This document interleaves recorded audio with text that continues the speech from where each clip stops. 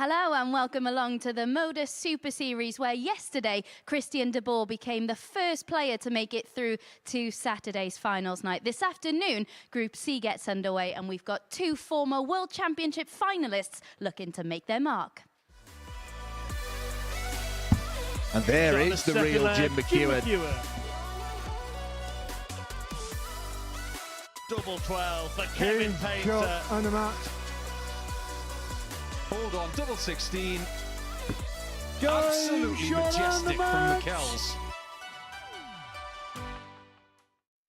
Yeah, Matt Edgar alongside me. I mentioned there, Christian de Boer, the first player through to Saturday's finals night. But he'll know, won't he, with the players in Group B and C, he'll need to raise his level quite significantly if he's to do anything on Saturday night. Yeah, it's only going to get harder here for Christian de Boer. And when I look through the numbers like I do at the start of a day, we look across what's happened over Group A. We've had 15 games a day, but yet we've only managed to see 4 averages of 90 and above. That is really low compared to what we'd normally expect from a Group A. Now, there are reasons for that. You know, when we look at what's going on in the world of darts at the moment, we've just had Q School and the Challenge Draws coming up, so players are sort of focusing their attention there at the moment. And he's just come in and cashed in and really made the most of an opportunity that's presented himself. Yeah, when we have a little look at the players involved in Group C, Mark Dudbridge is certainly a name that stands out. We saw him in Q School last week, played really well in the first stage, didn't win any games in the second stage, but what form would you say he's coming here in?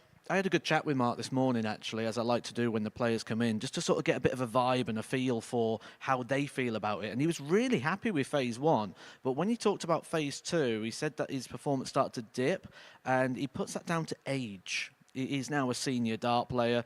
We've seen him just struggle with a little bit on the hip. He's just moving a little bit more gingerly today. He's working full-time again now as a builder. So he's got quite a busy lifestyle. So I think this is going to really suit him, where he can come in, lock himself away in that back room. He'll have no access or communication with the outside world. He can just be here, shut all that busyness away and focus on the darts. I think he's going to do well.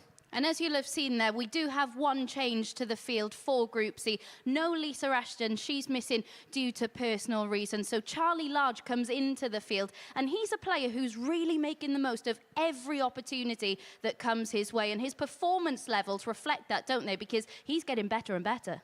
Well, we've seen Christian de Boer come in and take advantage of a situation. Charlie Large has now got the same opportunity.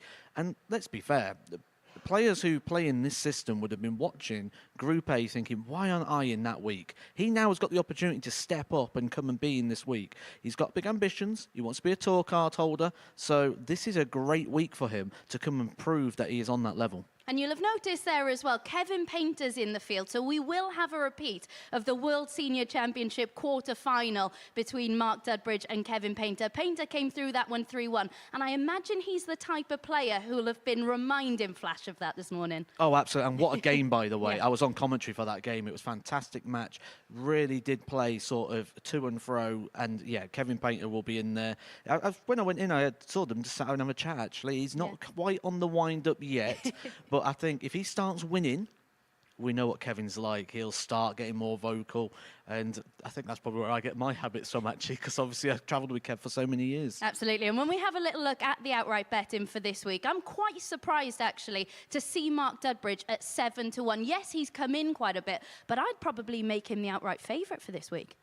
Well, not too many days ago that came up, and it was 18-1, and we highlighted it at that point, and maybe a lot of people just thought the same thing. Wow, that's too big. Let's get involved with that. Especially when we look at how he performed at the start of Q School last week. He was regularly around the 90 average. I think maybe it's coming in as well because people probably expected a little bit more from the players in Group A. Maybe like JT Davies, someone who started the campaign really well, someone who's come over with reputation, but reputation also brings its own pressures. Yeah, we've got Ricky Palmer in the field as well. He has actually tasted victory on this very stage, became the Southwest Regional Champion on this stage, beat his brother actually in a last leg decider, so that'll give him some encouragement, won't it?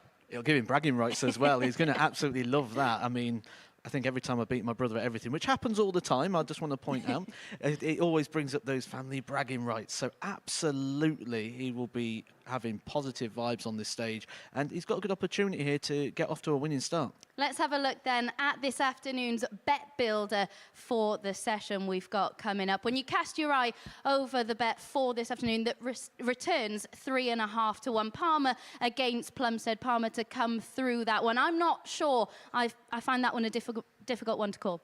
It's difficult to call, absolutely, but I think when we look at the positivity he's had up on this stage, Steven Plumstead, though, is going to carry on playing with a smile on his face, and he's very dangerous if he gets an opportunity. So the easiest thing to do is not let him have a shot at a double, because when he's been getting them, he's been taking them. Absolutely. Before we get into this afternoon's action, then, let's hear from Steven Plumstead now. He's been chatting to Chris Murphy.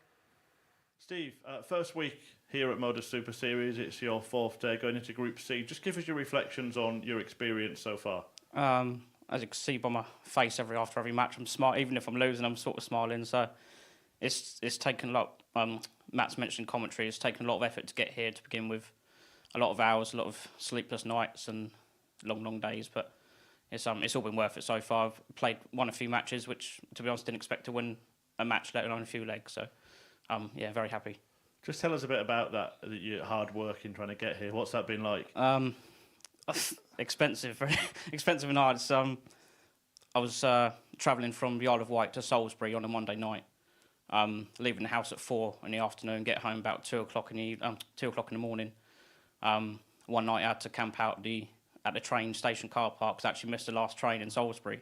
So I had to sit in the car park until 6 in the morning to go straight to work from there. So a lot of sacrifice, a lot of hard work and money gone into it. So it's to finally get on the big stage. It's made it all worth it. As you said, we've seen that you've embraced it and enjoyed it while you're here. Does the approach change at all now? 2 days to try and get to finals night on Saturday. My big ambition was to get into Group B, and I would consider that a personal win for the whole week. Even so, being in Group C, there's a good chance of getting through, getting some more wins, and see where we end up on Friday afternoon. So the aim is to get to Saturday. I know there's going to be a few people here, a few family, friends and family from the local area. So that's the big aim, to get to Saturday. Another rotation as well. A couple of big names in that practice room, big characters from the past. Yeah. What's that like, being alongside the likes of Kevin Painter and Mark Dudbridge? Interesting. I've only just met them now. They're both really nice blokes. Both played in world finals, but they've won the same amount of world finals as me. So everyone's on a level playing field. Everyone's in 0 points and got 3 darts. So just got to see how we go. Well, look, great to have you here. Keep enjoying it, and good luck. Appreciate it. Thank you very much. First up then, Ricky Palmer, who has actually tasted victory on this stage before, came through a last leg decider to beat his brother and become the Southwest Regional Champion. He's up against Steven Plumstead, who finished bottom of Group A, but certainly gave a great account of himself during that campaign. As you heard there in his interview with Chris, it's taken a lot of hard work and sacrifice for him to get here to the MODUS Super Series. How will he fare in Group C, I wonder? So to get the action underway, let's hand over to Matt Edgar, and good afternoon to Chris Murphy. Good afternoon, Abby. Good afternoon, everybody. Yeah, it is a really interesting matchup, actually, between two players who have kind of earmarked the MODUS Super Series as their alley-pally, their darting destination for the sort of peak of their journey. Both Palmer and Plumstead Game on. have had that ambition. Charlie Corstefin, the referee for the 15 fixtures today, starting with the one between these two players. Palmer returning 45. for a second go. Brother of Ryan Palmer, of course, a former tour card holder, and Steven Plumstead. I mean, it was just fascinating to talk 100. to him. I know, Matthew, you've been sharing some of his anecdotes earlier in the week, but that one about sleeping in a train station overnight, having missed the last train, and all of the 43. sacrifices he's made to make it here. And he's right, he hasn't stopped smiling. He has embraced it all week. But do you think that he should be seeing this now as an opportunity 60. rather than just a reward? He's going to have to up it a bit, in all honesty, on what we've seen so far. When we look at certainly two players in this group, with Painter and Dudbridge joining this Group C, but I'm just liking what I'm seeing with him. He's sort of 41. the embodiment of every darts fan, really, who wants an opportunity to be up there and share the stage and try and take on and beat these players in competitive environments. Also, Just got to point out that I'll also throw my hat in that mix with Steven Plumstead, Painter and Dudbridge as Ricky someone who's never won a world final. 133. Even I could join that club. I like it though. It's a 57. cheeky comment, wasn't it? And a little cheeky smile on his face afterwards. Yeah, Dudbridge in action next against Charlie Large, and then Kevin Painter meets JT Davis, the American ace, who 85. had a flying Ricky start on requires his 76. debut week. Can Ricky Palmer have a flying start? Oh, he's not. The radar is off for Ricky. That's a big number and just allows Plumstead a chance to take it 115. And one Steven, you strength require 115. of Steve this week has been the finishing.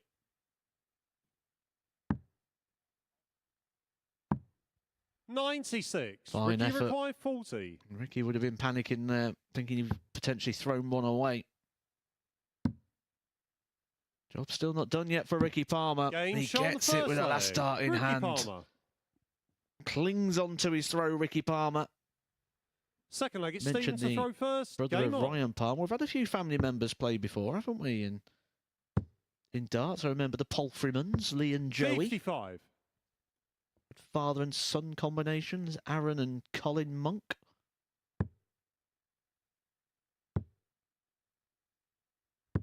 $60.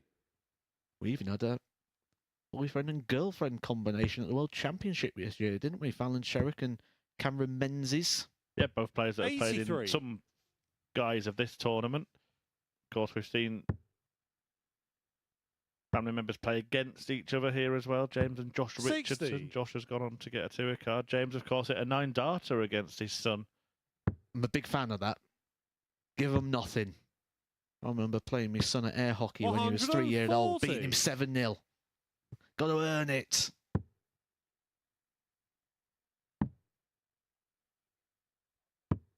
$95.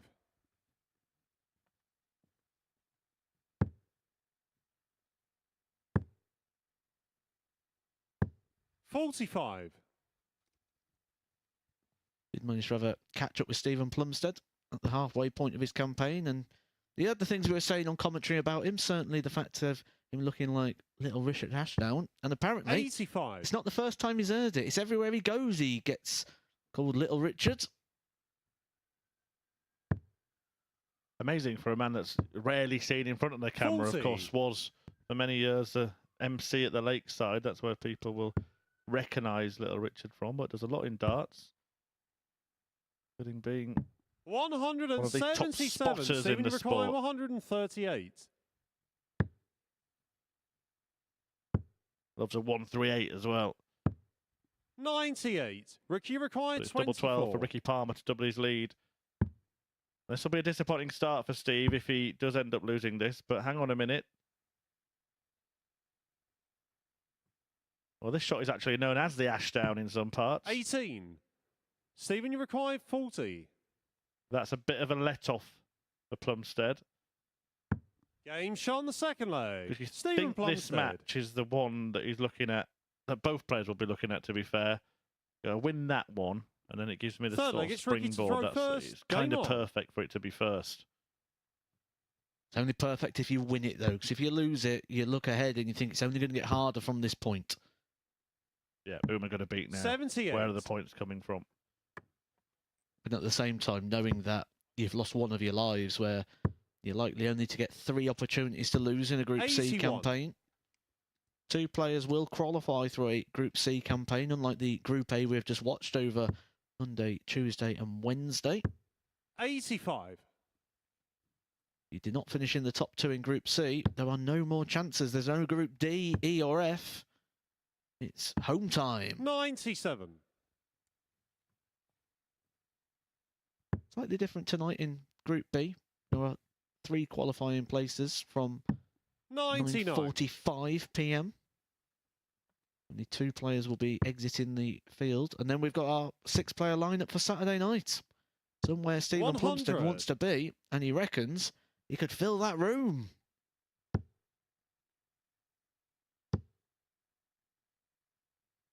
Yeah, maybe bringing a boat full from the Isle of Wight. 99.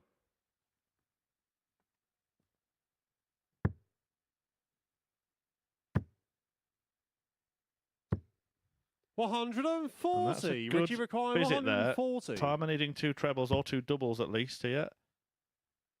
Looks like it's the 2 trebles he's hunting, and he's got them for double 10. 130. Great attempt, but Steven, Plumstead does get a go 83. at the 83.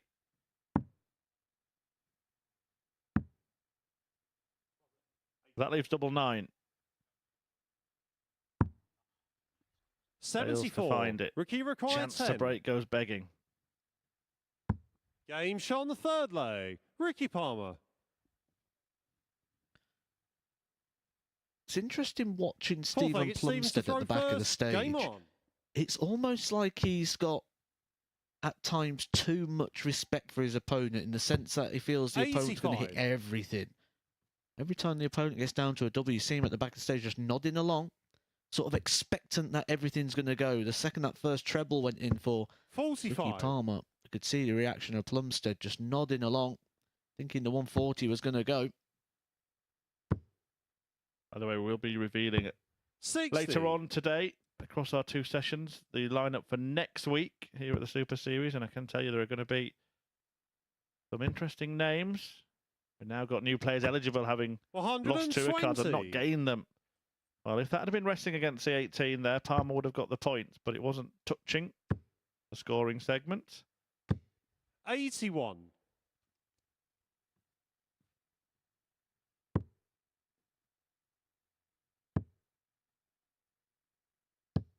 92.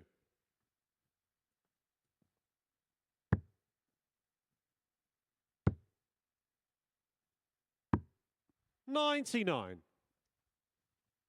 And we'll make that announcement of next week's players at some point. Get Matt Edgar's reaction. Don't worry, we're not going to ask you to play again, Matt. 84. Not yet, anyway. I'm glad after I've seen next week's lineup. I don't want to be in that. Yeah, right, Royal pumping off of that lot. 60. Ricky require 160. 160, plays 116. Got the 2 trebles on the 140 attempt. This is really good stuff when it comes to big finishes. Game shot And on the he's fourth taken one leg. out now. Ricky Palmer. An absolute whopper from Ricky Palmer, respected by Plumstead. Fifth leg, it's Ricky to throw first. Threatened Game on the 140 and then completed the 160.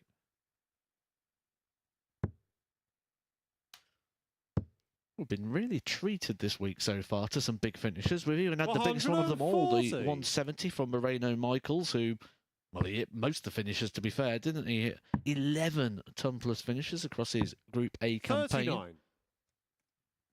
Plumstead had 7, highlighted by the 156. Sometimes it's not all about 99. the biggest numbers in regards to the finish. Sometimes it's coming at the right time, and he had a 107 that was actually for the match. 140.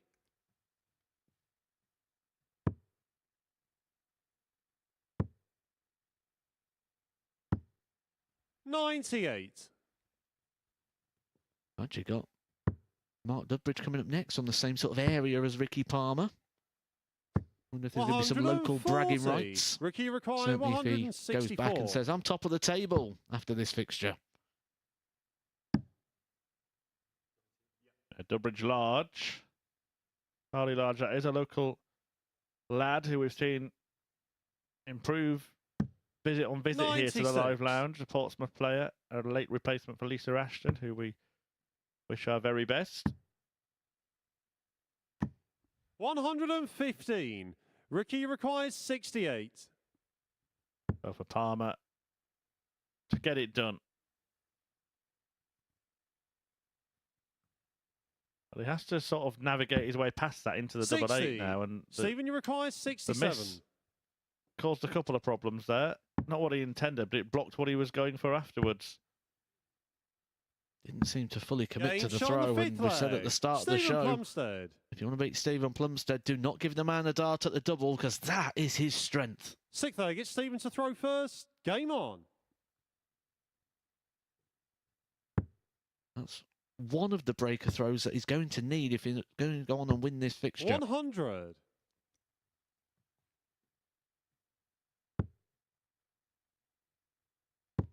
Sometimes when you've mismatched darts as well. It can be 55. so damaging to the thought pattern, especially in these early fixtures, because you're so close. You're a dart away from winning the match. Then all of a sudden, 100. back to 501 you go, and you've got to do it all over again. Even worse in set play scenarios like we get at the Grand Prix and the World Championship, where you can be a dart away, and then all of a sudden you're 3 legs away.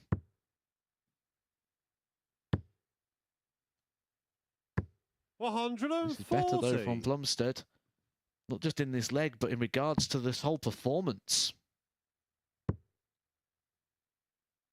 Could yet turn. 56. He's got 6 Stephen darts from Uruguay, 161 to force a 161. decider. Probably fancied. No, it's not in. It's not in. Steve, stand back. But it's just to me that he 97. did fancy adding a huge one to his roll of honour. Did see him take out a 156 earlier in the week. 140. Stephen, you require 64.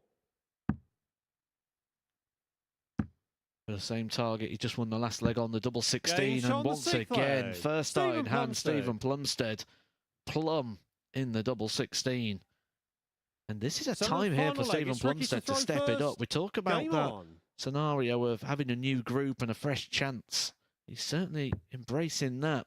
Best averages thrown so far across his 15 fixtures here at the 100. Super Series was an 83.64. He's already put 5 points on that, and he's looking rock solid here at the start of this leg. 100. Yeah, that finishing as well. He's just been so good all week in that particular department. The scoring hasn't really matched it, but again, he finds himself at 50% in this game. 55.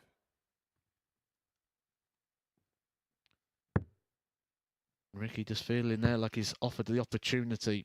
It was an 81. unfortunate dart slipping into the treble 5, but it now means he's 9 darts away once again from being able to win this leg. A 180 won't leave a finish, but it would have made a sizable dent. 140. Well, that's pretty big, but it means that Plumstead has to hit pretty big himself. 41. Oh, advantage back with Palmer.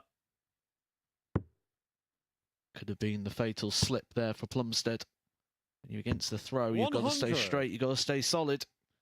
He now relies on mistakes of his opponent, who hasn't made too many here, Ricky Palmer.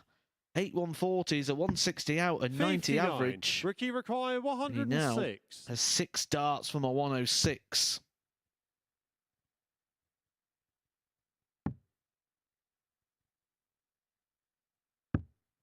Sets it up beautifully. 74. There's absolutely nothing that Steven Plumstead can do to stop Ricky Palmer from having 3 darts at a double. 140. Ricky required 32.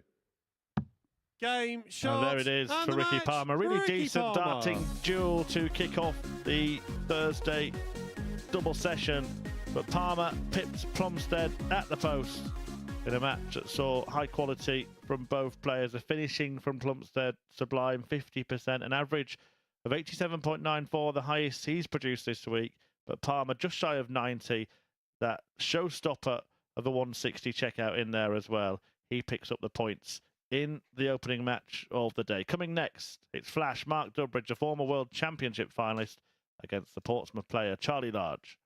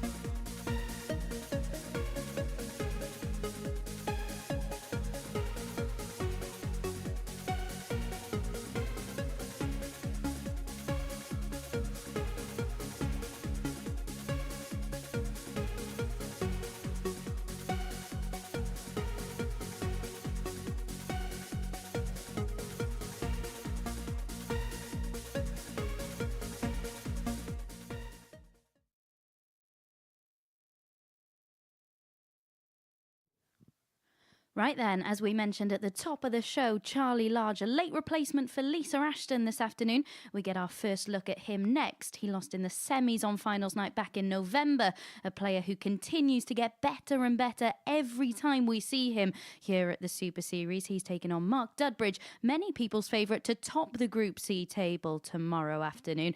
Will he show just why in this first match? Let's find out with Murph and Matt.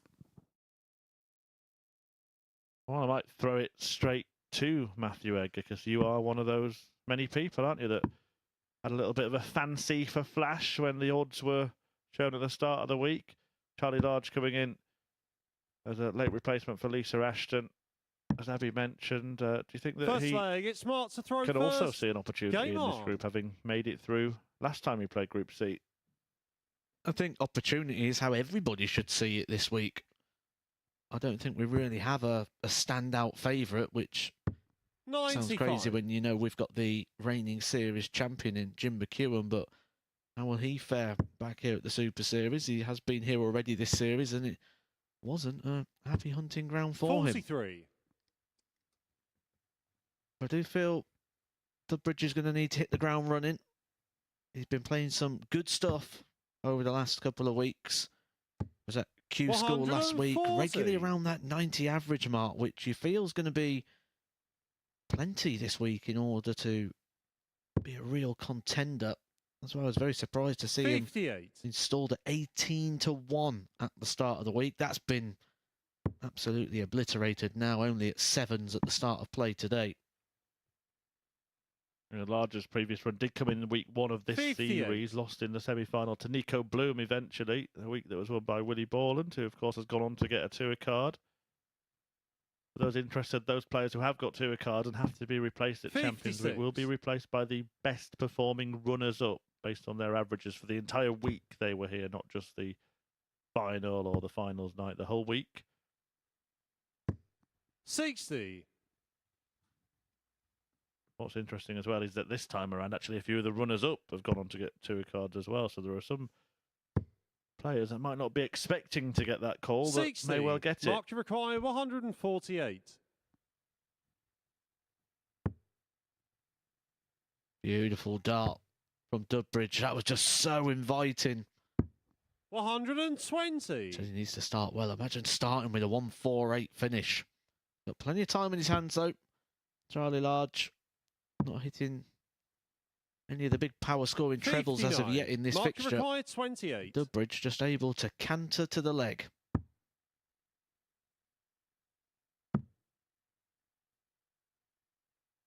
Game shot on the first leg. And he does Mark get Dudbridge. the opening leg. Second leg, it's Charlie to throw first. Game on. Big name in darts, Mark Dudbridge. Seen him on all of the big stages, having great runs. Of course, none more so than that World 96. Championship final that he got to in 2005. Also appeared in the Premier League that year, but he's been a runner-up at the World Match Play as well a year prior. Of course, 60. famously won the World Masters in 2002. Had a really good spell, didn't he, of about 5 years where he was right at the top of his 40. game. And you mentioned, Chris, that Mark Dudbridge, a big name, and Charlie's quite a large name. See what he did there? 100. Couldn't resist. But yeah, that period of time he was picking up quite a... The World Match Play was the one for me when he made the final there, and he 80. just switched over to the PDC at the time, had that big run at the match play. Actually clung on to Phil Taylor at the early point of that final, and then there was all 60. those conversations, especially with the nickname of Flash. There was those people say, was he a flash in the pan? And he wanted to prove that wrong, then went and got the World Championship final 57. spot, which ultimately got him in the Premier League as well. Yes, seen him dedicate himself to the World Seniors Tour of late. Now 51. Actually lost in the World Championship to a man in this group, Kevin Painter, 100. in the quarterfinals at the Circus Tavern last year. Well, there's more history there as well, actually, because that Premier League campaign when Mark Dudbridge stepped in after you 100. reaching the World Championship final, I believe history would tell us that all the promotional work and the photos and everything was done and in place, and it was meant to have been Kevin Painter in the Premier League, but Dudbridge has run to the final. Charlie required and replaced him. 128. He'd get his go a few years later, didn't he, in 2012? There's also more history, of course. They played in a quarter-final at the Circus Tavern in the PDC World Championship as well. 20 years ago now. Mark, you require 121. 2004, Painter winning that one as well.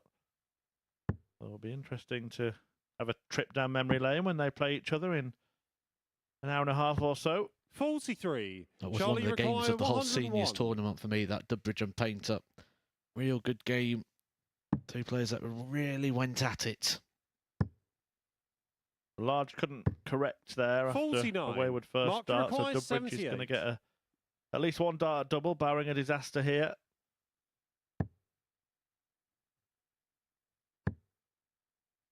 And it's double top. 38. But it's over the Charlie top. required 52.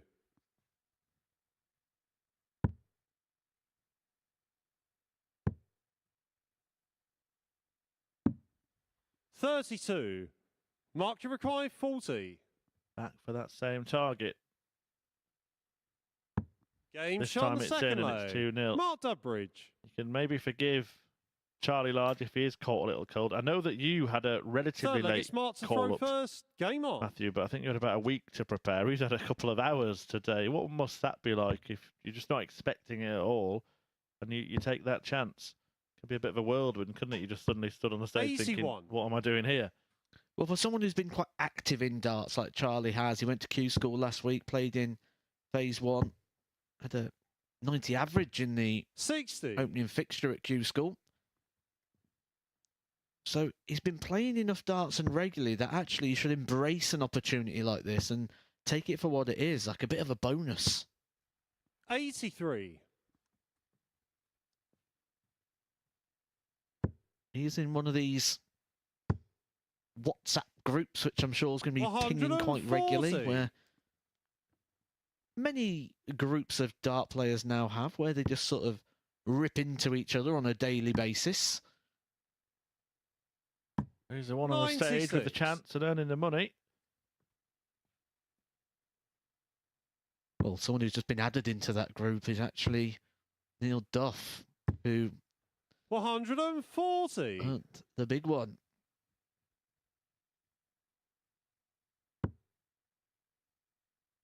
Large down to a finish in leg 3 after 9 darts. 93. Charlie required 161. Dudbridge is there as well after a dozen. We could see something supersized here. If Large can bed the ball. Game Oh, shot what on a the shot third that is. leg. Charlie I'll have a large one, please. And a little applaud from Mark Dudbridge as well. Fourth It leg, it's deserved Charlie it. to throw first. Where has that Game come on. from? No sign of anything like that in this game. And then suddenly Charlie Large follows a brace of 140s with a 161 checkout. 140. I feel like you've said that before, Chris. I'll have a large one, please. I don't think Dudbridge will want many more large ones like that. He'll just have wanted to have got into the day, got some points on the board. 140. He's gearing up for that Seniors World Championship just around the corner now, 15th to the 18th of February at the Circus Tavern. 100. Lisa Ashton, who we saw earlier in the week, she's heading there as well. Many players that have been here recently, actually. You mentioned Neil Duff, he's there. Trina Gulliver, Andy Hamilton, Glenn Durrant, Chris Mason, Kevin Painter himself, 180. Robert Thornton, the list goes on.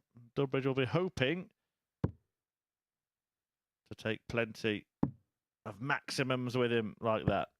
55.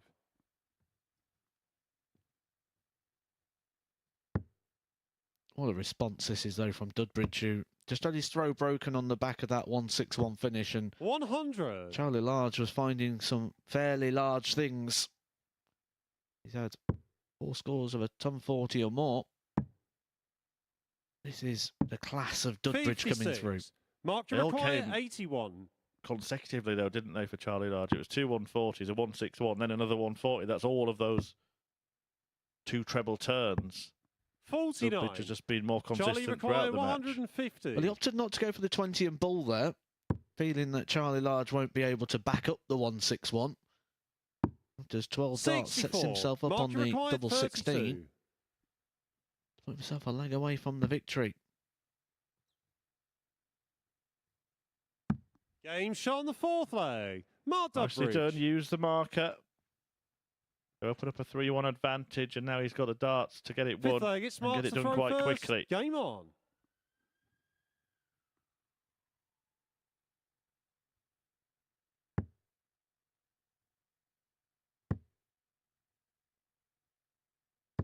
$140. Still playing a lot of darts. Plays a lot in his local area. Still very involved with 28. running venues alongside Steve Brown, who runs pretty much everything these days. The ADC, JDC, and his 60. own local ventures. On top of that, Mark Dudbridge still working on the Monday to Friday at the moment. He's working on the building yard as well, so an extremely busy man at the 140. moment, juggling a lot of interests, but just can never put down the arrows, can you? Once you're bitten by the darting bug, you're in. 80. I suppose you always feel that there's that one more tournament, that one more big moment that you can get, and that may come here this week. It may even come at the Circus Tavern in just a couple of weeks' time. And I think that both of those concepts 42. have actually given players like Mark Dudbridge a new lease of life, really. Kind of, yeah, maybe the days at the very top of the game are behind them, but they could pick up titles at the Super Series. They could pick up titles at the seniors. 100. It's created a new sort of level of competitiveness and opportunity to taste victory again. 60. And extend the career Mark as well. It's not required always over now. The second 121. drop off the tour, there's plenty more opportunities out there in the world of darts. Dudbridge again opting to start on the bullseye route, but throwing wide. 89. Sets it up beautifully. Nothing Charlie Large can do.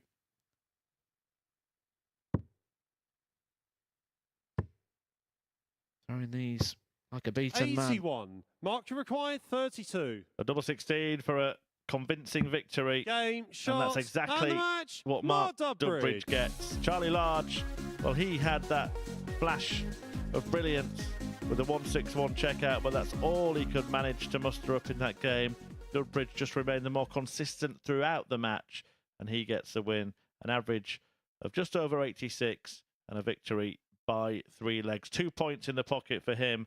Can Kevin Painter pick up a couple of points when he makes his return to the Super Series? He takes on JT Davis next.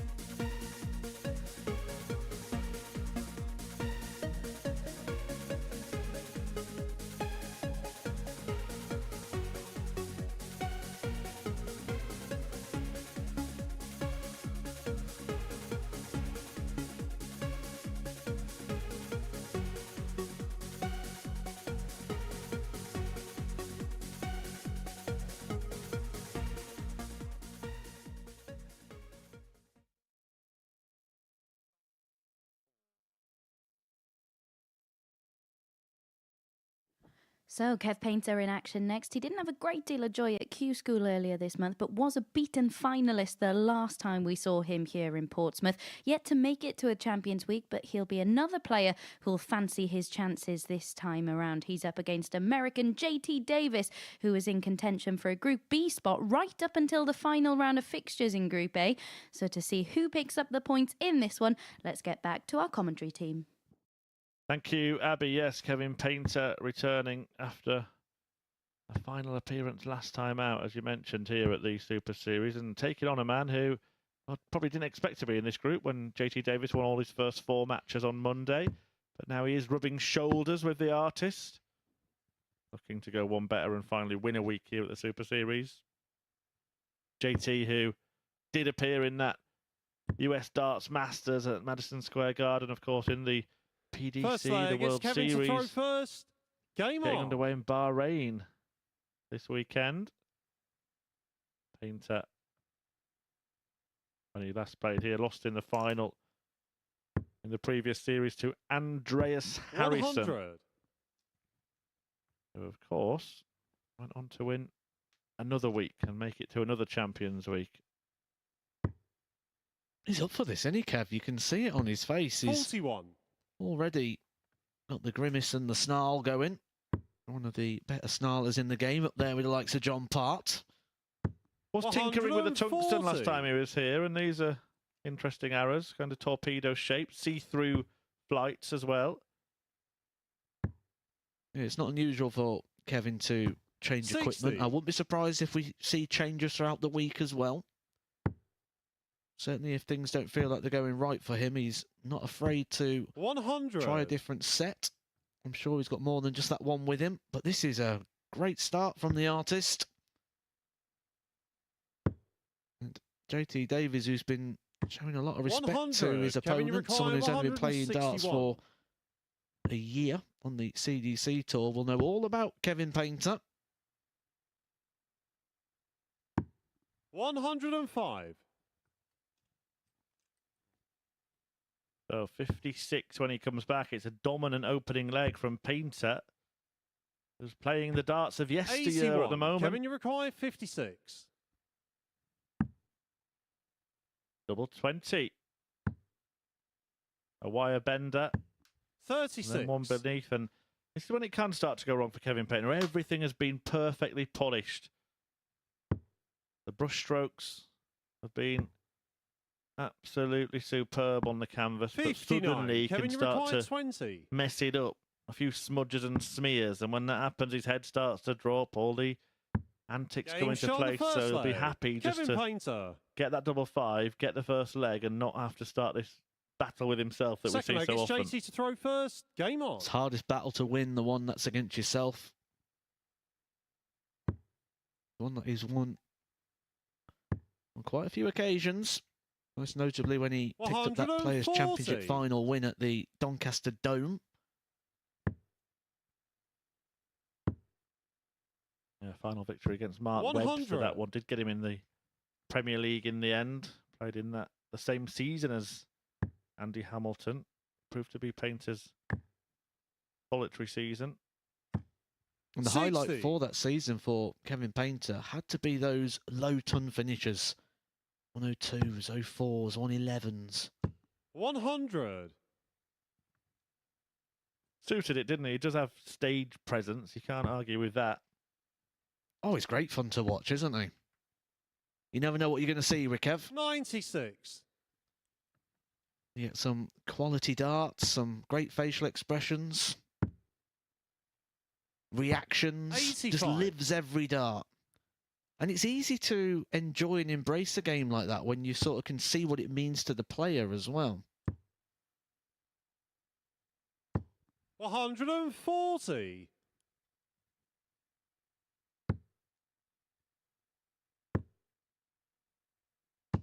$95. JT requires 65. Chance for JT then to stop the Painter dominance here. 2 darts at tops. Game shot on the second He nails leg. it for parity JT Davis. early in the piece. Third leg, it's Kevin to throw first. Kevin Game Painter on. does have ambitions this year. He's got goals, he's got targets. Most notably, he wants to pick up one of those seniors titles. 180. He's come so close at times. Many semi-finals. Remember that 30. big win over Phil Taylor at the Circus Tavern at the Seniors World Championship a couple of years ago now. He wants to get his hands on that silverware and he's working hard at 100. it. He's practicing. He's went to Q school this year. And the goal and the idea behind going to Q school was to get more competitive darts. So he's got 100. opportunities there now that he can be eligible to play Challenge Tour events. If he does well on that, it'll open up doors to potential Pro Tour call-ups as well. And that is 140. all in mind to getting on that Seniors Tour and picking up a title. Just doesn't feel he's playing enough competitive darts. I mean, certainly when it comes to playing darts, Kevin 81. Painter is Kevin, one you of the require most booked 81. players on the exhibition circuit. Doesn't quite give you that same feel as competitive play. That feeling that he's having right now, that thrill of the fight. 49. Well, it's another really strong leg on throw, not allowing JT Davis to look in. Kevin Painter here. You mentioned how close he's come. That 98. Kevin, you require 32. quarter-final defeat to Jim McEwen at the match play. Game shot on the third leg. Most Kevin recent Painter. seniors annoyance for the artist. Fourth leg, it's JT to throw first. Game on. He won't be annoyed right now. He should be pretty happy with how things have gone here. He's playing really well. Average just shy of a ton, following the 13 darter. 85.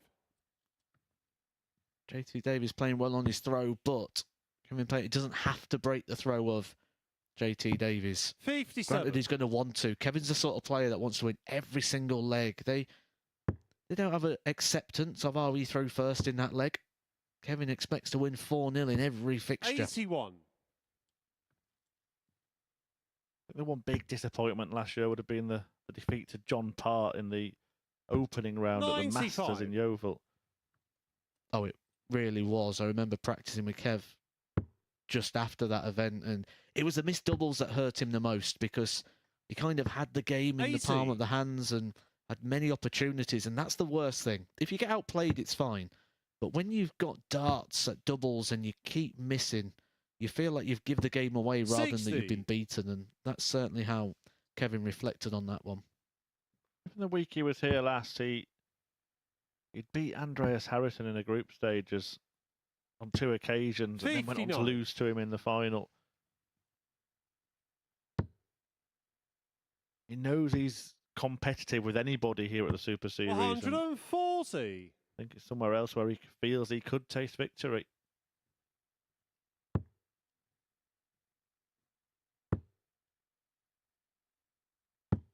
$45. Kevin, you require 149.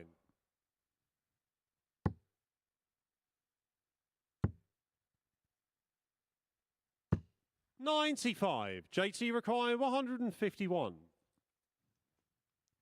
Well, both games so far today have had a big finish. Ricky Palmer, the 160. Charlie Large, the 161.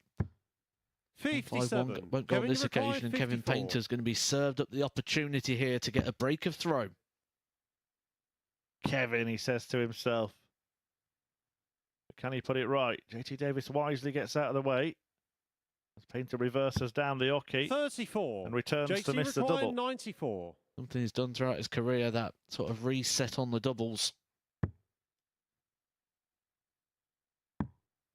Don't need a reset here, knows the task. And notice that from 62. Kevin Painter. Kevin, you The require second the 20. treble was missed, the head went down. He knew from that point, it's time to start preparing for 3 darts at the double. Pin double 5 in leg 1. 10. JT Can't require pin it 32. in leg 4. Davis allowed another go here.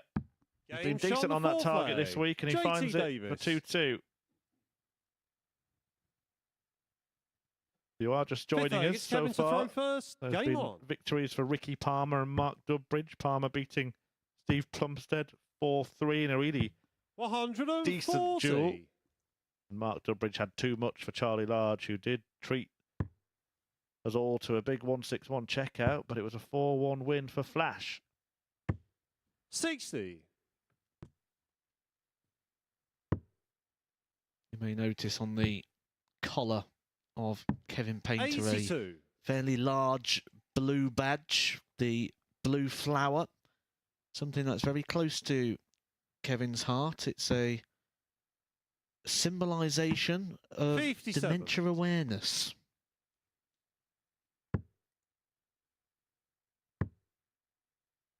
They do it well, darts players. In 99. fairness, a little touches to charities and organisations that they want to do a little bit of promotion to.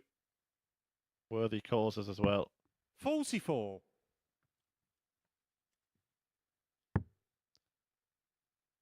The other one I'm guessing would be 140. favourite football club, Ipswich Town, somewhere he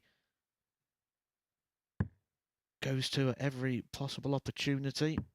Doing quite well at the moment as well, aren't they? Ipswich giving plenty to cheer about. 57. for back-to-back Kevin, you required promotions. 40. Maybe Premier League bound themselves.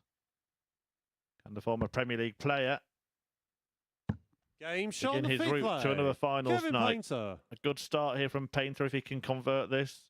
One leg away from doing so now. Sixth leg. It's JT to throw first. Game on. What of JT Davis? We've not really seen the same player that we saw on Monday in the days since, have we?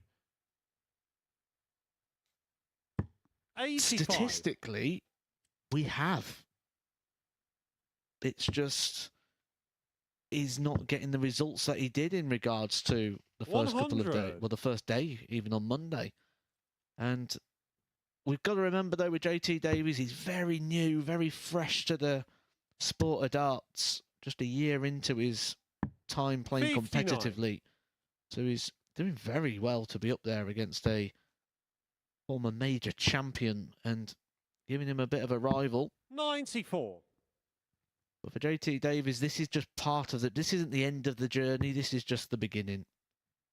Got a 5-year plan in place where at the end of it, he wants to follow in the footsteps 81. of the likes of Danny Lauby, someone he's been in contact with quite regularly, who just this past week picked up a tour card at Milton Keynes. 135. But this one's all been about Kev. Been a dominant performance here.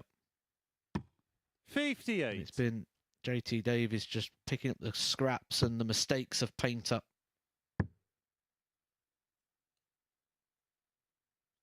Could be forgiven for feeling he should have the job done already. Kevin Painter, but 26. may yet have to get it done in the last leg decider.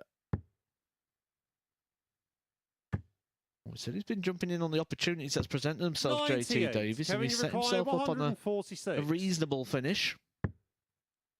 He's going to get a go. It might just be the one go. 95. JT require 120. Treble. Would have left the double. So Kevin Painter now 60. Kevin, you will require approach the hockey 51. to try and win this fixture. I wouldn't be surprised to see him do this in 2 parts. The mini step back. Game, And shots, hits. and the match. Kevin Painter. Kevin Painter starts the day absolutely brilliant. A sublime performance there from the artist. A 90.79 average for him in a performance that was dominant. JT Davies stuck in there. Got a couple of legs on the board. But he's going to be looking over his shoulder and looking around the room for where his points are going to come from. But coming up next, we've got Steven Plumstead taking on Mark Dudbridge.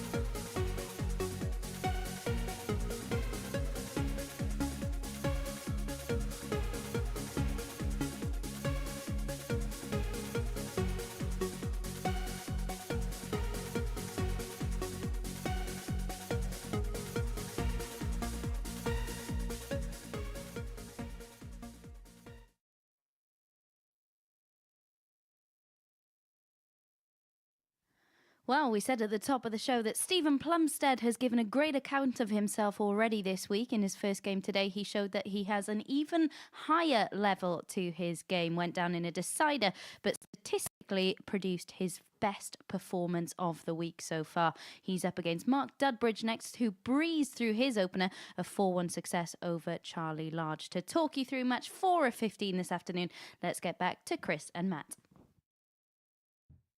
Yeah, thank you very much, Abby. Yep, been a decent start to today, and I think we're going to see some competitive encounters, but I have to say Mark Dudbridge did look very, very good First leg, it's Steven in to the throw opening first. game. The good news is that so Game did Steve on. Plumstead. Despite the defeat in the last leg, decided to Ricky Palmer. He kind of ran into one from Ricky there, and I just hope he isn't too disheartened by the result. 125. Well, it is when you give Steven Plumstead a bit of encouragement. That's when we see his best, because starting this group campaign, that's where we saw his best of the week. And until then, his best performance of the week was in his 100. first fixture on Monday, when he'd have been full of hope and optimism of getting through that group as well. So, seems to be puts his best stuff in, and 140. he's certainly putting it in today.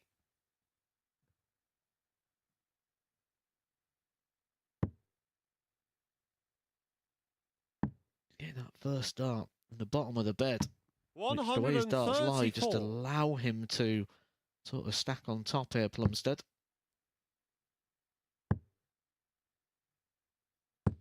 100. Maybe growing into the week. 136 when he comes back. Dudbridge hasn't really settled in the same way that he did in the Steven, first you match require just 136. yet. Not done anything wrong, but Plumstead is just streets ahead. That's an 128. excellent setup shot as well. One thing we questioned about Steven Plumstead was, does he have too much respect for reputation and name? Well, not with Mark Dudbridge, he doesn't. 50. We'll Steven, have to you just require rethink 8. that to make sure he left a finish, and it's a flashy one as well. But he's Game not going to shot get on a the go at first it. That's a leg. Steven superb Plumstead. start from Plumstead. 13 dart leg. Second leg, it's Mark to throw first. Game on. I tell you what, if you were going to ask anyone to throw a double for you, it'd be Steven 60. Plumstead this week, wouldn't it? He's been excellent with 3 in hand at a double. Absolutely. And did you see that big smile all the way across his face at the back of the stage after that 13 darter? 100. Someone who's just really enjoying every single moment he's getting up there.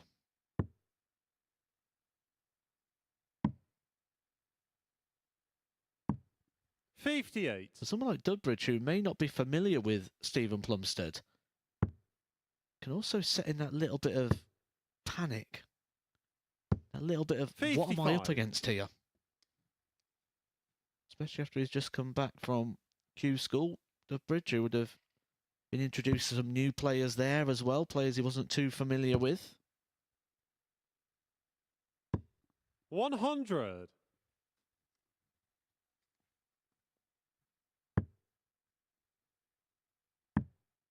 Wasn't that long ago when we had unknown 58. players such as Gerwin Price turning up to Q School and picking up a card, and everyone going, where's this guy come from?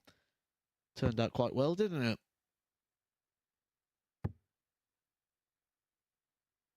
I read a really interesting article the other day. Only 180. 17 players have remained on tour the whole time since the Q School era began. 119. Mark, you require Shows the 103.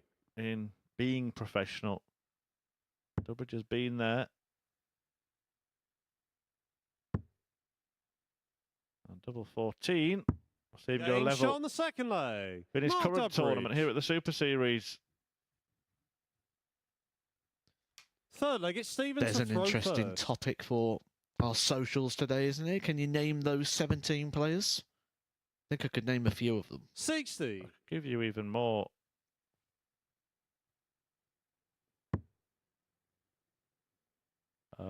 Sort of little extras to 100. talk about in that.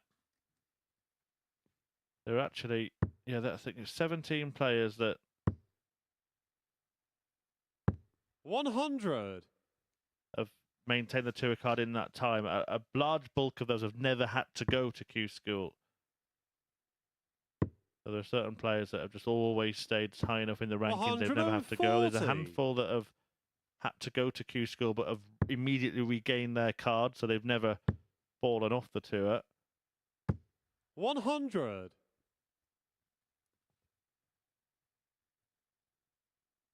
And there are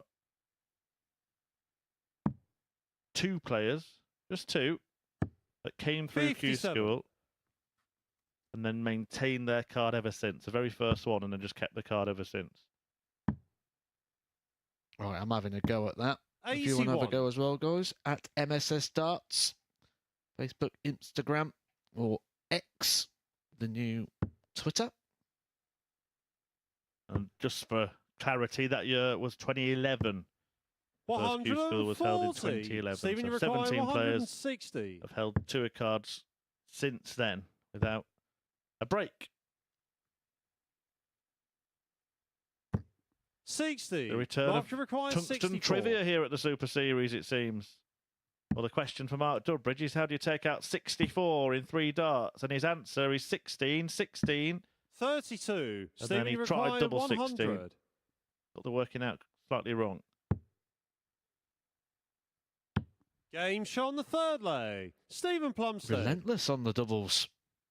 When it happens once, you think, okay, that's a good Fourth leg, Smart performance. to throw first. After 2 days, Game you on. start questioning. 3 days, it's okay, we've got to take notice. But he's doing it again. Yeah, he's going to become 140. known for it. If he's the guy who leaves here, whether he gets the finals or not, and Steven Plumstead, good on his doubles. I think he'll take that. 55. Made his impact then, hasn't he? He's made his name.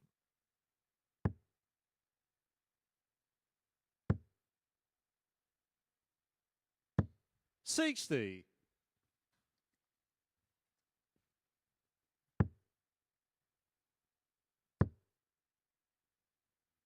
Well, you said, Matthew, that he'd have 100. to up his game, and he certainly has done that so far today. Had his highest average of the week in his first match, between 87 and 88, and now he's actually averaging just a shade over 93. And having to, because Mark Dudbridge is playing at a similar standard.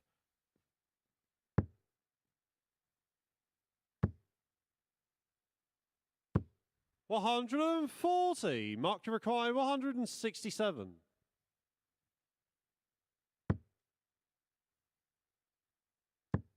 He's not going to treat us to another one of the big finishers. Just trying to get down to a 121. reasonable 2-darter. Knows he's in a battle here with Plumstead. Averaging in the mid-90s. 57. Mark, you require 46.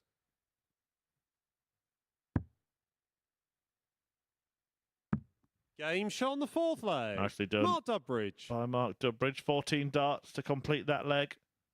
On double 16 for 2-2. Fifth leg, it's Steven to throw first. Game on.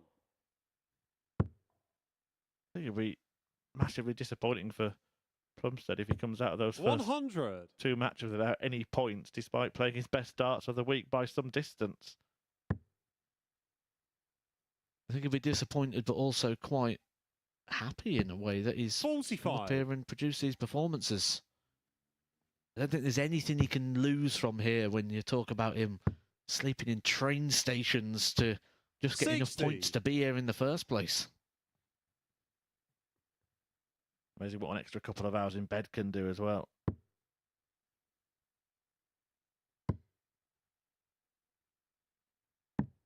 $97. Switching times from those players playing in Group A, starting their first match at 9:30 a.m. 66.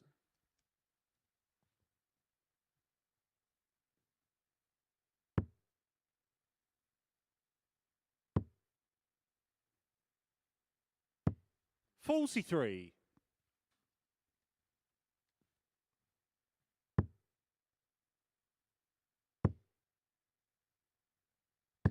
The one thing we said we needed to see a little bit more from Steven Plumstead was just a little bit more on that treble, a few less treble visits. And, well, he's answering that question today. Doubles have never been a problem. 125. This is where he's going to need one of those visits. Troublous visit here would be an invitation to Dudbridge to take control of this fixture. 41. Invitation sent.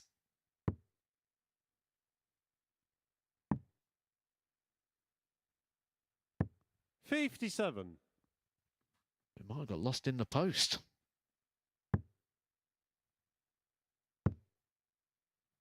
We'll still feel he has a chance in this 60. leg. It is a leg in which Mark he to threw require first. 134. Does leave a slightly more favourable finish than the one Mark Dudbridge is faced with right now. Could be the 18s. Would have considered going tops. Said he hit it with his first start. He hits it with his second. Almost meets it with anger. Why now? Why not the first? 78. But it does put Steven pressure on this from Plumstead. 140. We know if he gets a dart at double, he's liable to hit. But he's not going to, and this could be 50. pivotal leg in the contest. Mark to require 56. I felt he might have stayed on that treble 20 there with the first one on the bottom wire.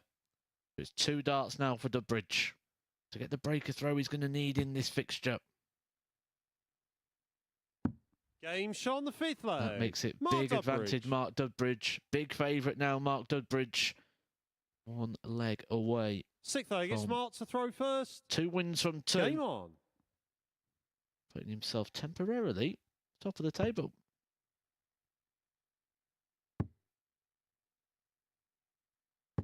$180. And he knows that he's going to get it. And 180 to kick off what he hopes is the last leg of this match. 100.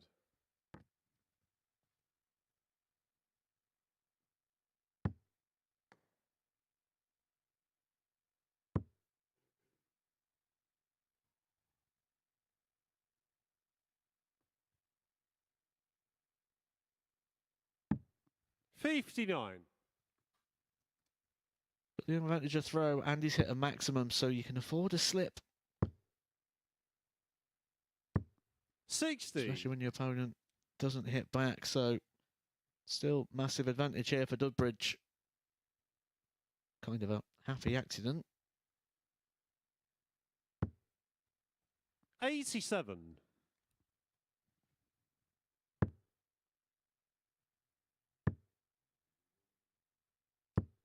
$83. Just getting a little frustrated there for one of the first times we've seen Steve Plumstead. Maybe knows an opportunity has slipped through the net a little bit here.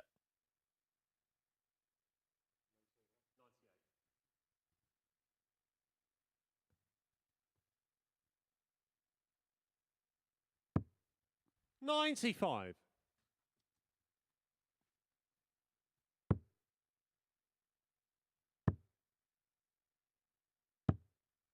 $50. Mark to require 80. This for the match.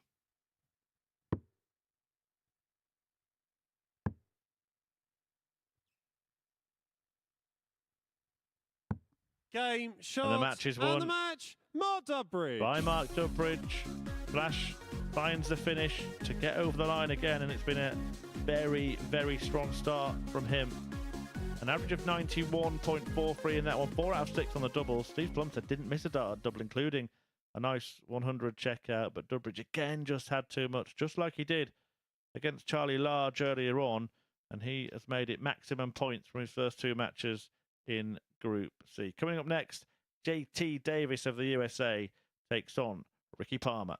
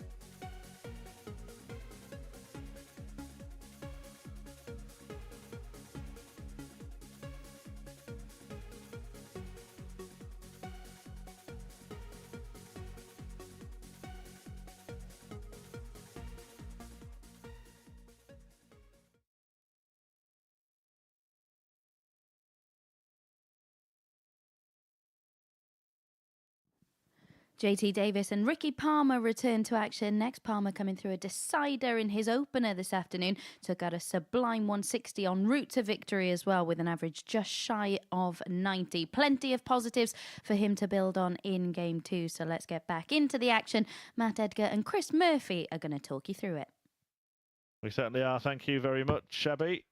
Palmer with a good start, 4-3 victory against Steve Plumstead, who's just gone down 4-2 to Mark Dudbridge in his second match First of the leg, day. it's Running JT out to of throw lives first. now is Plumstead, Game but on. Palmer is looking to make the perfect start. And you think if Plumstead was the ideal first opponent, then, well, JT Davis might be the ideal second opponent. And he then plays Charlie Large in 100. his third game. The fixtures have fallen quite well for Ricky Palmer. Doesn't play what you might regard as the big two until the last two, and gets the chance to build up some momentum. 47.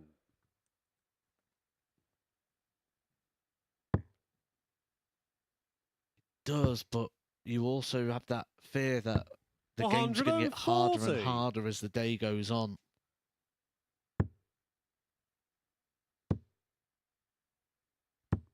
$45. We've seen enough from JT Davis to know that he's always a bit of a threat in every fixture. You never know when he's going to burst into life. 100.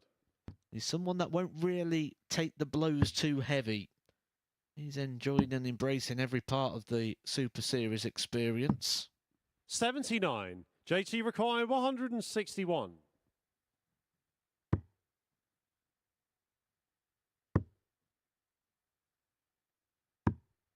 $59.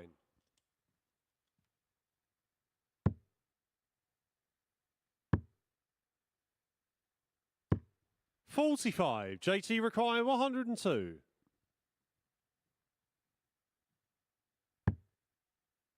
Well, options now. Went for the treble 40. Maybe in that scenario, the bullseye would be better. Your opponent not on a finish. 94. Going to guarantee leaving a double, but by finding a treble, he does that anyway.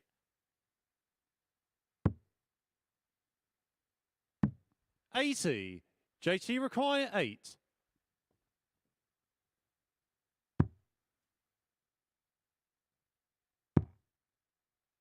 Must be pretty awkward, this. Game shot on the He's managed first to leg. find a JT way in. Davis. That's the start he'd have wanted. Second leg, it's Ricky to throw first. He hasn't had Game too on. much go his own way since Monday. Only picked up the 1 win yesterday. 100. 2 wins on Tuesday. Yeah, well, there's 4 wins from 4, wasn't it, in that group? So with the defeat, 60. Kevin Ping to this morning, that's then just 3 from the following 12.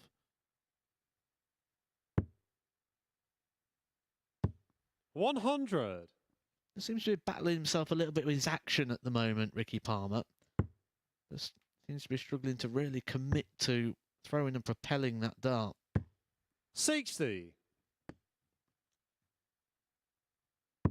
Can get these periods of time, and there you see it with the sort of wrist engaging and rotating round.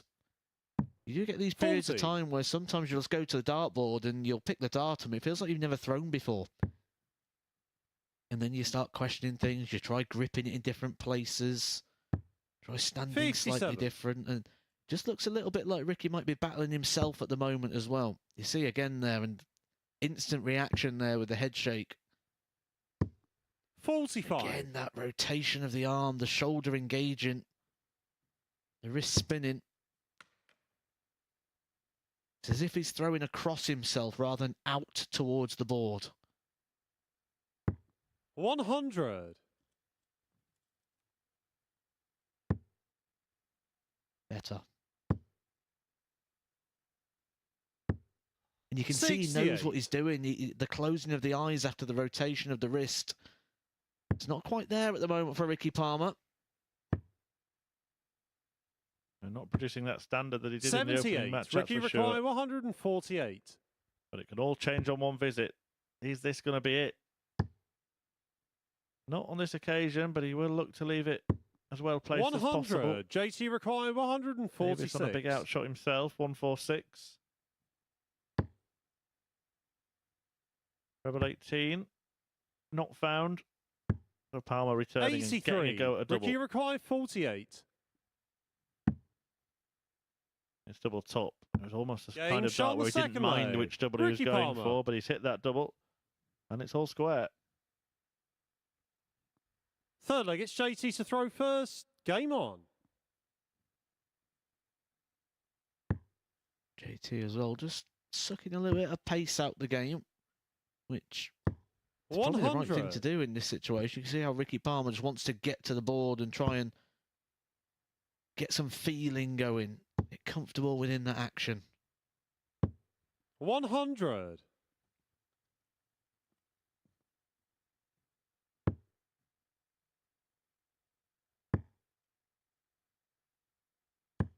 100.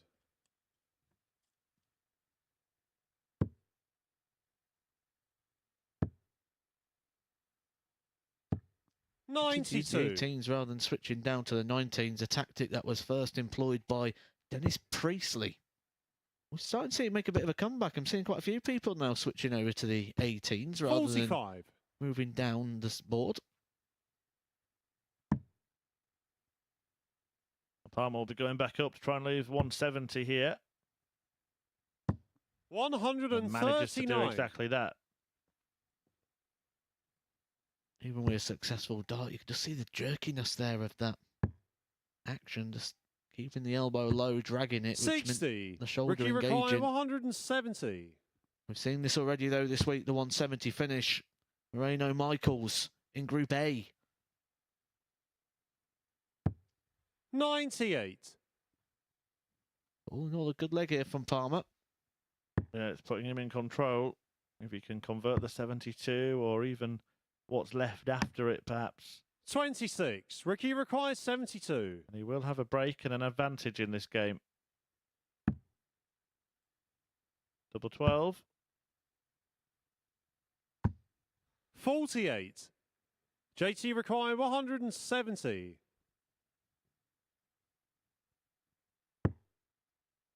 Will return for the same target, Palmer. 41. Ricky required 24.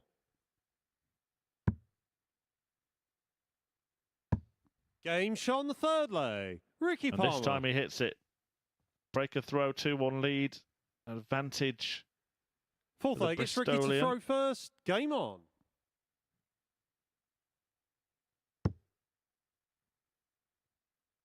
If he is to go on and pick up this fixture, it'll be all Bristol at the top of the table. 135. Mark Dudbridge, also from Bristol. 2 from 2 for him. Picking up victories over Charlie Large by 4 legs to 1 and Steven Plumstead by 4 legs to 2. 85. Ricky Palmer kick-started our day with a 4-3 success over Steven Plumstead himself.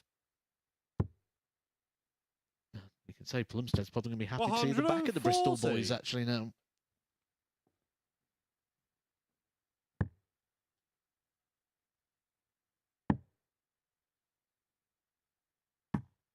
$58.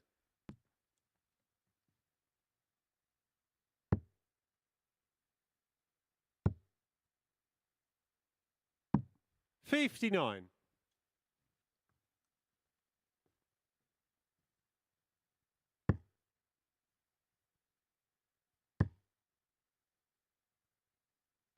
121. Ricky required 167.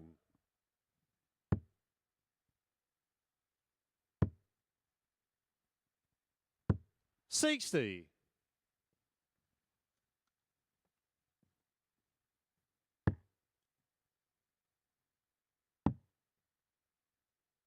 'He got the breaker throw in the last. 37. He's looking to drive Ricky the required advantage home now. 107. 6 starts from 107 for Ricky Palmer.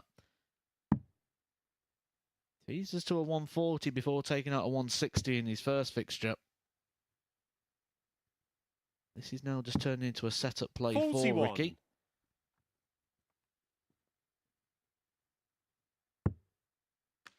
One of those players, isn't he, Ricky, that sort of lives every dart. Well, he's not going to like living this moment because JT Davies is about to set himself up quite pretty. 180. Ricky requires 66. Pressure on Palmer. pressure. 48. Yes, pressure. JT required 20. Will tend to cancel out the break.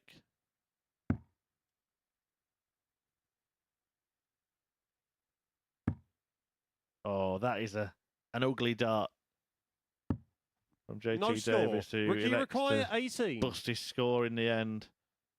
Didn't Game give shot on the himself the full fourth leg. quota of attempts Ricky Palmer. at the outer ring, and Ricky Palmer makes him pay. Disastrous Fifth dart. leg, And it's it's one of JT those to that throw really hurt first. when you think Game you've got on. 2 darts at a double and you slip it into something that means you don't. You just got that one dart you can't do anything with. 57. Well, a few have been getting involved on social media at MSS Darts. Brian Romana, player who's played in the 140. previous guys of the Super Series, he's watching on a 5-hour trip to Milton Keynes. He's asking how many Glen Durrant jokes will Matthew Edgar pop today? None yet. I'm glad you're watching, Brian and friends. 140. Then we've had a few people getting in touch to and answer the question we put out there about the players. 100.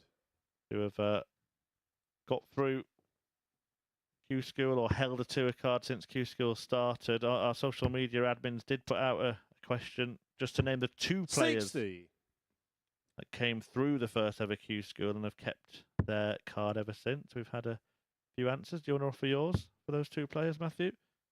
I think I got, what, 15 out of the overall 43. 17, wasn't it? Yeah, but who were the 2 that actually won their tour card at the first Q School and kept hold of the card ever since?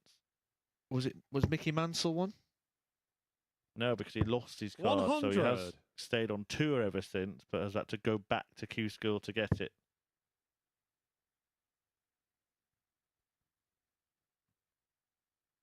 Ian White. Incorrect. 121. I got this right earlier. Why am I getting it wrong now? He 144. did. He said it right in the break, and now he's giving me wrong answers. Didn't go as planned, that segment. We'll try again in the next match. The next match could be pretty soon. If Palmer can clean up 97, 79. then that is it. Ricky required 97.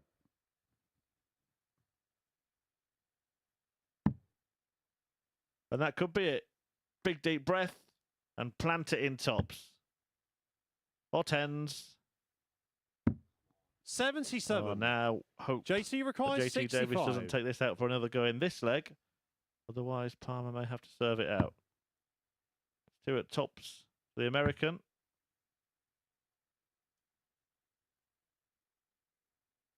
Well, it shows how his darts dangle down. Game the fact that shot he's on had to the move fifth across leg. there, but he's JT found a clear Davis. path. And he's cut the deficit to 3-2. Right, Matthew, you want to try that again? 6th leg, it's Joe Ricky to Cullen. throw first. No. Game on. Vincent van der Voort. No. Why am I getting this so wrong? I literally just had it right. Like, 43. Just to put everyone in the picture, we discussed it in the break. He got most of the list of the 17 players that have held to a card since 2011. And then the sub-questions, one of them being 100. which 2 got through that first Q School and have kept their card ever since without having to go back to Q School. He got that right as well.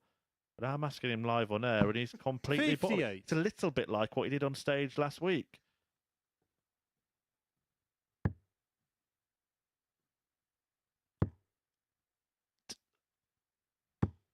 I 60. don't know now.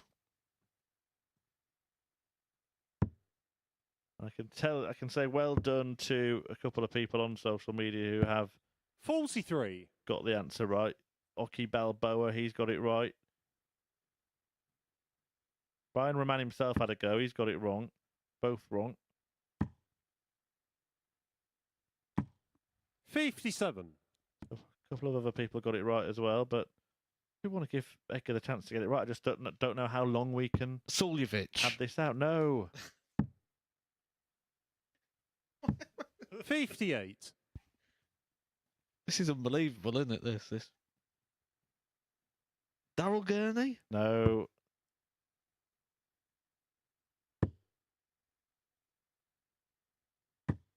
60. And I've got the names wrote down in front of me and I still can't pick the right ones. Mervyn King. No. I give up. And the correct answers were Dave Chisnell and 43. Willie O'Connor. Yeah, I said that earlier, didn't I? Yeah. He actually did. I don't know what's just happened there, but got his mock exam passed with flying colours, and when it 140. came to the actual test, failed miserably. JT Davis trying to turn this around here. Meanwhile, 184. 100. After JT 15 require darts, Palmer's had a bit of 84. an off leg here on throw, and he'll feel like he's throwing this away a little bit. 14 for the bullseye. 39. Ricky require 156. Well, there is a way to rescue this, Ricky.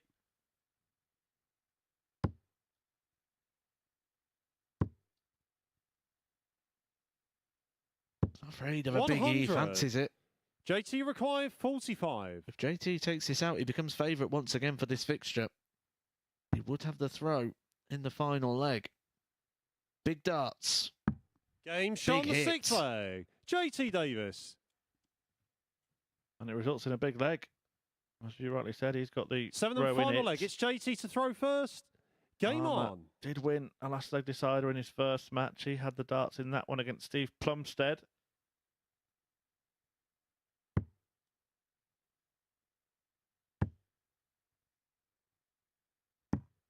$49.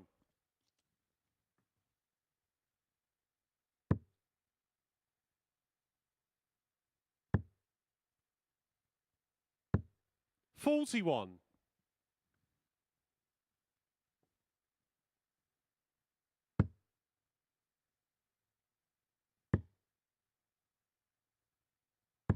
$95. Ricky, one of those players that peer over the shoulder of the opponent, would not have liked to have seen second dart going into the treble. It's one of those things, though. Some 100. people like to watch, some people have their head down. I think in these situations, sometimes it's best to watch, so there's no big surprise. You're not just standing there hoping and anticipating. 96. When you do watch, and a last dart goes in when you think you're getting the opportunity. All personal preference, of course. 100. Both players finding big last darts.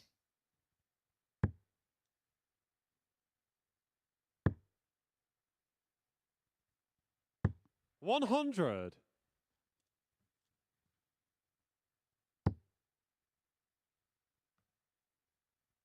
He may need to find a big last dart here. Ricky Palmer again, 100. and he has.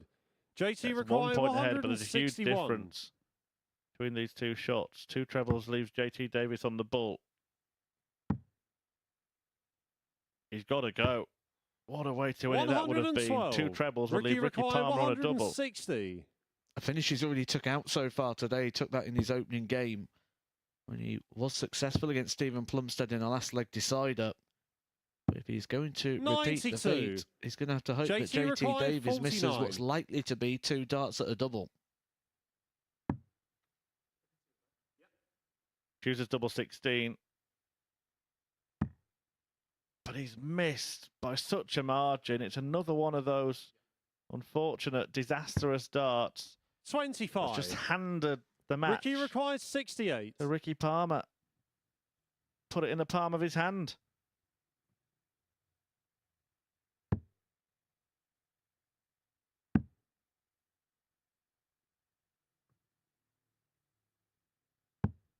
$48. Got the dart, but JT couldn't required get there. 24. Another opportunity. He's been showing Game, nerves on the doubles, shots, but not and on the this match. occasion. JT JT Davies Davies ends that losing run with a victory here over Ricky Palmer. He had his own opportunity there, Ricky Palmer. Again, both players will feel that they could have been walking off the stage with a victory, but the victory goes the way of JT Davies, who picks up his first 2 points of his Group C campaign. Can Charlie Large pick up his first 2 points of his Group C campaign when he takes on Kevin Painter in our next match?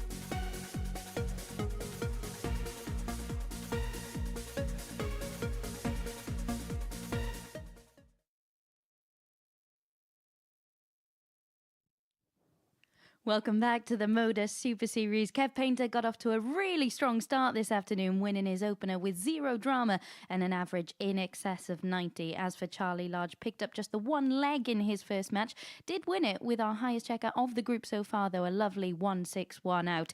To see how this one unfolds, let's get back to Chris and Matt. Yeah, it could be an interesting encounter, this one. Charlie Large, if you can bring that kind of leg, really. He had a little spell, didn't he, against Mark Dudbridge across two legs. The 1-6-1 was part of it. A couple of 140s before it, one after it as well. But Dudbridge was just solid against him. Kevin Painter looked pretty solid against JT First Davis. leg, Could have it's beaten Charlie him to more throw handsomely, in first. fairness. It Game was on. 4-2 in the end in favour of the artist.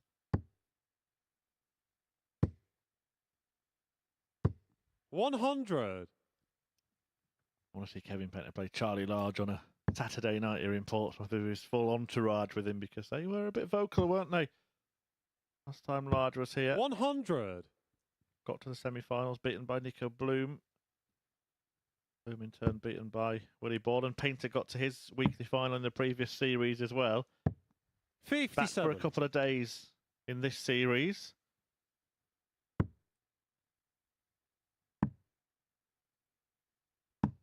$96.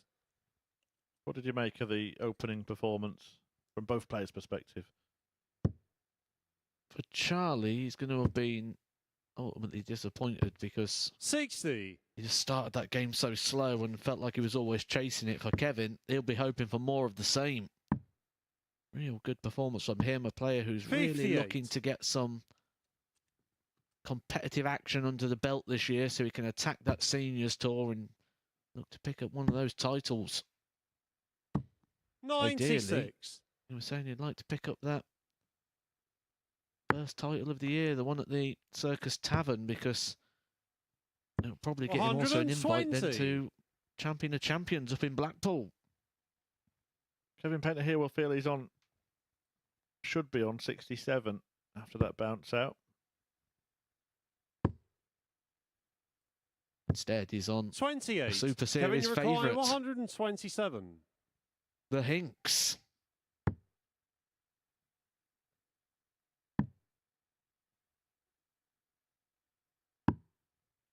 $79.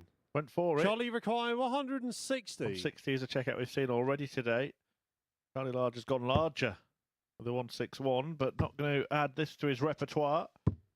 100. Kevin, you require 48.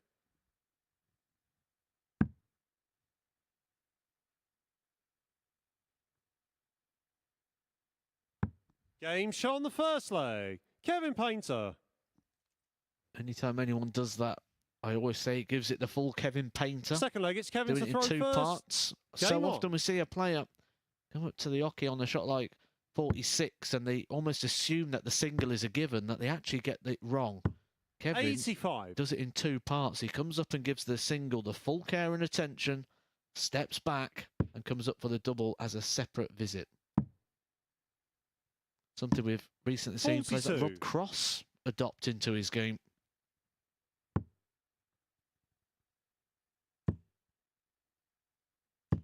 $140. But I have to say, pretty impressed with what I've seen from Kevin Painter so far. Always feel like he's at his best when he thinks he's got 59. some kind of point to prove. Fascinating, if that is the case, to know what that point is. 60. He does feel like he's not getting enough competitive darts this year. There wasn't really too many options for him out there, which is the reason as to why 81. he's attended Q School, to give himself that challenge tour as another viable option to get some competitive play. 40. But he is so busy as well with the exhibition circuit, one of the most booked players on the tour. Probably just finds it a bit hard at times as well to get to 85. events. He's been playing in a few local opens as well. 82.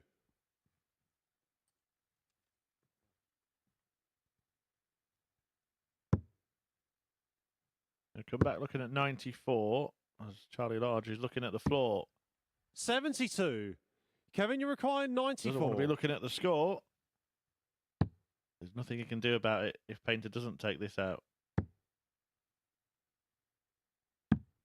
78.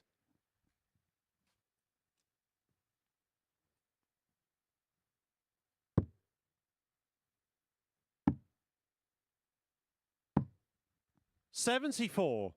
Kevin, you require Double 8 the 16. target for Kevin to double his lead. Game shot on the second leg. Kevin Just looking Painter. so assured today.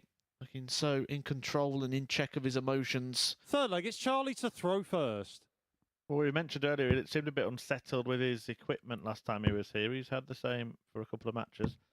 57. I believe they are the same darts that Johnny Clayton throws. I don't think the surprise for 44. me is in regards to the barrel. The surprise to me comes on the back end of the dart when Kevin Painter was at his absolute best and he was having that run at the World Championship to the final with Phil Taylor at the 59. Circus Tavern. He always used to throw a pear-shaped flight. He has tinkered with lots of different shaped flights before, but this looks like an all-in-one moulded system 140. that Kevin is currently adopting and using here, which is something I've never seen from him. I've known Kevin quite the years now. We've practiced together on a 81. weekly basis. Seen him try the kites, the slims. He's dabbled with standards on a very rare occasion, but 78. never normally lasted more than a couple of throws. But one thing he'll be seeing something positive on the practice board or in the exhibitions with this setup, and he's putting it to the test here. 44. This is all in preparation for the Tavern, which is coming up, and I know Kevin is very passionate and up for that fight. 45. Is there anything in the transparent setup for you as well? The fact he can see through those flights? 90. I think sometimes, with the all-in-one system, it's not so much the case, but sometimes the transparent ones, they actually feel different, because what they tend to do is sort of just put like a film over the top of the Charlie flight require anyway, so they end up being a bit 170. thicker when they're the transparent flights. Is he at it again? The 161 earlier, 122. but he can't take out the 170, which requires means Kevin 60. Painter has a chance to open up a 3-leg lead in this match. Game shot on And the that's third exactly leg. what he Kevin does. Painter. Well, Charlie Large is restricting himself to these enormous outshots. Fourth Kevin leg, it's Kevin Painter to throw taking first. care of Game business. on.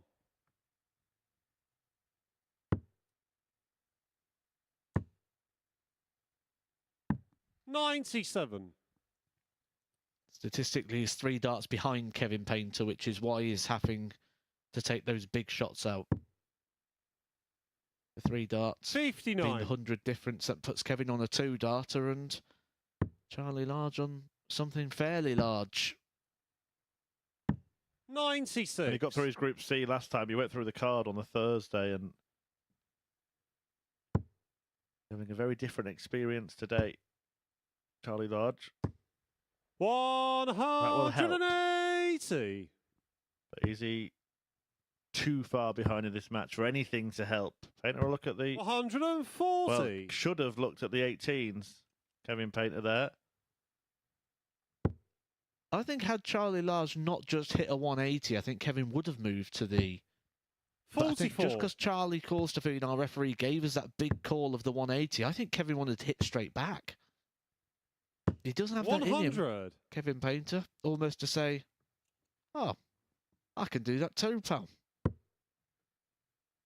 It might be the perfect result here for Kevin Painter. 94. Kevin, you require No 68. drama, no fuss. No frustration. Well, say that. Good rescue, though, for double 12. 44. Charlie require 124. It's going to be quite a vital moment here for both Charlie Large and Kevin Painter. Legs difference can come into play. 99. Kevin Painter now has an opportunity you for a require big 24. 4-0 victory at the early point. Game, Super stuff shot, and From the the match, artist Kevin who brushes Painter. Charlie Large. Kevin Painter with a glossy performance, a 4-0 win for the former world finalist. The average just shy of 85 in the end, 4 out of 9 on the doubles. Did what he had to do. Charlie Large just missing a couple of darts at the bullseye. That's all he was allowed in that match. And Painter makes it maximum points from his first 2. Coming next, Steven Plumstead takes on JT Davis.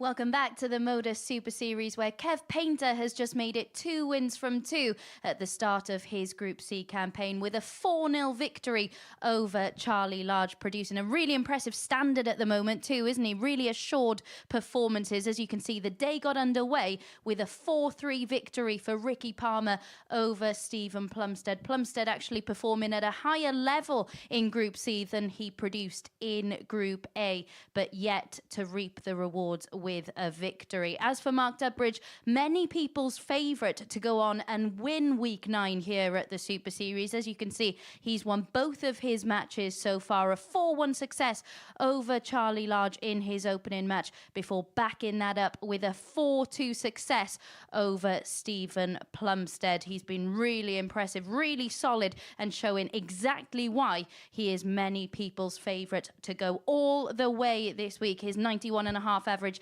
last time out, the highest in the group so far. He was actually 4 out of 6 on the outer ring in that one as well. Next up for you, though, here this afternoon, Steven Plumstead, the player that Dudbridge beat in that last match. He's taking on JT Davis for the 4th time this week. JT Davis was victorious when they met on Monday and Tuesday, but it was Plumstead who picked up the points in Group A when the two players met yesterday. To see who's victorious in this one, then let's get back to our commentary team. Yeah, thank you very much, Abby. This meeting between Plumstead and Davis about to get underway. Matt, how would you assess the pair's week so far? Well, bit erratic, I think, would be what I would have to describe it as so far. Certainly for JT Davies, because it's sort of been brilliant at the start, those 4 wins, and then just never really been able to back it up. Yeah, really, really good stuff from him earlier in the week, and he did get that win against Ricky Palmer in the last game as well, so maybe just settled some sort of nerves and that losing streak. Yeah, Ricky Palmer sort of provided opportunities that JT Davies then was able to step in and take, which when you look at what he was doing across his first day on the Monday, absolutely, it was taking the opportunities, because in terms of the standard, in terms of the levels, that hasn't changed so far for JT Davies. He's still producing the same sort of standard, the same sort of averages.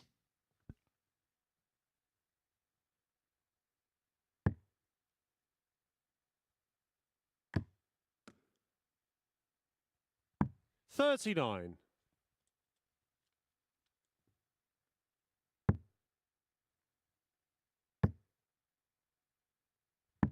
59.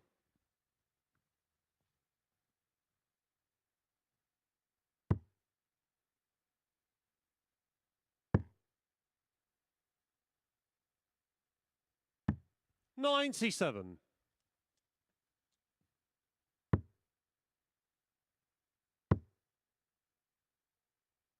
100. Plumstead, he's never had a problem on the doubles. The doubles has always really been a key strength for him and the big finishers, but it was those 80. troublous visits that was letting him down. He's certainly tightened those up today and somehow has still found himself without any points on the board. 100. Yeah, it was interesting as well. We were talking about it before, like I mentioned, he might be disappointed about that. You countered with, he actually might be happy with how he played. It'll be interesting insight to get into the mind of Steven Plumstead as how he would 60. reflect Steven, on the first couple of matches today. 157. Improvement in performance, but almost a downturn in outcome. 139. Well, he's been in a group with JT Davies for this whole week, and he'd have watched JT Davies and he'll know that there's potential opportunity here to 85. Steven, you require 18. Game shot on the first once leg. again, Steven the doubles Plumstead. from Steven Plumstead. No problem whatsoever. Second leg, it's JT to throw first. Game on. And that's something as well on the flip side of that. JT Davies will be very well aware of the fact that Steven Plumstead's doubles have been a key strength. And when you're playing somebody that's got that in the locker, it does 97. cause you just to be a little bit edgy at times. Because we're now on day 4 and it's still happening. On day 1, you 60. think he's not going to keep that up. After 3 days of it, you start to realise that this is a trait and a quality that he possesses within his game. 140.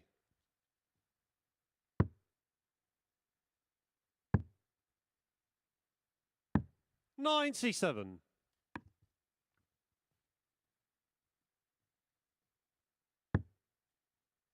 Davis looking in good stead to get level early on. 58. As we mentioned, both have tasted victory against each other this week. 83.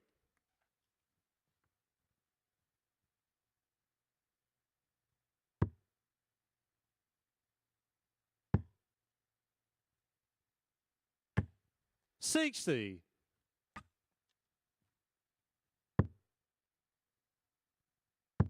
So with that, 43. JT require he knows how to 146. get their job done, and that's for both players.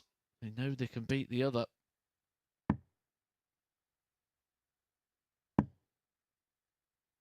For Plumstead, despite the increased 58. performance, this is quite a critical game for him here. Played 2, lost 2 so far. If he was to 180. go on and JT lose this require game as well, that'd 88. be his 3 lives gone, and he'd have to be pretty clean from there.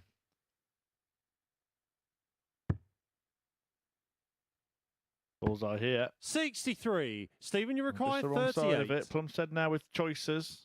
Looks like he's going to split this. Did he go for the 10? Or did he just go for the big 24. area and JT then required leave a less 25. favourable double? a lot of the time players just sort of throw into the area on those sort of combination. But he's done this on the doubles today. He went for a double 10 and hit a big 15. He's pulled very low again and can't rectify the situation. Required 14. Yeah, just feeling a little bit of the old heavy Game shot arm on the second doubles, leg. and Steve Steven Plumstead Plumstead takes full advantage, doubles his lead. And maybe we'll get a result Third leg, from his it's Steven first to three throw matches first. here, because Game he's on. now throwing for a 3-0 advantage in this one. I think for the first time this week now, we're seeing JT Davies 100. sort of lose that positive demeanour. That smile across his face has gone, and you can see him sort of trying to encourage himself at the back of the stage, asking himself for a little bit more. 81. At the moment, he just feels like a jockey on a horse who's riding away, and it's getting no quicker. 59.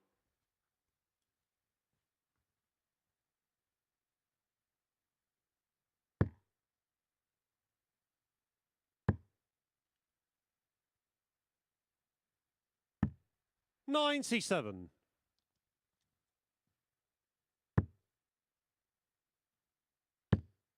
I've been racking my brain. Every time I watch JT Davies 95. throw a dart this week, I've thought there seems to be quite a lot of fundamentals that are the same as another player, and I just couldn't quite put my finger on it. And for the first time, he throws a bit like Mensah Suljovic, doesn't he?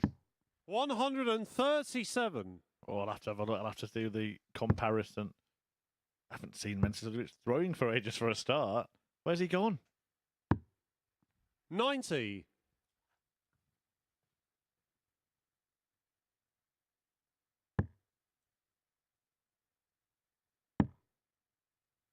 I spoke about that point touching the palm of the hand as he 134. Stephen, you require prepares to 157. release JT Davies throughout this week. 93. JT requires Just wants 52. a nice, comfortable kill here. He's got in these positions often, and he's missed big numbers or pulled it on the double, and he's done it again. Just cannot take out these combos without any fuss at the moment. Double 16. One dart at it, should have been 2, 20. and again he's pulled it. Stephen, you require 64. Just holding on to the dart far too long, trying to make sure of things. And Game Steven shot on the third Plumstead makes leg. sure of things Steven once again on Plumstead. the doubles. Again, running at 50% here.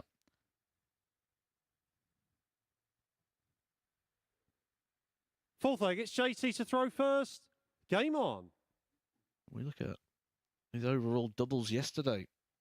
It was nearly 50% for the day. Yeah, you just want to compare and contrast that. The composure on the doubling between these two 97. players. So solid. Plumstead and Davies so shaky today. It's not just the fact he's missing, it's how he's missing, where he's missing. 60.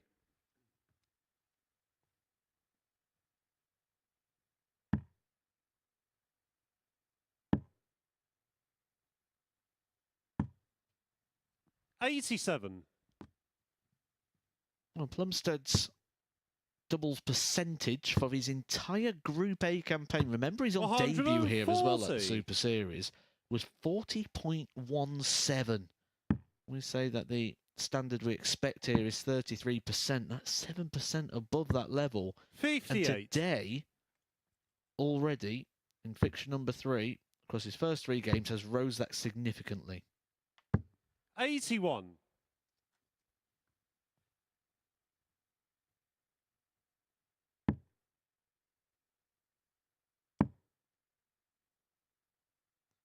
Doubles percentage 83. for today so far, 53.33%.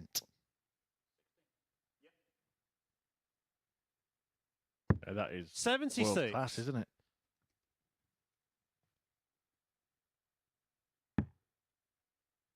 And he produced a big finish to further highlight those stats. 144 to win the match 58. 4-0. Stephen, you require That'd be a very welcome win, 144. considering he's got 2 defeats. He'd actually end up with a positive leg difference if he wins this leg. 64. JT require 118.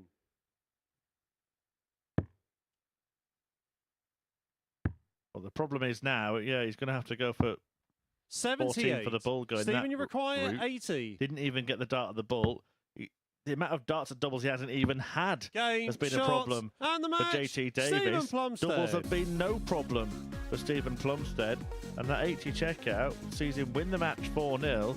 And Davis is left to lick his wounds. An 87 average, 10 points more than that of his opponent. 4 out of 7 on the doubles for Steven Plumstead. That is exceptional stuff, but it's no surprise. And he does get his first win in this group. Mark Dudbridge against Kevin Painter. A match for the ages coming up after the break.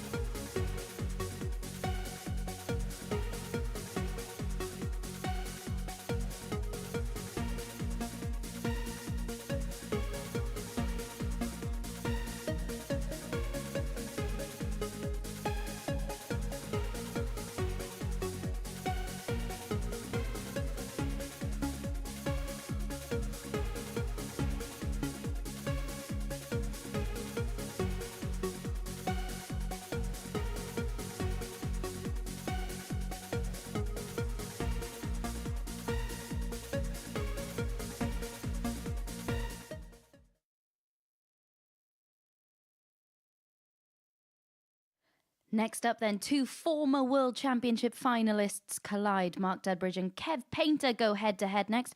2 players who know each other very, very well indeed. Met so many times over the years, most recently in the quarter-finals of the World Seniors Championship, where Painter came out on top. They actually met at the same stage of the PDC World Championship back in 2004, the year the artist went on to reach the final. Really, really looking forward to this one. So to see who comes out on top in this encounter, let's get back to Chris Murphy and Matt Edgar. Thank you, Abby. 2 players that haven't really put a foot wrong so far today, but something's going to have to give with Kevin Painter and Mark Dudbridge. First leg, it's Mark to throw first. Game on. The advantage in the favour of Mark Dudbridge due to the fact that he'll be throwing first. But Kevin Painter's been firing in the big scores today, but he could be starting with the biggest of them all here for Mark Dudbridge, who puts those all bang in the middle of the treble. All could have fit well within a mint. 100. And this game just has a different feel about it, a different vibe about it. You'd see there wasn't much eye contact between the 2 players. 48. Those battle wounds of games against each other over the years. It's never too late to get one up 41. over your opponent. We see that quite regularly on the Seniors Tour when people take on Phil Taylor and the celebrations and the reactions after beating Phil are that of if they had just played Phil Taylor in his prime. 79.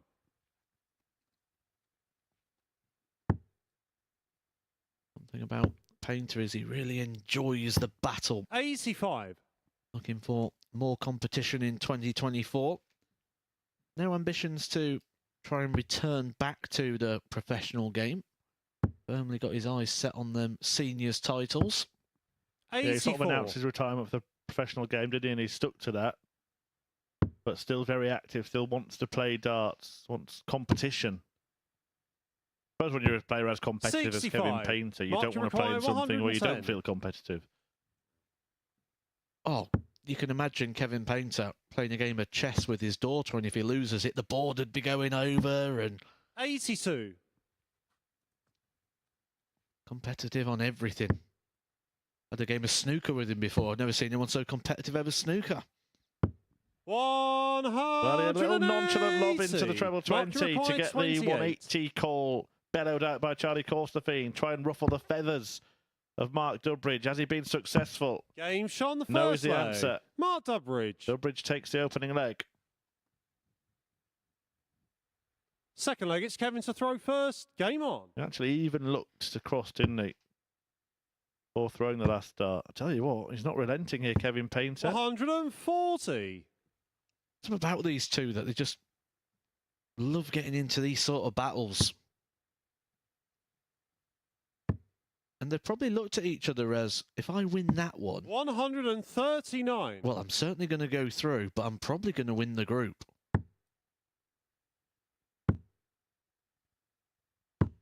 $60. So for you, the two favourites to get through? I think they are the two people that'll go through. It's just in what order. 100. Although Steven Plumstead looks like today he could cause some problems. He's regularly been around that mid-80 average. 84. His top three averages have all come today. Whatever wins this one's already going to be in a good spot, aren't they? 4 points clear of whoever's in third place. Which is currently Steve Plumstead, Ricky 134. Palmer and Charlie Large going up next.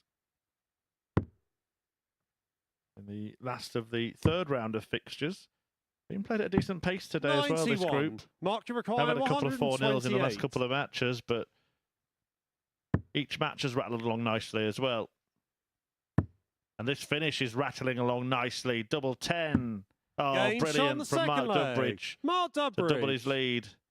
No reaction from Kevin Painter. No reaction from Mark Dudbridge. Third leg, it's Mark to throw With a first. 2-0 advantage Game for Flash. I was just keeping my eye on Kev there to see if we did get a reaction because he wasn't aware that Mark Dudbridge was even on the finish. He knew he 58. wanted 128, but at no point did he look at the board. He was over by the table. He was walking back into position with his head down. So the first time he would have 100. been aware that Dudbridge had taken out that finish was when Charlie Corstefine had called it in. Signs that Kevin's in the right headspace at the moment because he has, at times in these group stages, 100. it's gone his back a little bit. He just wants the job done as quick as possible. 60. And they're shots that annoy Kevin. You see him having a look at it from the side. He'll be thinking right now, I couldn't have got them any closer. He'll be saying in his head things like, I couldn't even get a sheet of paper between the 83. dart and the treble. And again, he's not playing badly, Kevin Painter here, but Mark Dudbridge is just playing better. 60. As simple as that. Dudbridge just shy of a 100 average at the moment, 98.13. Watch a speed with which Kevin Painter approaches the hockey and then contrast it to the speed with which he retrieves his darts. So determined, so eager. 41. He gets straight in, ready to throw when Mark Dudbridge is still getting his darts out of the board there. Then depending on the outcome of this visit, it can take a long old time to go and collect them. 140. There you see, fast in.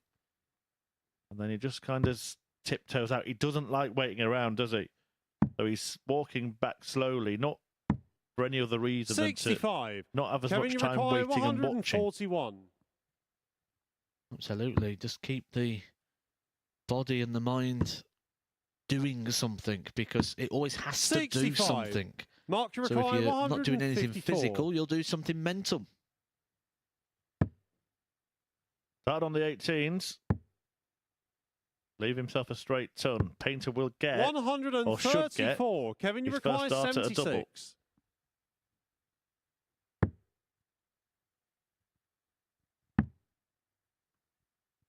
Here's just the one.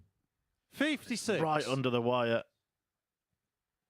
You can see Mark, the you close require inspection 20. from Kevin Painter. He can't believe it's gone in. Not gone in. Game And he shot on won't the believe third that's gone in. leg. Shake of Mark the head from Dudbridge. Painter in response. 3-0 behind. Fourth leg, it's Kevin to throw first. Game on. And that'll be what Mark Dudbridge would have been looking for, that shake of the head. Would have been on forward Kevin for 140. many years. Knows his game inside and out. Sometimes when you lose one of those big fixtures, it 60. does sit with you for quite some time and you want to get a bit of revenge. Is this a bit of a revenge mission for Dudbridge, who probably started to really fancy his 125. chances at the Circus Tavern into the quarterfinals of the seniors and playing some good darts along the way. 66.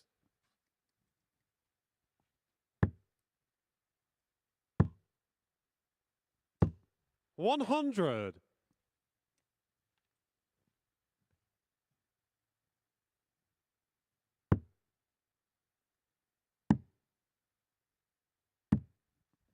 $98. Kevin, you require 136. 96. There's a double after 12. A little shake of the head. That'll be almost saying to himself, where was that earlier? Where was that a leg ago when I still felt like I could be well and truly in this game? 131. Kevin, you require 40. Can he get into it at all? Game He can. shot on the fourth on leg. tops. Kevin 14 Painter. darter from Kevin Painter. Really good game of darts, this. Fifth leg, it's Two Mark to players throw first. Averaging Game in the on. 90s. But Dudbridge still has such a cushion, such a buffer, and he has the darts to get it done in this leg. It can unravel quite quick, though, in 45. this very short format game. Because you feel so close to victory, but yet your opponent is only ever a couple 59. of legs away from being in the exact same position. You're never really too safe. Players do prefer the longer formats these days. These are two players that would be used to the old best of 39. 11 system, but this is an opportunity here for Kev. 6 darts for Dudbridge and he's still in the 400s. 97.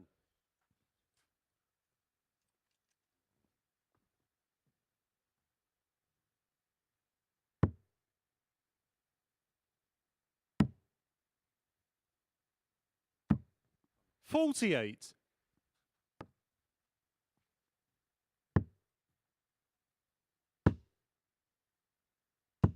$100.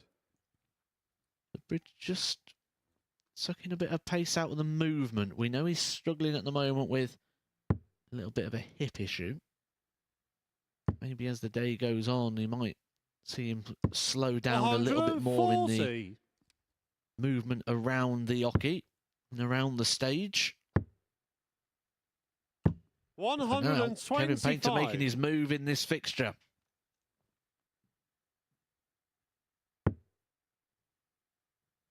You said it could turn around quickly. All Dudbridge can do really is leave a 59. big finish Kevin, and you require 120. hope to get a go at it.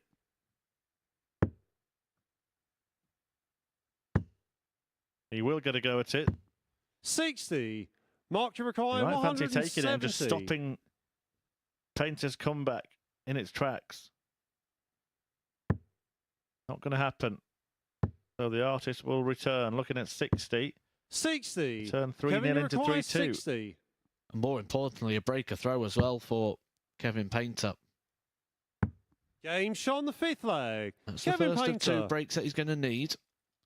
He will have the advantage of throw here to take us all the way. 6th leg, it's Kevin to throw first. That's maybe where the Game on. negativity would creep in for Mark Dudbridge. 58.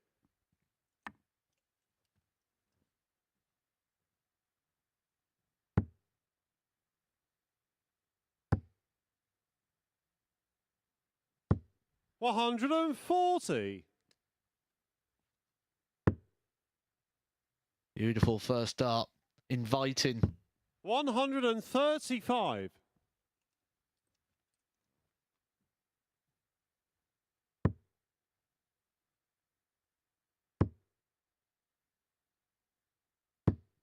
$41.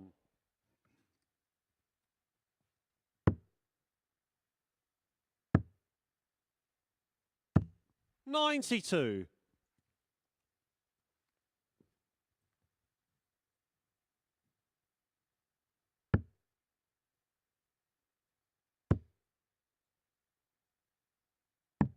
92.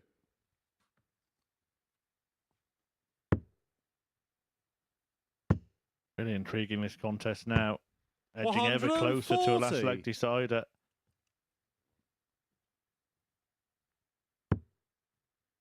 The beauty for the viewing public when it's such a short format game. 125. Kevin, you Will unravel require very 76. quickly. Kevin Painter got 2 darts now to take us all the way. Game shot on the 6th leg. Kevin Painter. And he does just that. And this is interesting because Kevin Painter, look, he's always been a player that will fight, but often when he finds himself in a position like that, you might more expect him to fold because he's beating himself up too much and can't get out of that battle. But instead of fighting himself here, he's taken the fight to Mark Dudbridge. 58. And there's no doubt about it. He's got better in this game as Dudbridge has tailed off a little bit.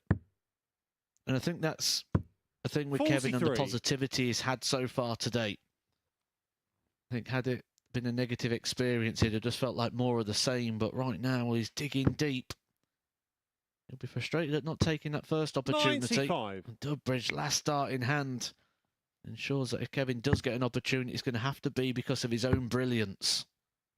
Usually happens about once 60. a week at the Super Series, a player overturning a 3-leg deficit. 104 matches are played, so pretty much a 1 in 100 shot. Can Painter pull 98. it off? Needs a couple of trebles here to keep hold of Dudbridge. 60. Probably now thinking, what's it all for? What was it all for?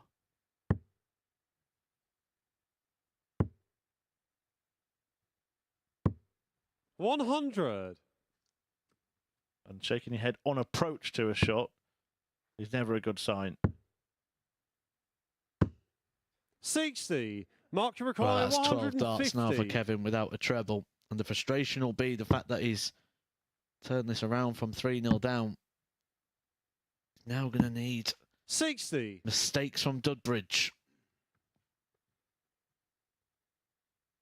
Can only do his bit first. Does need a couple of trebles. Again, he's just around that treble 20, 100. but not in it until Mark, it's you too require late. 90. Nice. The double. Game in the double. shot and the Mark match. Dudbridge Mark fends off the Dudbridge. fight back. A good game of darts between Flash and the artist. Painter will be frustrated, having done all the hard work in making that 3-0 deficit vanish. He could not find a treble seemingly in that final leg, and Mark Dudbridge managed to win it with a nice neat 90 finish. Treble 18, double 18, having found a 1-2-8 earlier.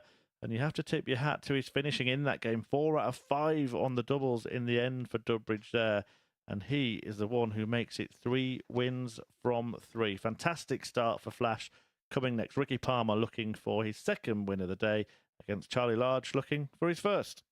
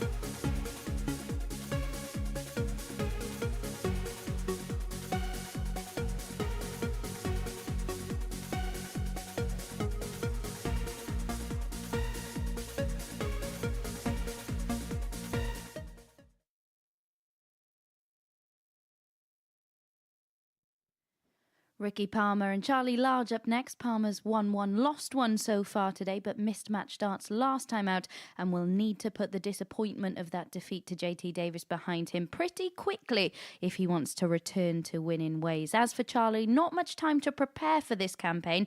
A late call-up, and maybe that's reflected in the level he's produced so far, because we know he's a significantly better player than what he's shown here so far this afternoon. Can he raise his game in this one then? Let's find out with Matt Edgar and Chris Murphy. Yeah, well, he's had a bit of practice now, hasn't he? Charlie Large defeats a 4-1 to Mark Dudbridge and 4-0 to Kevin Payne. Just one leg in the 9 that he's played, but they are the top 2 in the group. Now he's mixing it with the players that, you know, he maybe be earmarking as the ones he can beat. And who knows, if he can get 3 wins 100. between now and the end of the day, then suddenly he could put himself on the shoulder of second place. But Ricky Palmer, things looking up for him. A 4-3 win in his opener. He lost 4-3 in his second game. Could have easily been going for a clean sweep himself at this stage. Things got a little differently against JT Davis, so he'll be happy. Large, though, having got the opportunity last minute, if he loses this match, he might have seen it disappear just as quickly as it arrived.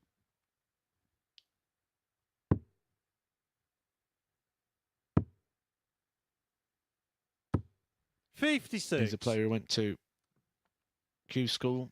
Didn't get through phase 1, Charlie Large, but will be once again there next year. Does have ambitions of being a professional tour card holder. And he's plans on doing some Q School. Said he'll go to Q School, even if it's just for the one day. Even if he gets through to Saturday and he can only go up for the Sunday, he will be taking his place in that lineup this weekend.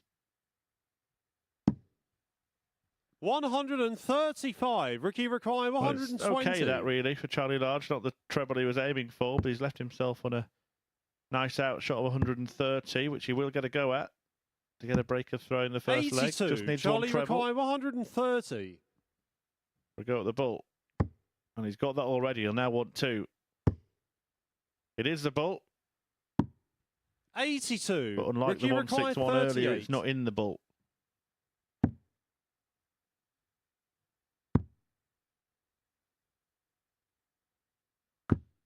10. Charlie required 48. Frustration start to kick in for Ricky Palmer, who will feel like he's not taking his opportunities when they're presenting themselves. 16. Ricky required 28. Couple of darts missed at double 14 in the previous visit. Another one missed, but the other side, which means no real margin for error now. Double 7 can't come inside. And he approached that shot like a man who was thinking, don't go inside. Charlie required 32. A long way off with that first dart. Game shot on the first leg. Charlie Large. So close, but a long way off to winning the leg. Second leg, it's Charlie to throw first. It's frustrating when it happens on your own throw as well. When you're kick-starting a game and you feel like you just give away that advantage that you have. 55.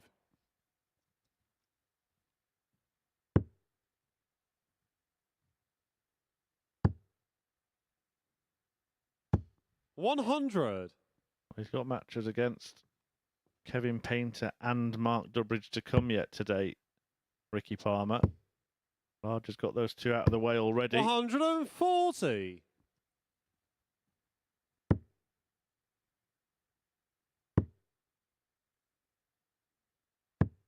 $81.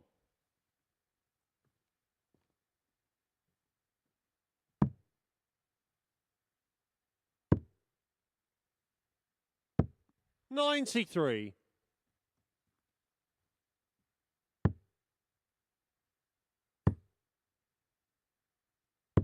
60.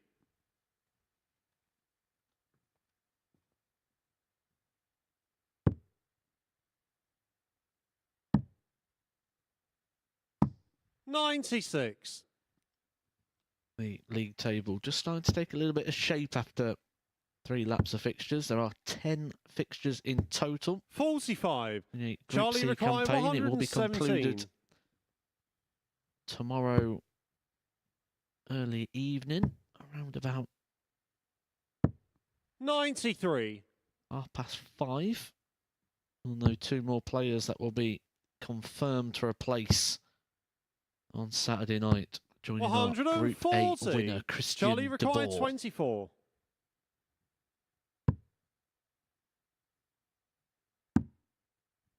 No Wrong bet score. that. Ricky requires Charlie. 75. So Palmer gets a go at the 75. Oh, he's made a mess of it already. Might go double-double here. That was the intention on the 18s. 39. Charlie required 24. Charlie Large to take total charge.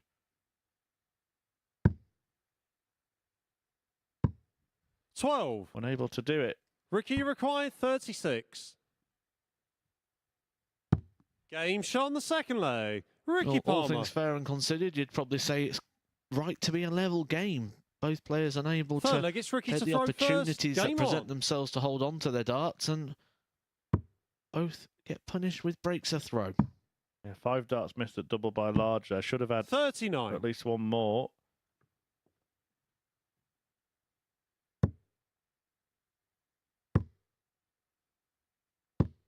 $85.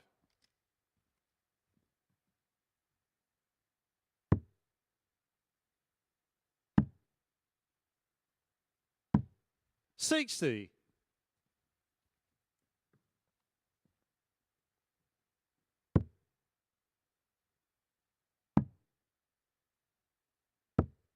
$43.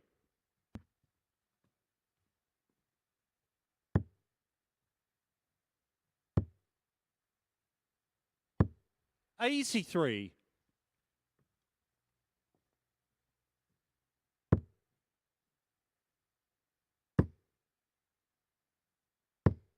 $100. This is the final match of our 3rd round of fixtures. At the end of it, 60. Mark Dudbridge will remain top of the table and Kevin Painter will remain second, but a win for Palmer will put him in 3rd on 4 points. If Large gets the victory, then all of the other 4 players in the group, 93. apart from the top 2, would be on 2 points.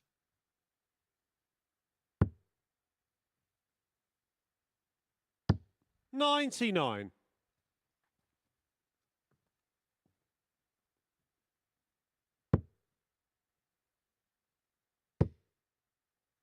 Beautiful time for a 140. 140. Ricky required 160. Forces Ricky Palmer's hand to try and take the 160, which he already took out. He took that out in his opening game of the day. 45. Charlie required He 40. beat Steven Plumstead by 4 legs to 3. Game shot on the We'll third continue leg. with that pattern. Charlie Large. A 3rd breaker throw in this fixture. 4th leg, it's Charlie to throw first. A bit of a better leg there as well from Large. 16 darts he went out in. A bit of a stinker 60. from Palmer so far. He's been much more on it, particularly he was in his first match against Steven Plumstead, where for most of the game they were around that 90 mark. 100. A pair of them.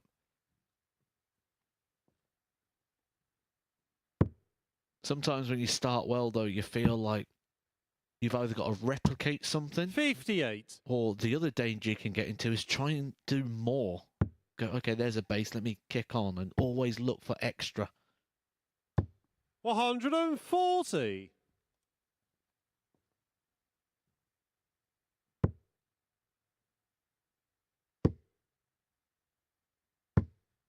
$100. Tomorrow will be the day when we see who will be making it through to finals night and joining Christian DeBoer, the winner of 64. Group A. Don't forget you can be there as well. Tickets, as always, available from dartshop.tv. Scan that QR code on your screen right now, and that'll take you to that website where you can book your 180. tickets. They are free of charge. You'll pay a very, very small booking fee. Great value, a great night at the darts. And they have tended to go 96. quickly recently. Charlie So required do 103. not delay. Will Charlie Large be there? If he does get there, then you do need to book them quickly because he does bring a few with him. Living in Portsmouth. 83. Ricky require 101. Steven Plumstead also told us he'll bring a sizable crowd here to the live lounge in Portsmouth. 69. Charlie required 20. He's got a victory on the board. Can Charlie Large get a victory on the board? He could be a leg away with this double 10. Game shot on the fourth leg. Charlie Large. And that's where he is. It's another 16 darter. The average is just creeping up Fifth now leg, for it's Charlie Ricky to throw Large. first. Game on. Into the mid-80s.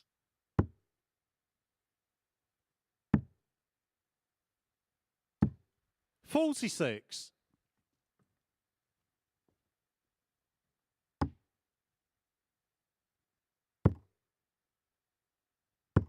$125. Well, he's showing us here that his capabilities has been a very good front runner. 41. As soon as he's got his nose in front here, he's gone for the finish. 140. Beautiful darts. Commanding advantage here on the Ricky throw. 81. There's that flicky Ricky again with the action.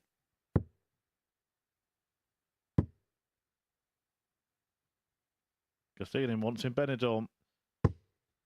121.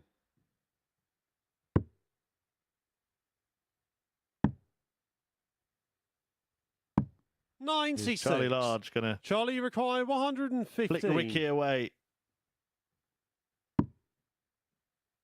He still can.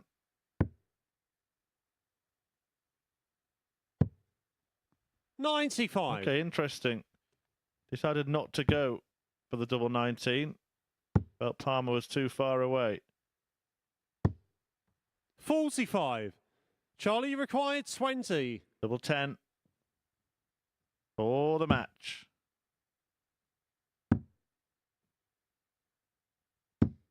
No score. And he's got plenty of time. 3 more darts. This was a leg as well that Ricky has thrown first in, just 100. emphasising the point of how Charlie much he's been requires outscored here 20. by Charlie. No score. Wow. Ricky required 92. It's not the first time he's done that going for double 10. I'm not quite sure why he's left it, to be honest. He had other options. 72 left.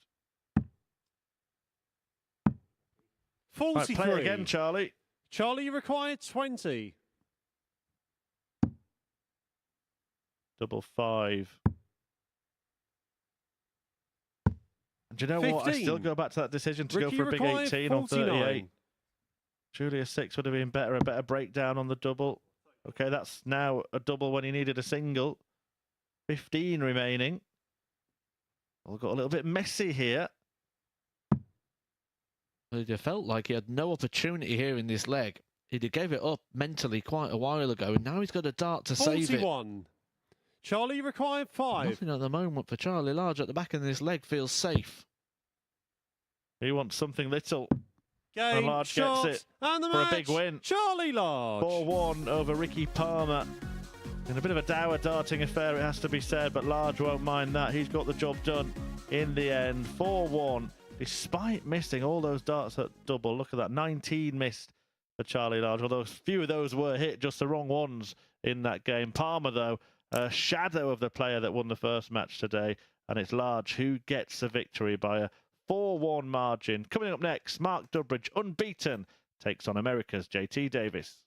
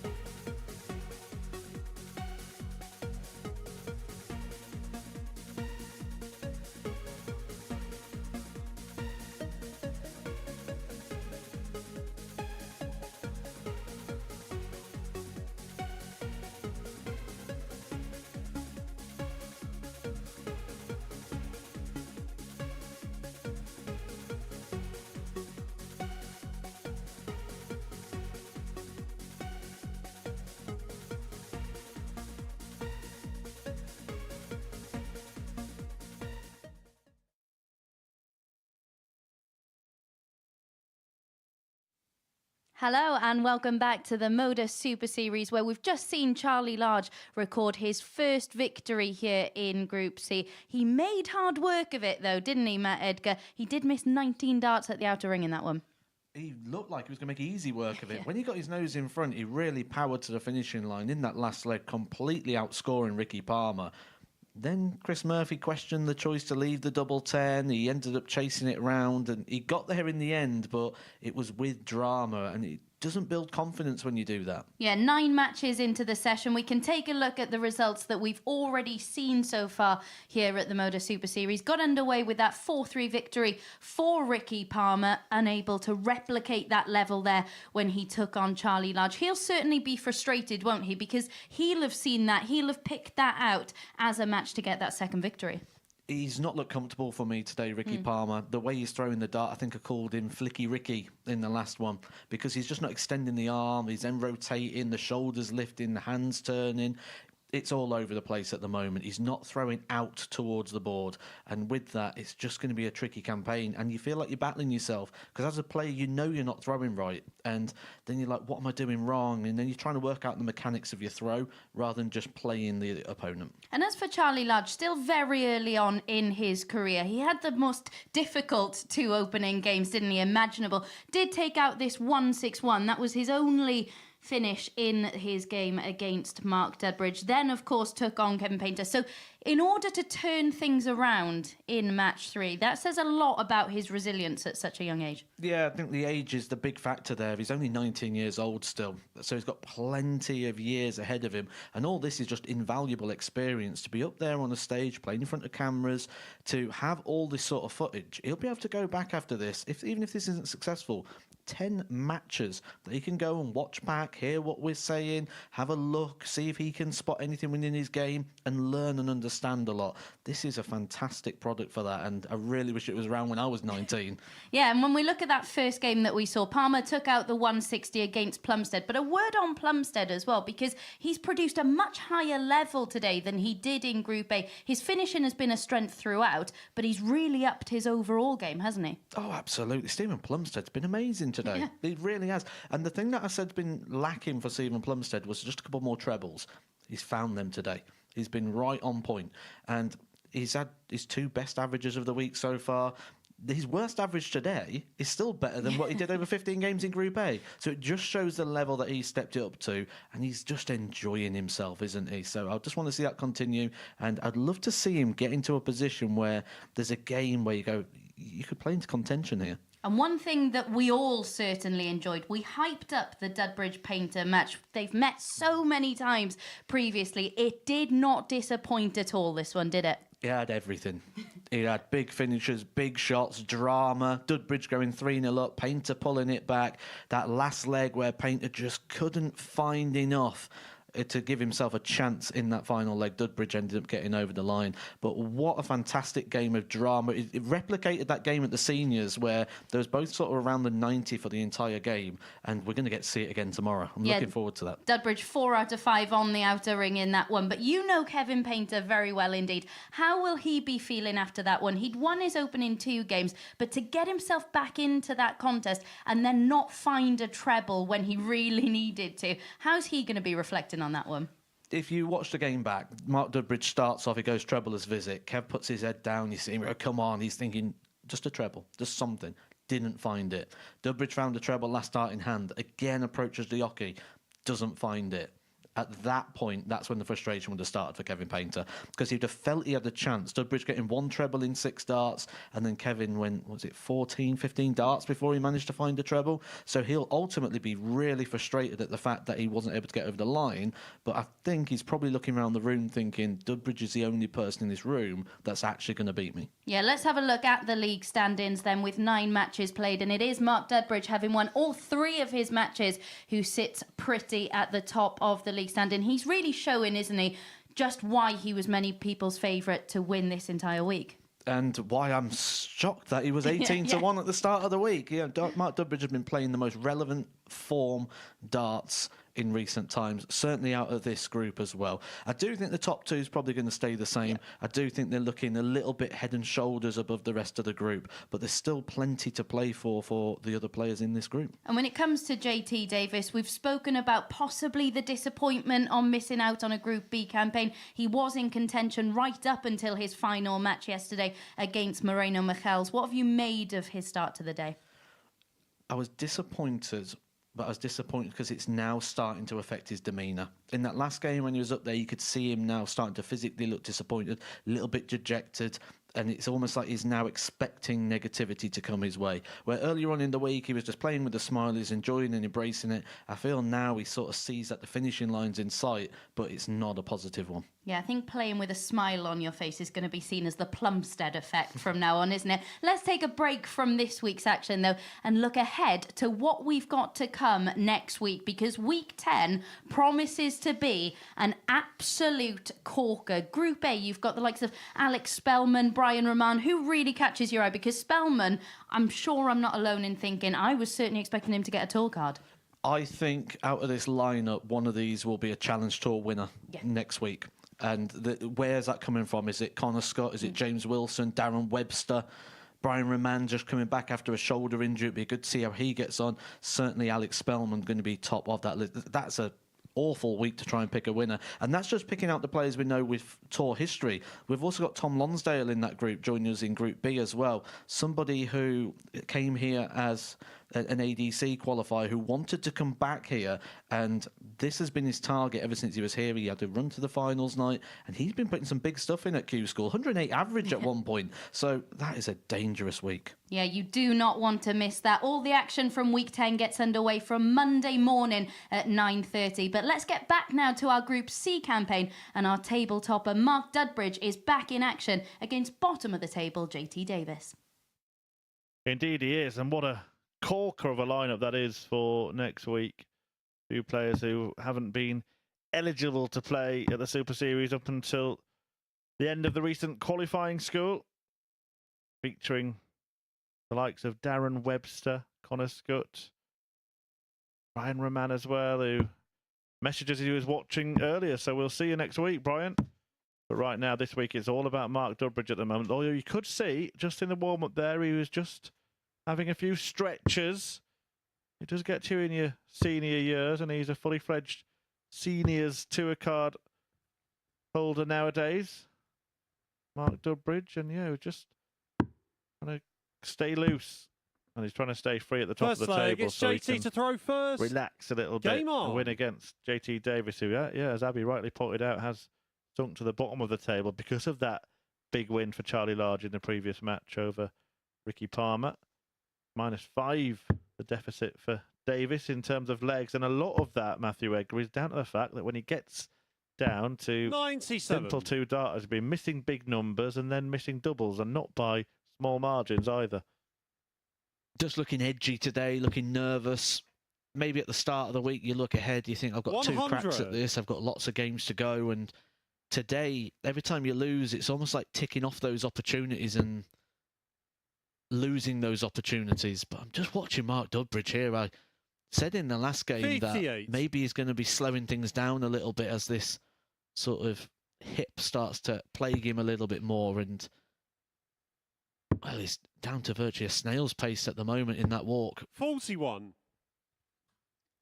And it was just sort of rolling that hip, trying to loosen up. You see a little kick of the leg there as well from Dudbridge. So 43. as the day goes on, maybe starting to just play through the pain barrier a little bit more. Are there certain injuries? I mean, this might seem like one of the most ridiculous questions I've ever 85. asked, of which there are many, Matthew, but are there certain injuries that could actually aid good darts because they kind of make you stay still? Potentially, but the worst thing is anticipation. 43. Anticipation of pain.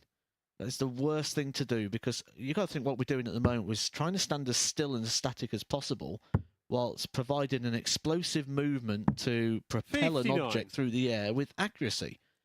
So it actually makes it quite tricky to stay still. There's always going to be a jolt or some form of movement as you deliver that dart. So 60. with that, you're always going to have that little bit of anticipation when everything doesn't feel right. And that's the worst part of it. Not the actual pain itself, but 81. the holding back, the throwing a little bit soft. Well, he's thrown everything at his opponent so far today, Mark Dudbridge. What can JT Davis throw at him here? Should at least cut the score in half. 100. That's what he does, but a chance for Dudbridge. He'll start on the bullseye. And he'll hope to end on the bullseye as well. A treble 20 needed in between. Can't get it. So Davis will return for the ton. 95. JT requiring 100.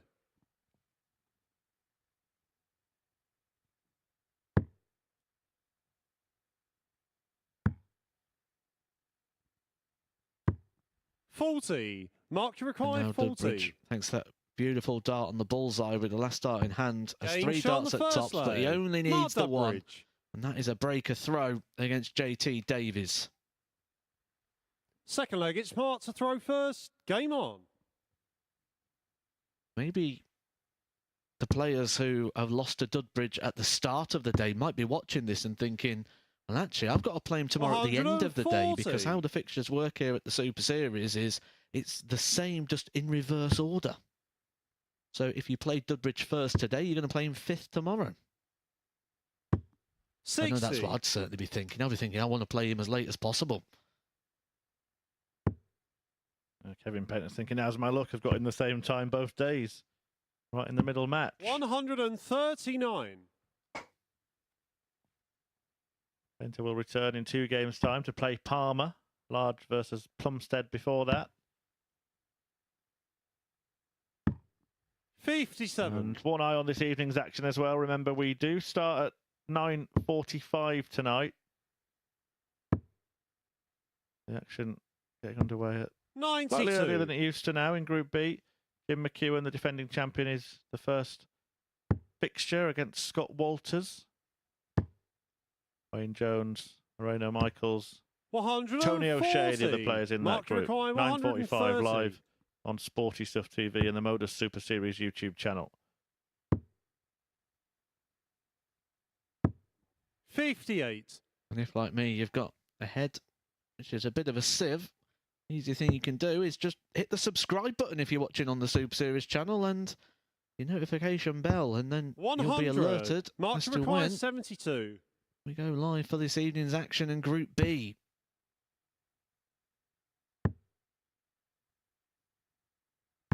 Game shot on the second leg. Mark Dudbridge. Solid stuff, isn't it, from Dudbridge? A nice, clean 72 Third leg, it's take JT to there. throw first. Game on. Tops hit twice successfully from as many attempts in this match. Oh, he looks like a man that's a little uncomfortable. He's not playing like one. 40.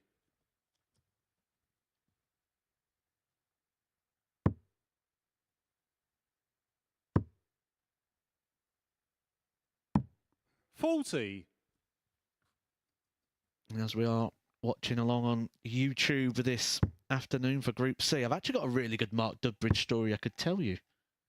I will tell you that story. 125. We get over 300 likes. Currently sat at 149. So if we get over 300 likes, I'll tell you a nice little Mark Dudbridge story. 100. Gonna go and press that like button myself because I, for one, want to hear it. 83. As YouTube know you're enjoying all the action here at the Super Series. It has been a day full of action and drama. 80.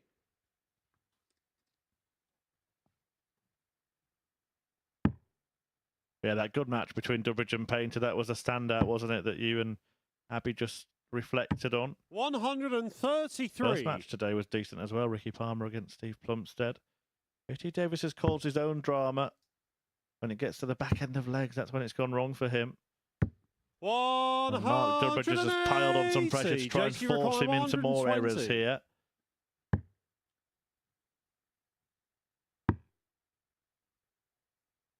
Well, that wasn't an error. That was 46. an attempt at bull, Mark bull. to require His darts do 101. dangle down. Can't always see it from the standard camera angle, but he would have blocked the treble 20 bed with that first one. 69. JT requires 74.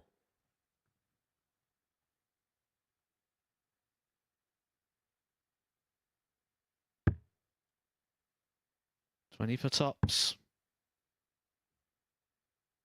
Game shot on the third leg. Well, he's JT been Davis. struggling with those sort of finishes all day today, JT Davies, but no problem there.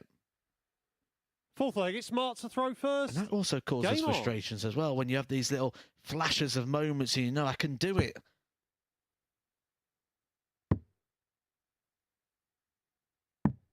$59. Well, how many times do you see it with the top players? 60, their opponent hits something big. 60 again, their opponent hits something big. 60 again, their opponent hits something big. Their opponent's now on a double. 58. 180.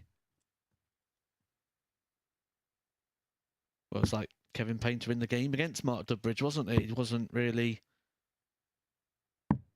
44. finding a treble for the whole leg. Then the last dart he threw in the leg, he found the treble. And it's like, oh, there you are.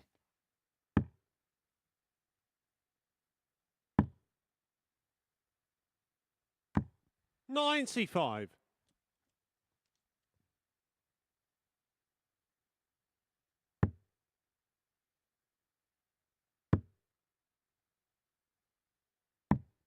$40.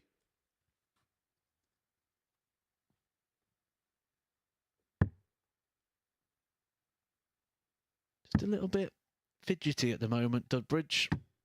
Feeling $115. the tension in the body, in the hip.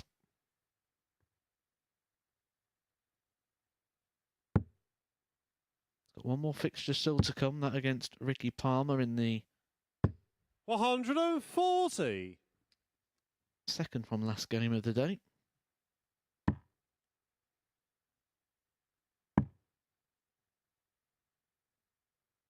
$133.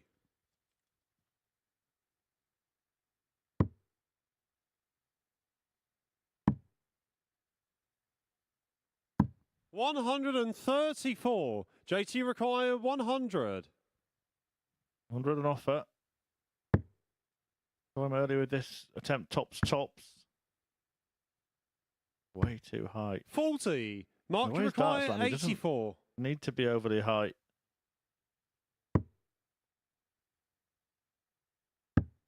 The bullseye for Dudbridge.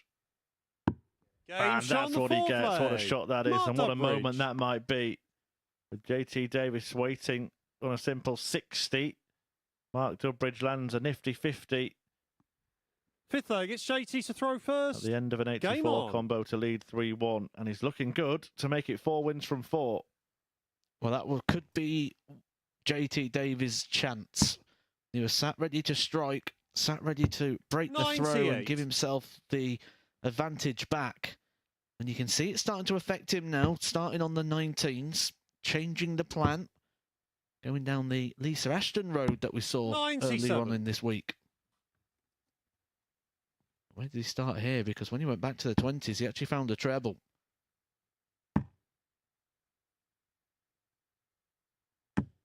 $95.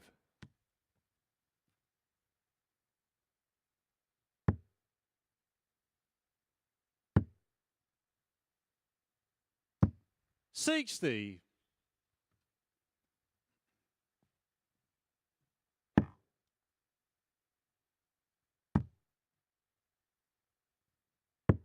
$136. On a few occasions, he's had to go back upstairs and found the treble, and this is going to toy with his mind more than ever because he'll be thinking, do I start up? Do I start down?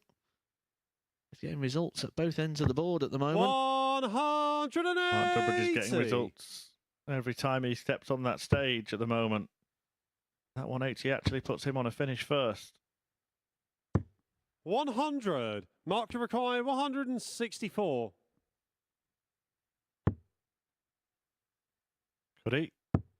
Oh, he took out the ball for an 84 in the previous leg. 139. Just missed the ball for a 164 in that JT one. He requires would have won in the 72. match. A right smile appeared on the face of JT Davis, who will get his chance to stay in it. Needs to make sure he hits a big number. He manages that. and gets one dart tops. 52. Is that all he gets? Mark your required 25. Options for Dudbridge. Ops for the 8-8. No score. First JT time. required 20. Passes up an opportunity. Just him struggling again, walking to retrieve his darts. A little bit of a wince. Think of the No pain he's score. going through rather than the pain of Mark your missing there, required but he's just 25. geeing himself up after Davis failed to capitalise. 3 more missed darts for the American ace. And now Dudbridge on 8-8. 9. He misses again JT as well. required 20. And the players he's beat already in that back room will be going, why didn't he miss anything against me?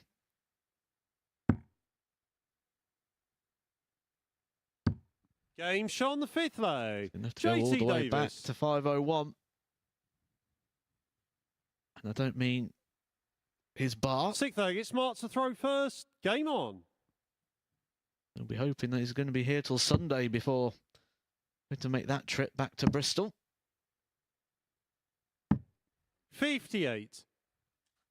Well, 2/3 of the way through this afternoon's action. Large Plumstead to follow this, then Peter plays Palmer. Large meeting Davis in their final encounter. Dudbridge's last fixture is against Ricky 99. Palmer. Steven Plumstead versus Kevin Painter will bring an end to this afternoon's action.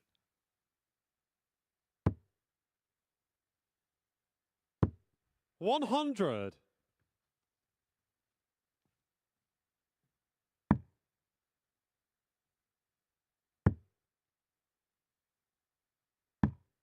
$58. This is a reflection of where his mind is at the moment. A bit all over the place here. JT Davies, he's up, he's down.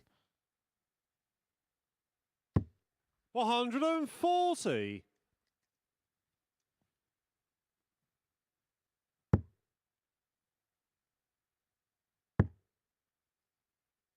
Dudbridge allowed to 82. pull away as he bids to close this out. 4-2.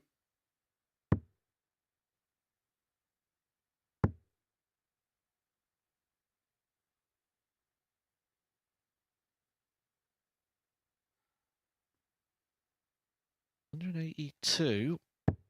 39. If options there, the 18 or the ball would have been the 2 preferred choices. There's that low dart just creeping in again for JT. 44. Mark your required Gives Dudbridge 164. 6 darts here at the 164. He's gone a different way this time.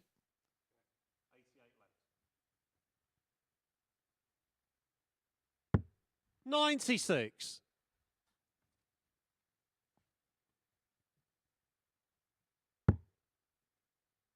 Really visibly starting to struggle. But he's not struggling in regards to 53. the standard. Mark Still your required in 68. that mid-80s. Double 4 will finish it off. Game, shot, And and he's the done match. it. Dudbridge, Mark 4-2 Dudbridge. and 4 wins now for Flash, who's just leaving everybody behind at the moment. It's been a very, very fruitful day. Despite the struggles walking around the hockey, he's racing away from the field. Another victory, another 2 points. That's 8 maximum points for Mark after that 4-2 win over JT Davis. Coming next, Charlie Large meets Steve Plumstead.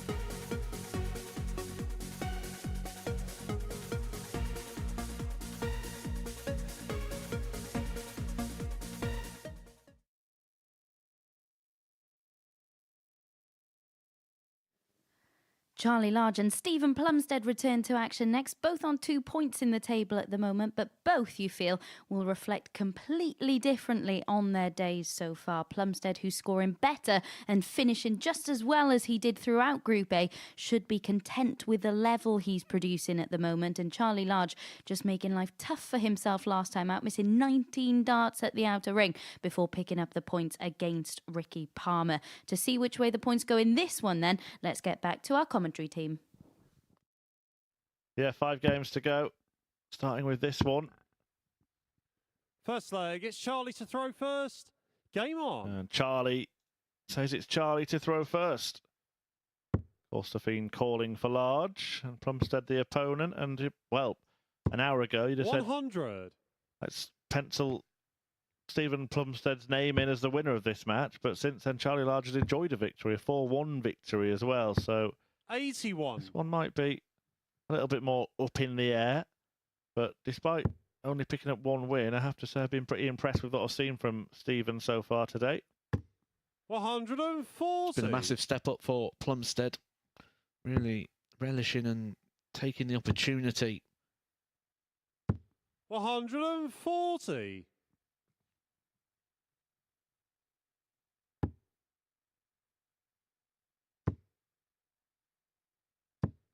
81.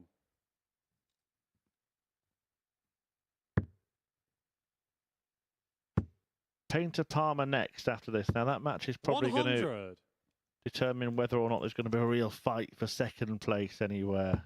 Whoever wins this will be on 4 points, and if Palmer can beat Kevin Painter, and so will both 55. of them. If Painter wins that, then there's going to start to be a real separation, whatever anyone else does. 41. Charlie require 125.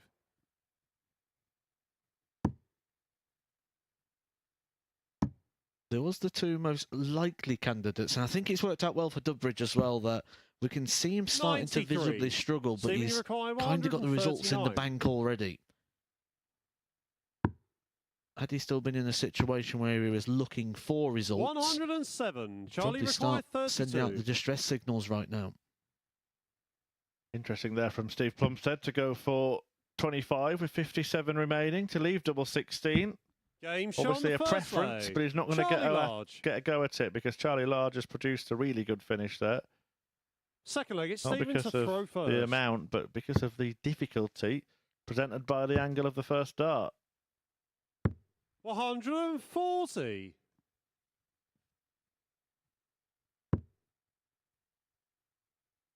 I think if Plumstead is to continue with this line of 57. performance and the improvement he's shown here, I think he may regret Group A. Because had he played to this level in Group A, he'd have walked it. 81.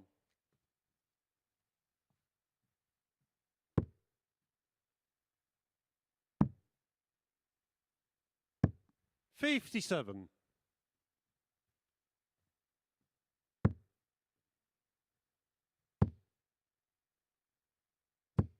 100. Everyone sort of in that 7-visit bracket in Group 8, where now Steven Plumstead has stepped it up and gone into that 6-visit bracket. 96.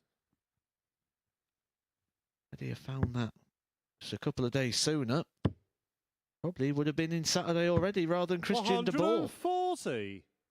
This is fantastic. Yeah, fantastic is a great word. Describe this leg of darts on 59. a double after a Steven, dozen. you require 40. And he doesn't miss doubles.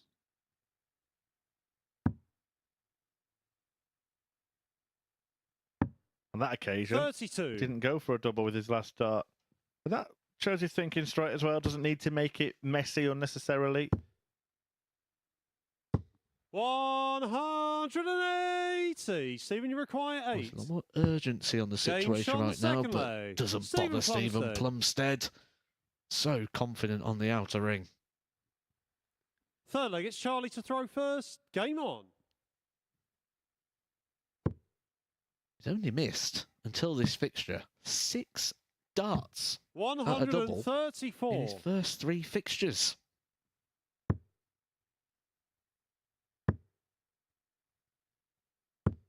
43.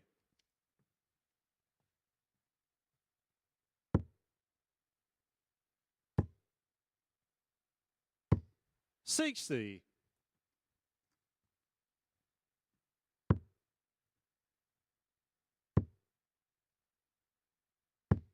100. Again, I think if you pulled the players to a side, you said to them, where do you think your points are going to come from today? I think these two were just pointing at 99. each other.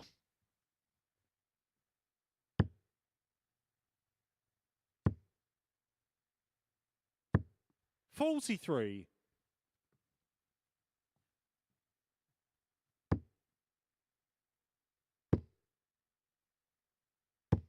100. He's starting to grow in confidence here, Charlie Large. You can tell sort of getting a bit of a swagger going. He also took off that undershirt that he was playing with earlier on in the day, those sleeves.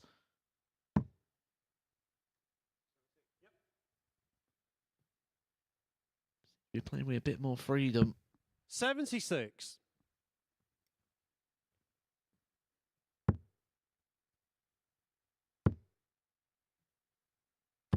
100. Charlie required 32. Game shot on the third leg. Charlie Large. Another 16 darter there from Charlie Large to hold his throat. Fourth leg, it's Steven to throw Although first. Steven has stepped it up, he's only stepped it up into that 6-visit bracket. That forced him 80. to go out in the 5.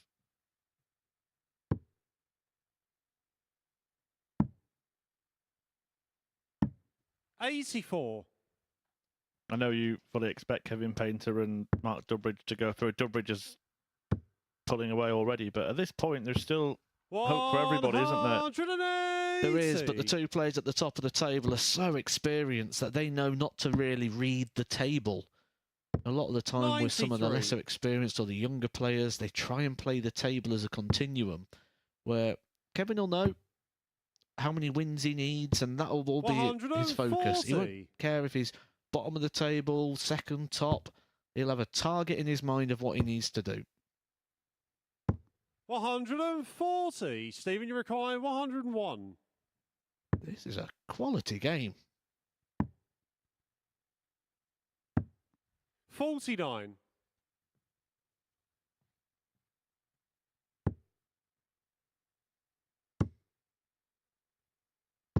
100. Steven, you require 52. Plumstead to level up the game. Double 16 will do that. Game Double shot eight on the does fourth do that. leg. 2-2. Steven Plumstead. In this really good game of darts, both Fifth players leg, it's Charlie to throw first. producing Game averages on. in the 90s. Not for the first time today from Steve Plumstead, but Charlie Large is getting going as well now. 140.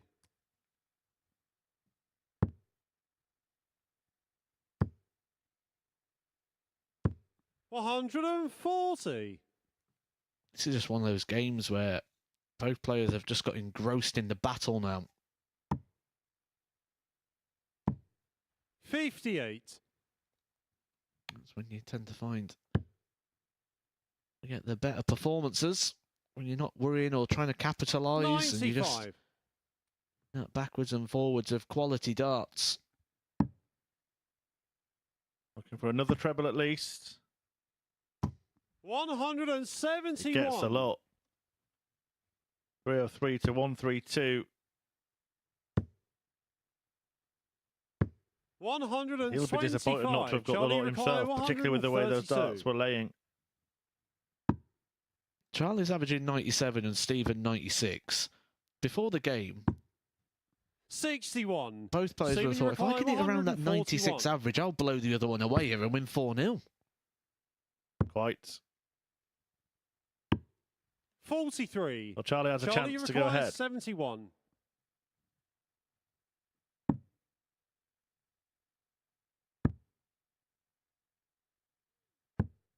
51. Hasn't taken that Steven, chance. requiring And Plumstead has 98. made a name for himself in taking chances this week.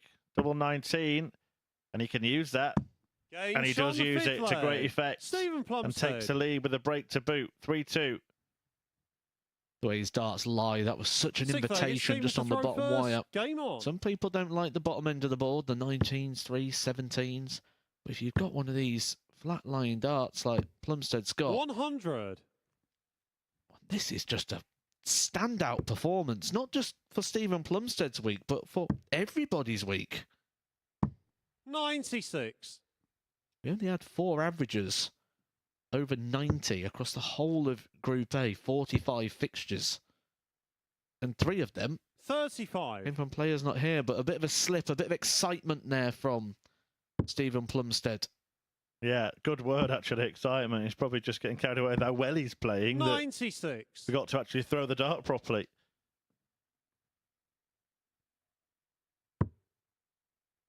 Just felt like he threw it a little bit early. 23. Back down to earth with a bump here, all of a sudden. Look, he's got time to allow himself this. 95. But it might mean he has to win a last leg decider against a throw. Can't leave a finish from here. 120. That's a bit of a bad luck bounce out. Arms aloft from Steven Plumstead. 134.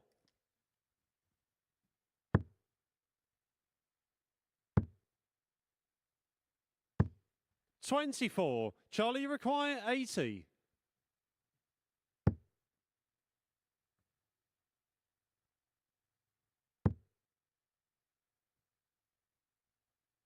He's going to keep going, isn't he? He doesn't like the line of sight there. 40. That's a great effort from Charlie Large, and we'll come back to having his throw broken. He's hit straight back here on Plumstead. He's capitalised on the mistakes.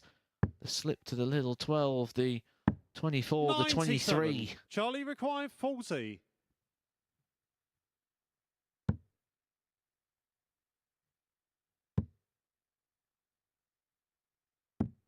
20. Stephen, you require 102. Can he get it done here and now? Double 16, he Game, does. shot, and the match. So good Steven on the outer ring he has Plumstead. been this week, and maybe it's going to bear fruit today. It's a fantastic win, a fantastic performance, defying a 91 from Charlie Large there, Steve Plumstead. 4-2 in the end, he gets over the line with his best performance of the week as well. 4 out of 9 on the doubles, 102 check out to win that match, and he takes his points tally to 4, which puts him alongside Kevin Painter in second position. Painter in action next. He meets Ricky Palmer.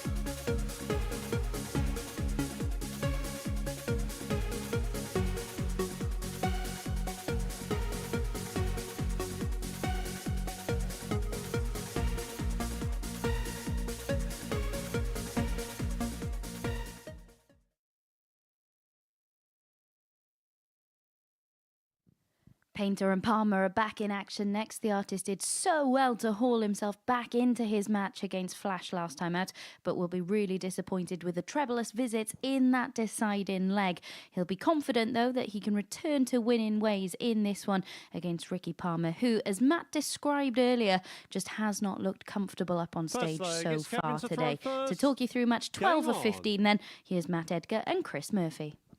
Thank you, Abby. Ricky Palmer looking a little bit unhappy with his throw, unhappy with 100. the technical side, trying to work out the mechanics, it feels, as it goes. And if I spotted that, I can tell you for sure Kevin Painter would have. Straight away there, you just see that lack of extension on the first dart. 95. Yeah, Painter trying to put qualification from this group in the palm of his hand with a victory over 100. Ricky here. If he does get the win, he will be 3 from 4. With the only defeat coming in that last leg decider against Mark Dudbridge, and he would be on his own in second place, where Steven Plumstead has just joined him for now. If Palmer wins, then suddenly Kevin Painter's serene progression for finals 100. night becomes a little less peaceful. And Palmer gives him no peace with a maximum. Second visit on the Painter throw. 59. I feel like Ricky needs to play someone who plays at a similar pace to him right now. Someone who can just sort of let him crack on with it. I mean, Kevin's not the slowest. 40. Ricky require 167. Kevin does like his extra couple of seconds to approach the Yoki, which can just keep you at the back a little bit longer. That would have got him going. 99. Well, still in a Kevin, you decent require position here, 161. Palmer. As long as Kevin Painter doesn't take this out, he will get a go at a double, at least one, to break throw in the first leg. 45. Ricky requires 68.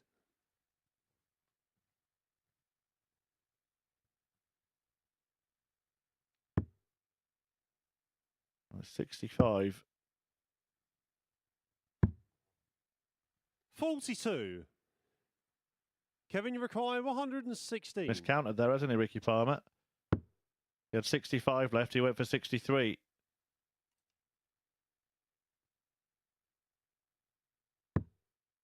Well, normally when this happens, you step up and you hit the double first start. 76. Ricky required 26. And Kevin will be thinking, as if.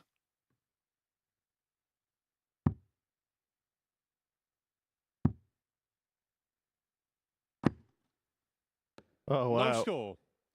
That was like having the Kevin, teddy you bear on the require grabber 40. and then it just dropping out. And Kevin Game Painter shot on the grabs the first leg. leg. 1-0. Kevin And the leg Painter. really had no right to win, but he has won it. Palmer still Second leg, it's dwelling Ricky on to that throw mathematical first. Game meltdown on. as well. It seemed like he was more nervous about coming inside the 13. There were sort of safe darts, wasn't there, at the double 13, 85. rather than thrown and attacked. I do like, we don't see it from too many players, but I do quite like the treble 16 route on 68. It avoids some of that 30. drama with the 1 and 5 either side. You can hit a 7 and leave 61. If you hit an 8 and you miss 60, it's 100. much more straightforward.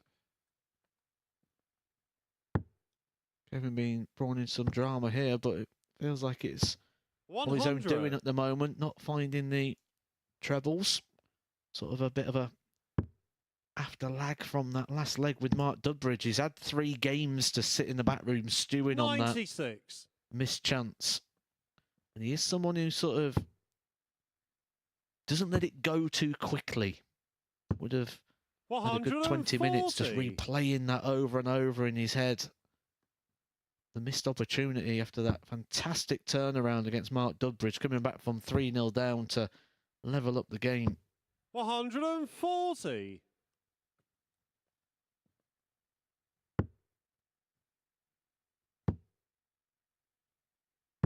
180. Well, it can't be described as too little, Ricky but is it too required late 80. from Kevin Painter, the maximum? It was a hard dart, actually, being so close to the treble 20 with the way his darts lie. He had to think about going to a 40. side in order not to Kevin, you collide with it require and bust. 51. So you can see why that happened, or how it happened. Well, how's that happened? 13 remaining. Kevin Painter affords himself a smile about this. Sometimes you just try and stay away from the treble 19, that you go a bit too far away and he slipped it in the double. No score. Well, he'll get another go at it, should Ricky Palmer required 40. not be able to hit tops. Everything really went wrong in that visit. Palmer's having 30. chance after chance to put Painter Kevin, away you in legs require here, but not 51. taking them. And now Kevin can play it again. Now, don't hit the treble 19, Kevin. A little closer to it, but that's what he wanted. Double 16 becomes double 8. 35. Still doesn't become leg Ricky 2. required 10. No one likes double 5, especially when you've already missed 7 darts at a double. Comes inside. That was the danger as well with the 13s in the last shot. 6. Kevin Kevin Painter requires 16. living a charmed life here. Ricky Palmer, 9 darts without a leg on the board. Kevin take advantage. He 8. can't. Ricky required 4. One of those legs, isn't it, boys?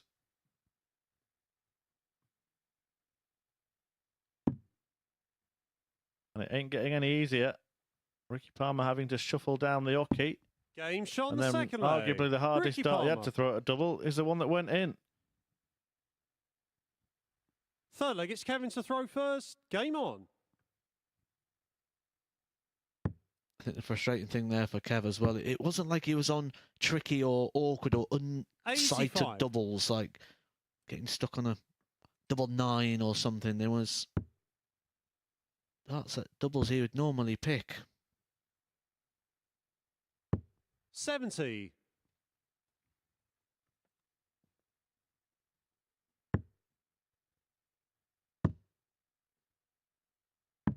$78.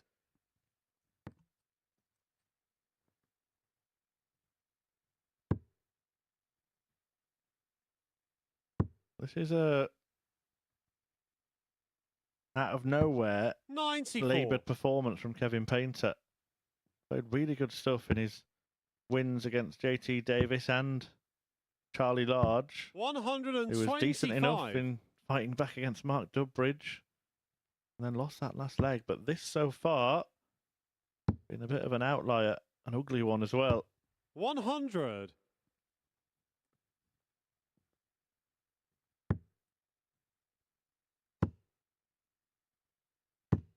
$60. And he's down to a finish.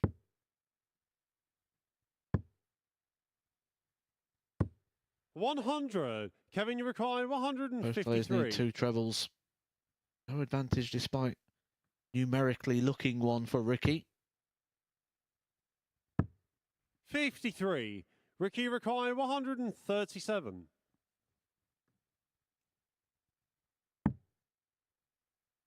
Tops, is it? That's one of them.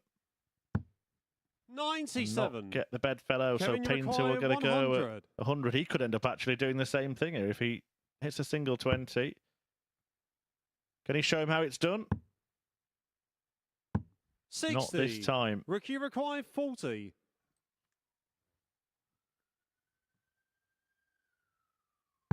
Game shot on the third leg. Ricky Palmer.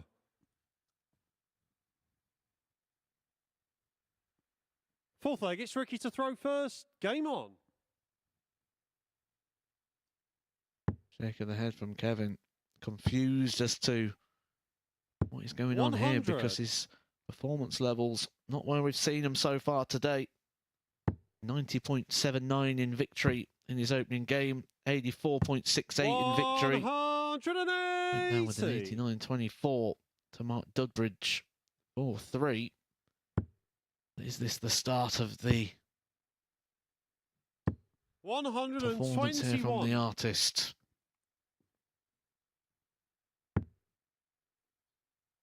Starting to lose the line a little bit here, just starting to drift into those 80. fives.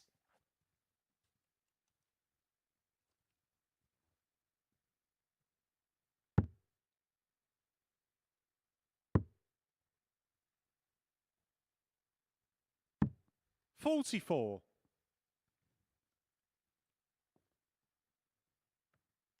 Him just taking an extra second there at the back of the stage, very aware of the opportunity, but again just loses that line into the fives. 54. Well, it's a match which Ricky Palmer has been the protagonist in, really. He's had most of the chances, 13 darts at double compared to 7 from Kevin Painter, and most of those only coming after Palmer had missed darts himself. 46.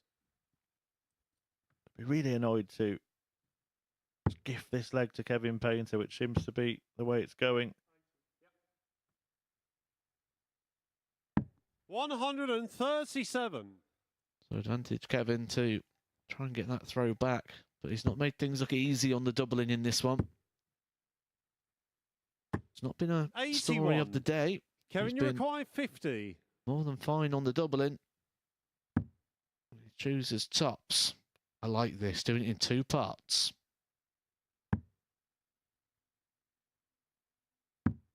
40. Ricky require 109. 2 parts and 2 darts. 2 darts more go missing for Painter. 10 darts at the doubles. These are the sort of shots that hurt people like Kevin Painter. Especially when you see that first dart go awry and you think, how's he hit the treble? Had he hit a single, he would not have had the opportunity. 89. Kevin, you require 10.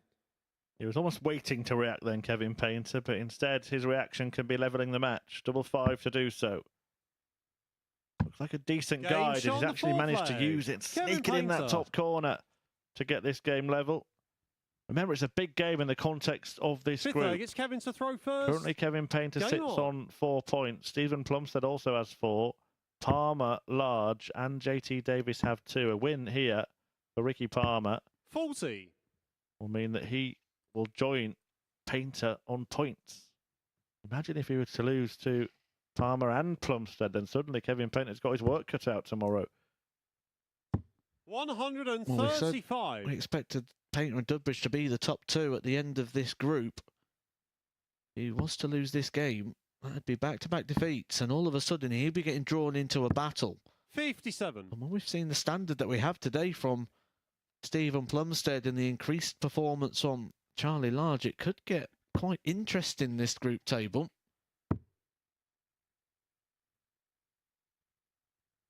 Yeah, we know the quality that 43. JT Davis does possess. Dudbridge will be sitting very, very pretty, very relaxed about everything. 41. Not the fact that the other players are improving either. It's the fact that Kevin Painter, he's actually regressing as the day goes on. 140.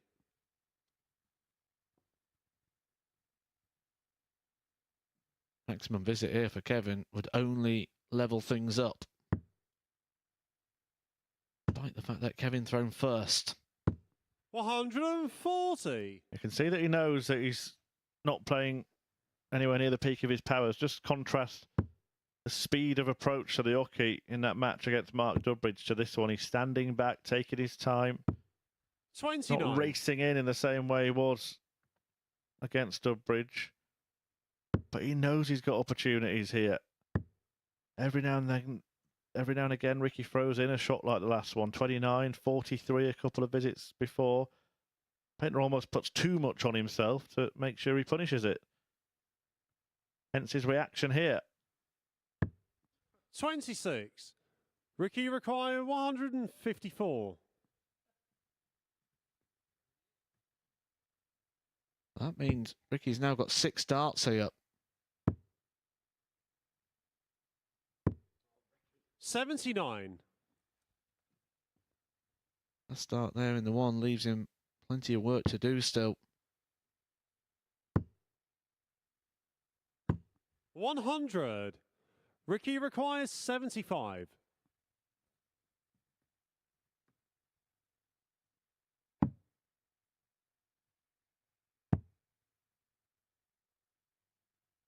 He gives it the Painter. A little step back before coming for the 35. tops, and Kevin now. Kevin, you require 97. Big moment in this game. Could be a big moment in the context of the group. What a start. What a dart. What Game a shot on the finish from fifth Kevin leg. Painter. And Kevin where did it come Painter. from? He doesn't know. Ricky Palmer certainly doesn't know, but he'll wish it hadn't Sixth leg, it's happened. Ricky to throw first. Two Game on. perfectly pitched arrows from Kevin Painter. An oasis of excellence amongst a desert of dross. 58. See, he's asking more of himself. An encouraging shot there for Painter. 98.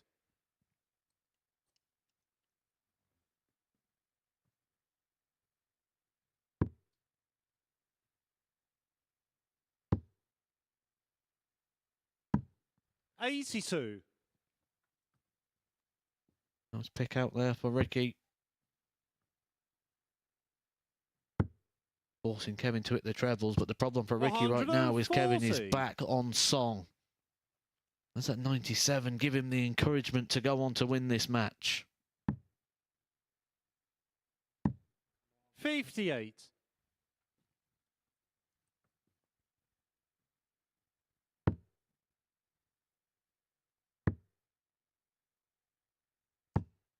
$81. Well, it looks like Painter will get opportunities. Palmer's going to have to produce some brilliance of his own here. Another treble would get him to a finish first, and he's managed to do that. 133. But it's going to be a big ask.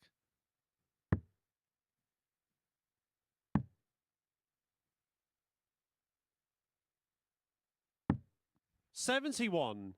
Ricky required 170.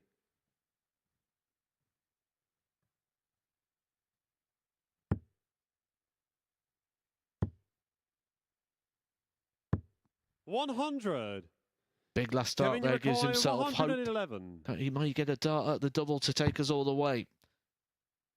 Kevin Painter will want to give no hope or encouragement. He's 51. in the hands of Ricky Ricky Palmer requires now. 70.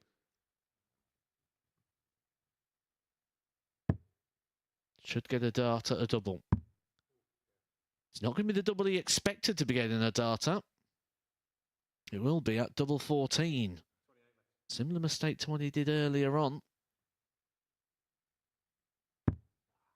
56. I had a dart in a double, but not Kevin, at the you end of the require leg. 60. And if Kevin Painter can land 20 and then tops, it will be the end of the match.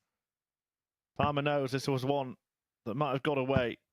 20. It's not over yet. Ricky required 14. Don't be scared of this. If you're going to be scared of it, split it.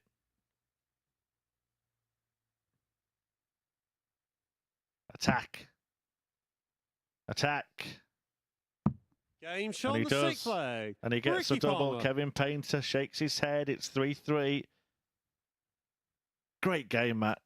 Seventh and final leg. It's Kevin to throw first. Full of drama. Game on. Story of the game. The twists and turns. 81. Yeah, it's been one of those where most of the watching has been of the players themselves rather than where the darts land. Both really putting themselves through pain. 95. Nothing looks comfortable. There was that quick to the hockey, the aggressive Kevin Painter 58. trying to find something. He's had 2 match darts in this one. Got the advantage of throw. He'd be mightily disappointed if he couldn't get over the line, but Ricky Palmer 95. is asking him some serious questions now.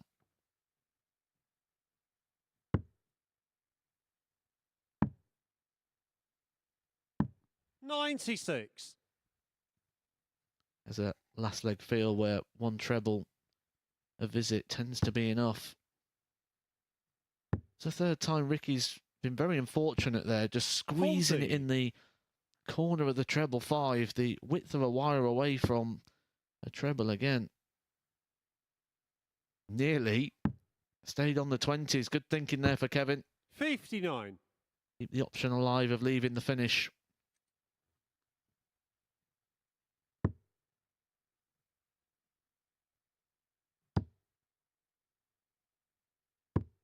$41.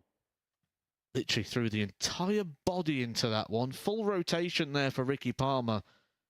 Kevin just stumbling towards the finishing line here. it's been the scruffiest of scruffy showdowns. 100. But as we've been saying throughout the match, it could turn out to be the one that determines whether or not we get a real fight in this group, or whether it ends up being a painter procession to ride shotgun through to finals night with Mark Dudbridge. 75. Kevin, you require 107.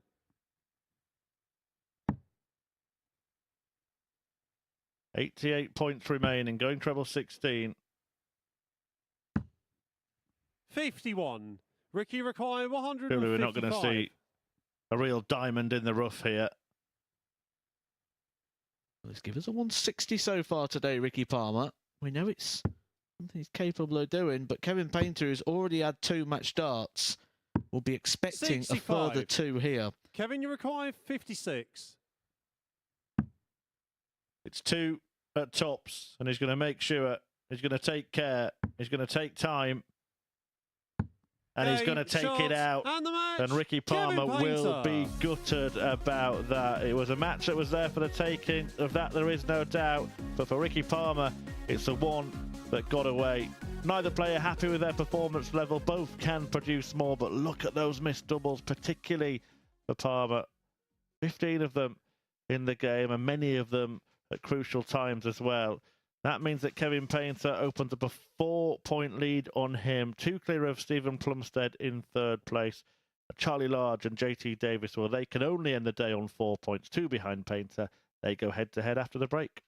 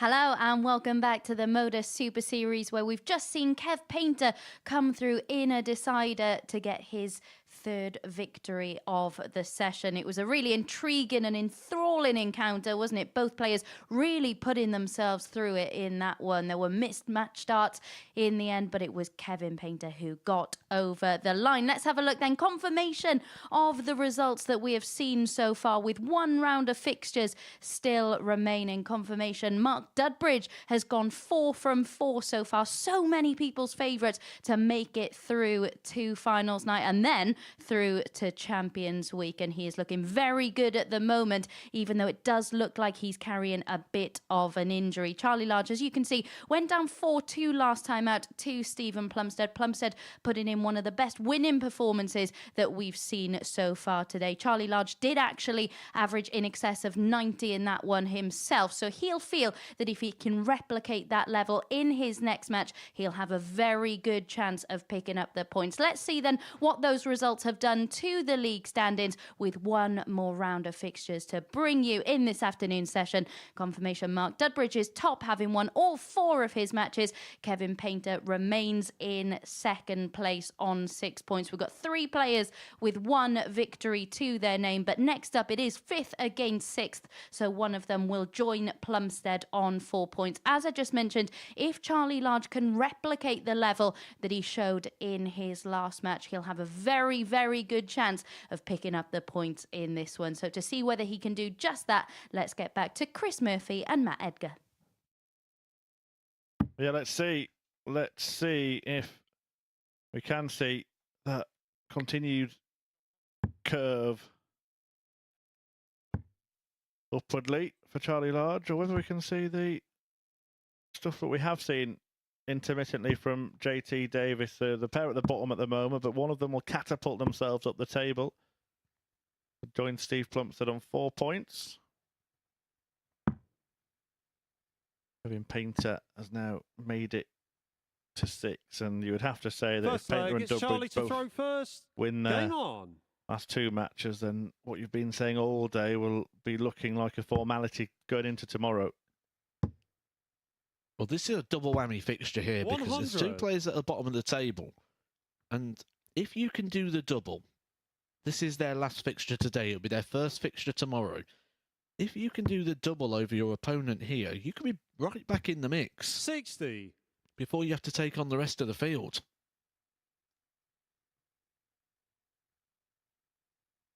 Take a moment to regrip there before delivering that one, and it seemed worthwhile. 100.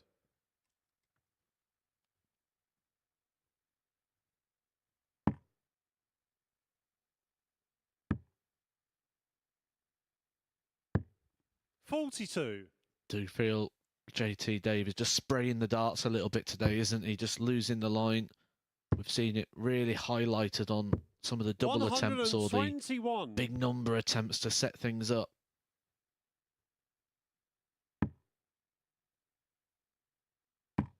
Very key to remind you that 57. JT Davies only a year into his darting journey in terms of competitive darts. It will have been an interesting week of discovery for him. If he loses this match, I think we can 100. safely say that week will come to an end tomorrow. Remember, Christian de Boer already through to finals night. Mark Dudbridge and Kevin Painter looking like the pair that may be joining in from this group, even at this early stage of 60. it. Charlie then require 80. Pick 3 players from Group B. Might look at that in the next leg. Charlie Large is hoping to bring an end to this leg by landing double top.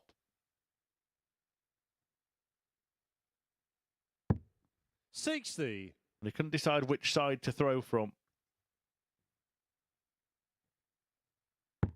Ultimately, he's outscored his opponent by so much that he knows he's going to return. 54. Charlie required 20. Double has had mixed fortunes on today, double 10.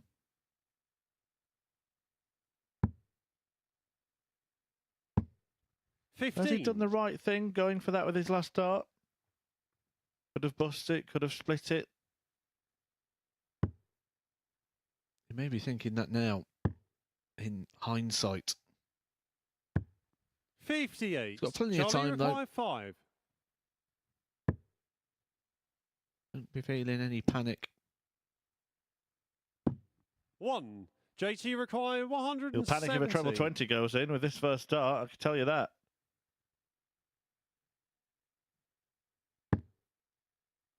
No panic for Charlie Large. Just taking a little longer 43. to Charlie required win this 4. opening leg than he would have hoped.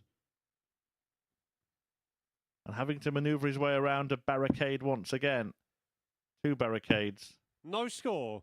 And JT no required way in. 127. 9 darts missed at double to win this first leg.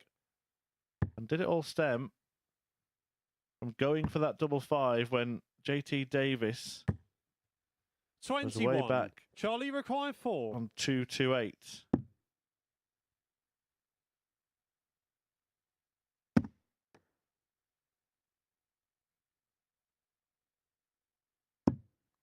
No score. JT Davies just smiling at the back of the stage. You can't believe what he's JT seeing. required 106.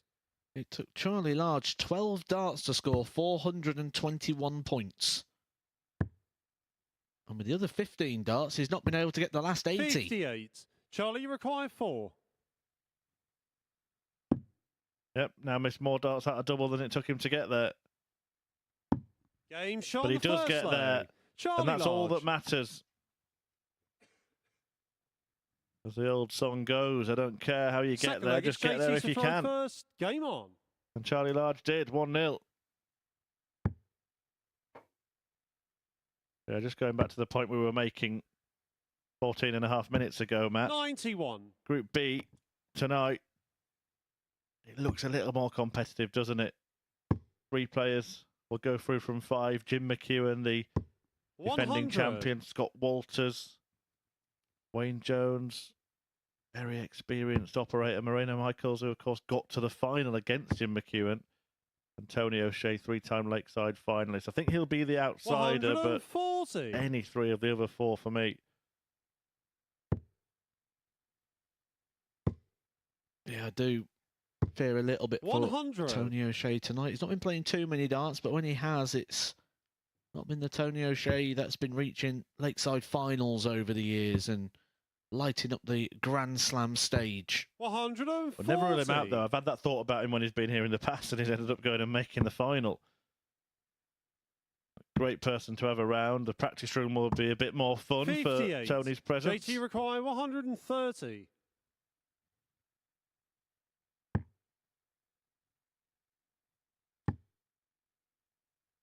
Does he fancy it? 98. Well, he looked up, then he looked down, and then he laid up.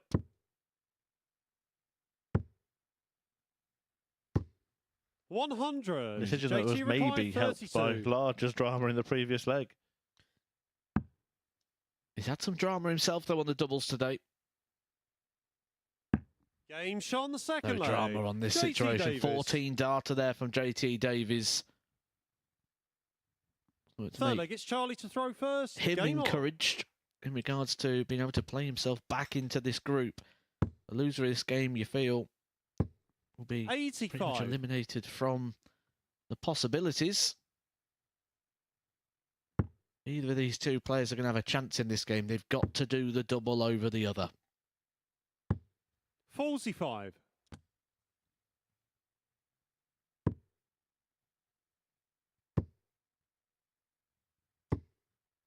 $41. The new PDC season started today. The Bahrain Masters got underway, and I can tell you the first result from there. Peter Wright winning, but only just 100. 6-5 victory against Haruki Muramatsu, who of course did appear here at the Super Series last year. 60.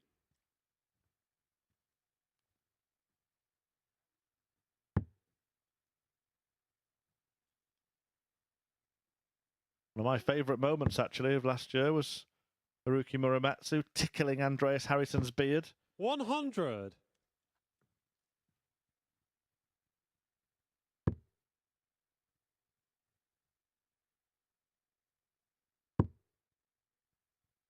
You've done watching us this afternoon on the 44. YouTube channel, by the way. Do have a little look around at the other videos. There is a highlights of last year.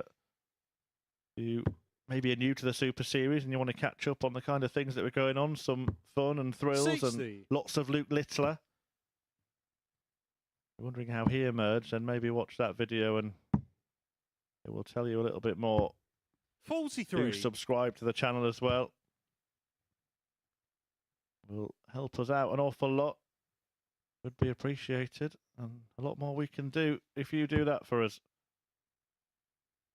Did you get to the amount of likes required for your story yet, Matthew? We've got Mark Dudbridge playing in the next game, so maybe if we get there by then, tell the story. JT required 56. Yeah, I did ask for 300 likes. If we got those, I'd tell you a Mark Dudbridge story when he's playing his next fixture. We're short at the moment. We're not on the 300 likes. He's playing next game, so get liking. And Matthew Egg will reveal a story about Mark Dudbridge. What's the story of this leg? 24. We don't know the ending yet. 32. Could be something spectacular. No, it won't be. Needed at least a 25. 40. JT required 32.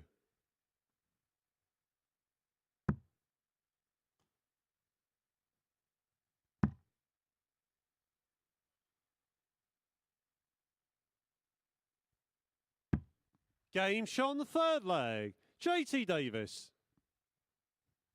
Maybe that little break in the throw there just helped JT Davis because he's playing at the moment like JT to throw first. the heart rate's going up, like he's playing a bit excited, a bit erratic. Maybe just that little bit of a pause just worked out quite well for him.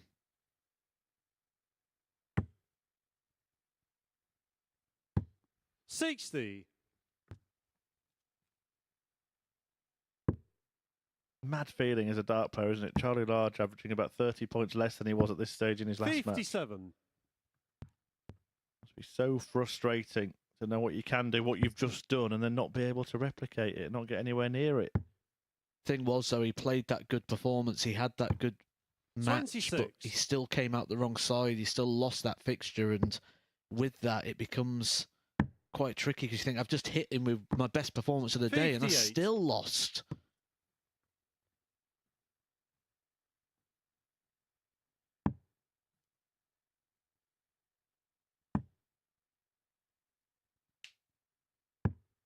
$43.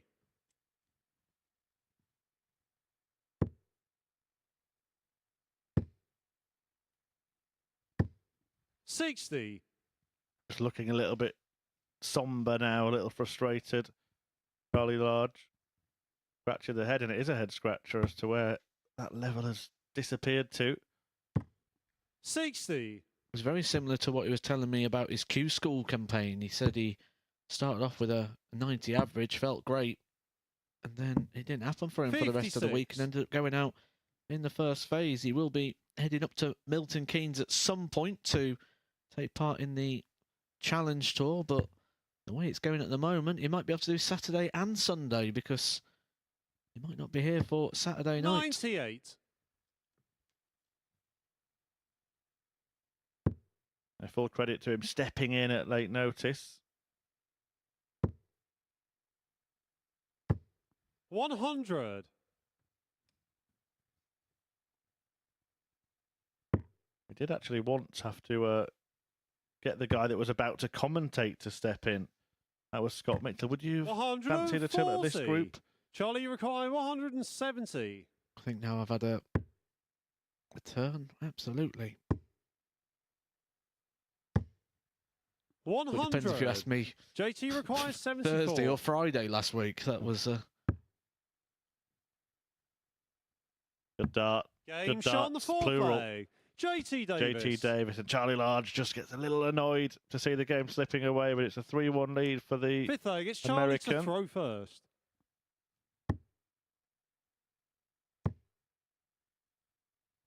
a lot was 100. expected of JT Davies coming here this week.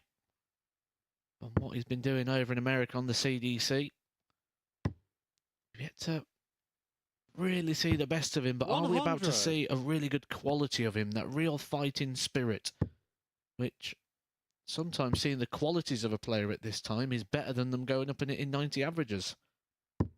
81.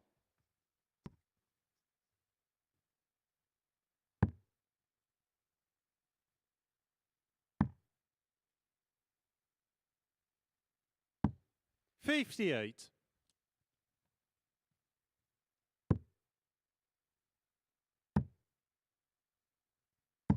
$96. Palmer against Dudbridge follows this, and then Plumstead meets Painter to end the afternoon's action. Dudbridge, of course, remember looking for that clean sweep 171. going through the card, which was done by Christian de Boer on Tuesday. Resulted in him going on to win 46. Group A. The Dutchman already in finals night. Mark Dudbridge goes through the card. He'll probably feel he's as good as there already. 140. Beautiful setup play from JT Davies, who's looking to end his day with a bit of hope. 61. JT required 32. So 2-16s for a really good end to this Game, match, and it has shot, been a good and the closing match. out of the contest JT for JT Davis. A 4-1 win against a lacklustre Large in that one, who just could not find the levels that he did in the previous two matches when he beat Ricky Palmer and went down in a great game against Steve Plumstead. Run out of steam there, Large. Missed loads of doubles, 13 in total. And towards the end of the match, JT Davis, well, he started finding it. It was a 13-darter to win it. 4 out of 9 for him in the end. And he ends the day by picking up his second win. Mark Dudbridge, though, is looking for a 5th win from 5 matches. Can he do it? We'll find out. He takes on Ricky Palmer after the break.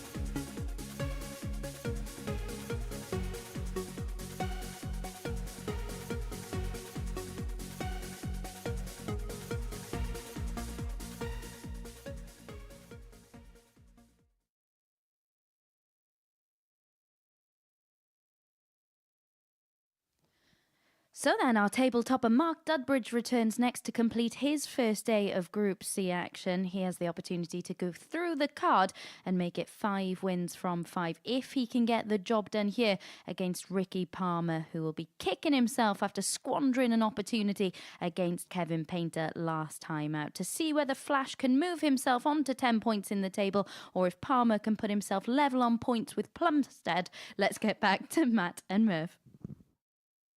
Thank you very much, Abby. Yep, it is An important match, you feel, for Ricky Palmer. We've probably just seen Charlie Large lose out on any chances tomorrow, First leg, it's Ricky to throw realistically. first. Game on. If Palmer, though, can somehow knock Dudbridge off his perch, then he will hope that Plumstead can do the same against Painter. Simple as that. 4 points at the end of the day gives you hope. 95. But not much hope if the man you're chasing is on 8, and that's where Kevin Painter would be if he beats Plumstead. Mark Dudbridge is already on 8. He's looking to make it the perfect 10. 100. Makes you wonder how often this fixture has happened. Both players from the same part of the UK.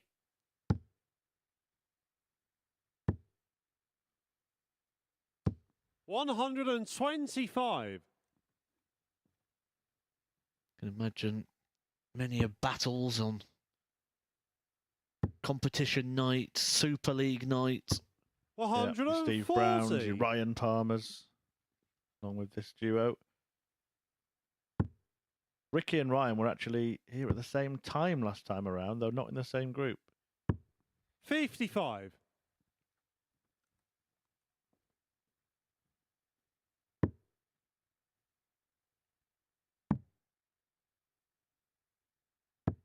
$93. Are we looking for your Dudbridge story anywhere near? Let's have a look at the stream. 125. 300 likes, wasn't it? Yes. Tell us how desperate you are to hear a We're not too far away. story about Mark Dudbridge. Well, keep liking, and by the end of the match Ricky or by the end of the day, required Matthew Edgar 101. might be able to spill the beans. Hope it's worth it.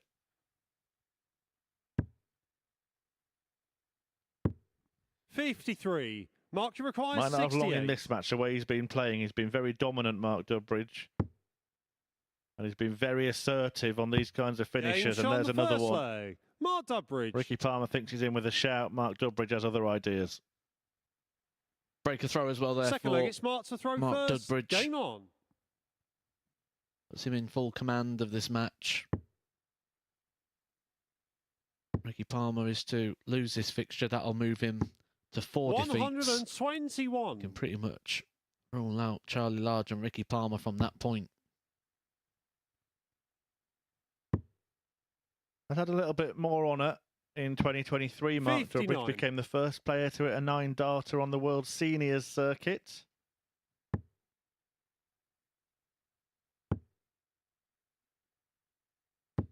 $140.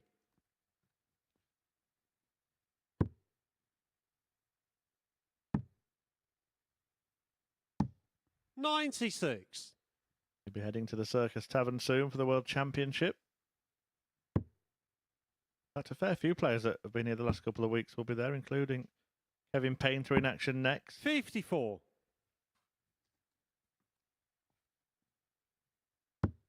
Ali Corstafine, the man on stage, will be reffing there as well.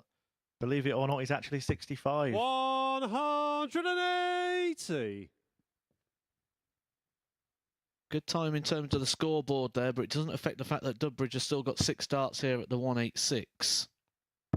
128. Playing so well. He's moving a little bit smoother as well now, isn't he, Mark Dudbridge? Maybe decided in the 3 games in between that he was going to have a bit of a sit down, a bit of a rest. 58. Double top. Oh, Game it's just shot on the clinical, second isn't it? leg. Mark Dudbridge. Don't give him a chance. He'll snaffle it up.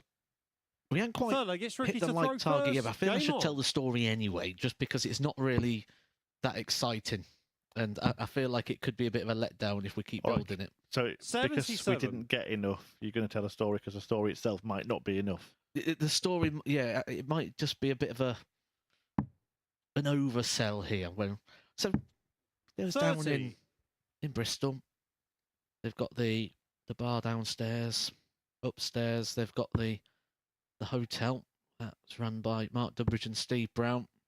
Mark Dudbridge comes home 100. from a shift on the building yard. Danny Baggish downstairs having a practice. Mark Dudbridge goes upstairs. Doesn't say anything to anyone. 10 minutes later, 100. appears in the doorway in full kit. shoes, trousers, dart shirt, because I can take him. Everyone's like, what's he on about? Challenge the baggish. 140. Lost the match. In full kit. Now, normally you just go and get your darts, wouldn't you? And go on, let's have a go for it. You won't think, I'm going to get my dart shirt out, get my trousers 42. on, my shoes. Unannounced as well. He was peacocking one. He was showing off in front of his own, and it didn't work out. He was being flash. That isn't where the nickname comes from, 40. just to clarify.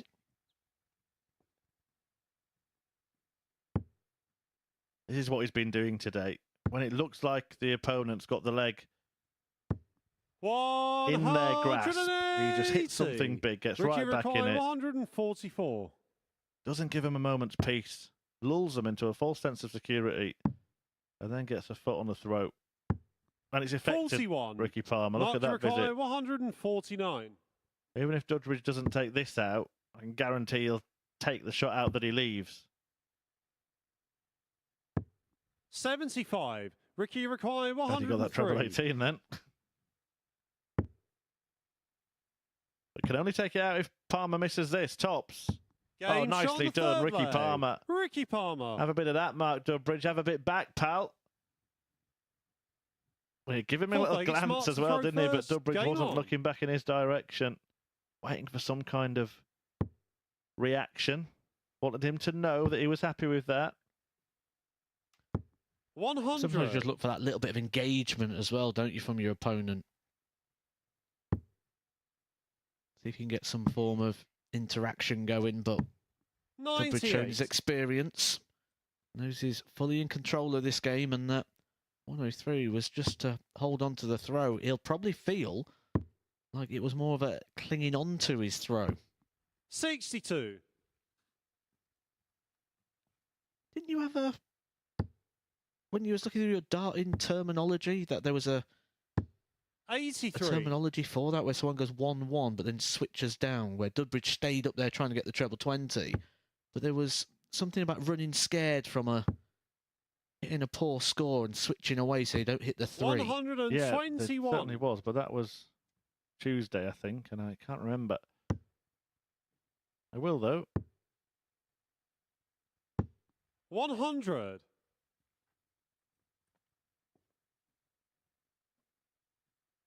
Eric Bristow as well, who hit a 3 in a match once, 3 single ones. 42. There'll be people at home going, what are you on about? I do it every week. It's nothing special.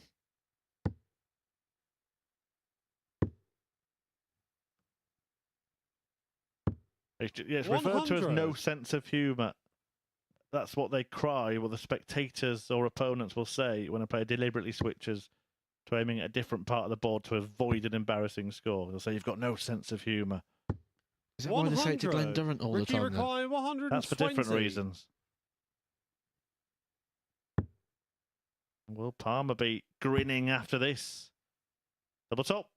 Game shot on the Wow, fourth look leg. at that, a couple of Ricky Palmer. sublime outs. Absolutely superb. 2-ton toppers in a row, and Fifth leg, suddenly it's Ricky to throw first. Ricky Palmer Game is on. mixing it with the league leader in a match of the highest standard. The finishing has certainly been of the highest standard. 83. Dudbridge must be thinking, where's this come from? At one point, looked like he was going to coast his way to victory. 100. When you're top of the table and you've not tasted defeat, you can ride these blows. Yeah, both players now averaging in the 90s. Dudbridge is playing up there with the best he's played so far today as well. He 100. hasn't dropped off at all. But Palmer is up for the fight. And again, it comes down to that question about what's the local history like here between the two. 40. Does it make Ricky feel a little bit more comfortable? Is it someone he's more familiar with playing rather than someone like a Painter who he visibly struggled with? 140.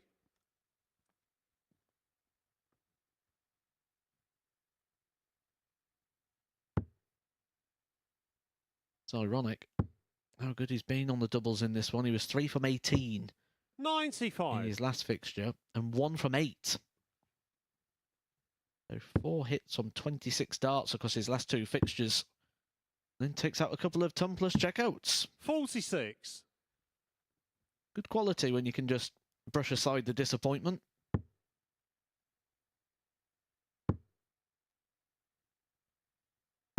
$137. Ricky Rikai, 132. Bullseye for starters. That'll do. Treble 19. Which is where Dudbridge will be starting on his equally awkward outshot. 47. Mark Rikai, 129. Treble 20 for Bull. May stay there, actually. That's a lovely light. 64. Ricky Rikai, 85. Palmer to pull ahead. He was 2-0 behind. Oh no, he's lost the line. Went aggressive, got greedy, went for the 45. treble. Mark Rikai, 65. We've not had a missed double yet in this fixture. But Dudbridge should only get 1 here. Double 6 is the choice. And he's the first to 59. flinch. Ricky Rikai, 40. Ricky Palmer has 3 darts to lead Mark Dudbridge, who hasn't been beaten all day. But he 30. can't take the chance, and that's been the Mark story of his requires day, hasn't it? 6. Not making the most of his opportunities. When you're struggling on the doubles, sometimes you like those combination shots like the ones he's been taking so far. Game shot on the And 5th Mark leg. Dudbridge Mark re-establishes the advantage. He's now a leg away from winning. You'll know that Ricky Palmer's been hitting him hard here. Still won't look at him. 6th leg, it's Mark to throw first. All business Game at the on. moment. Mark Dudbridge, no friends on the hockey.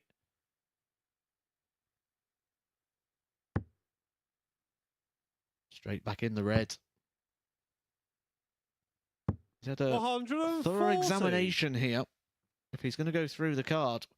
And he has really rose to the task. 94. Got a feeling those odds are going to be gobbled up again. He started the week 18-1. It was an eyebrow raiser. Started today at 7s. I think those prices will be gone by the morning. 100.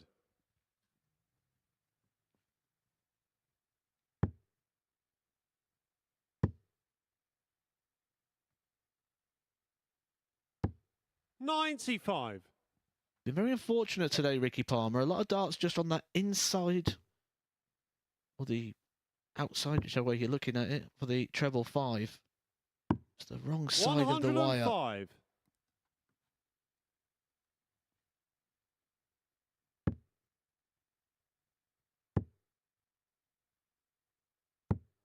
$70. Mark Rikai, 156. Licky Ricky.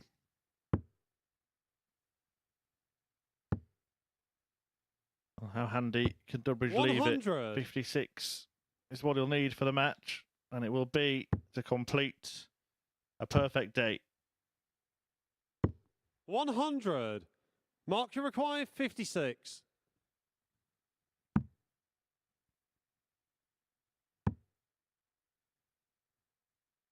Double 10. 36. Threw that tops, I think, with expectation Ricky because he was Rikai, almost ready to walk 142. after throwing the dart. He's just expecting everything to go in, a good sign of confidence. And there's that dart again, right in the corner of the treble 5. I think that reaction is one of that he's very aware of how unfortunate he's been. 55. Mark Rikai, 20.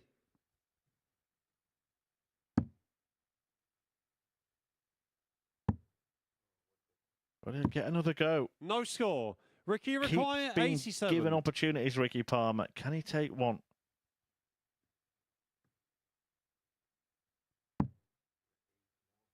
Made it so hard for himself. And he keeps making it so hard for himself. Missing big numbers on approach. Needed 2 big singles to get a go at the ball. He's got 2 small singles. 23. And he's Mark gifted Rikai, 20. the match-winning chance to Dudbridge.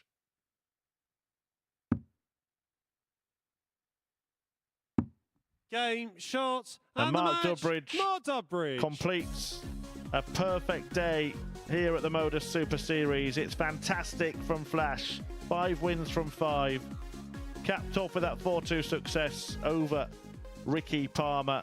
There were moments in the match where it looked like Palmer could take it away, but just missed opportunities at crucial times, not giving himself darts at double that he should have had. And Mark Dudbridge has been in no mood for charity today. He's won all of his matches. He's pocketed a perfect 10 points and is looking in great shape to qualify for finals night. Kevin Painter looking to ensure that he's the man going with him. He takes on Steven Plumstead in an important game coming up next.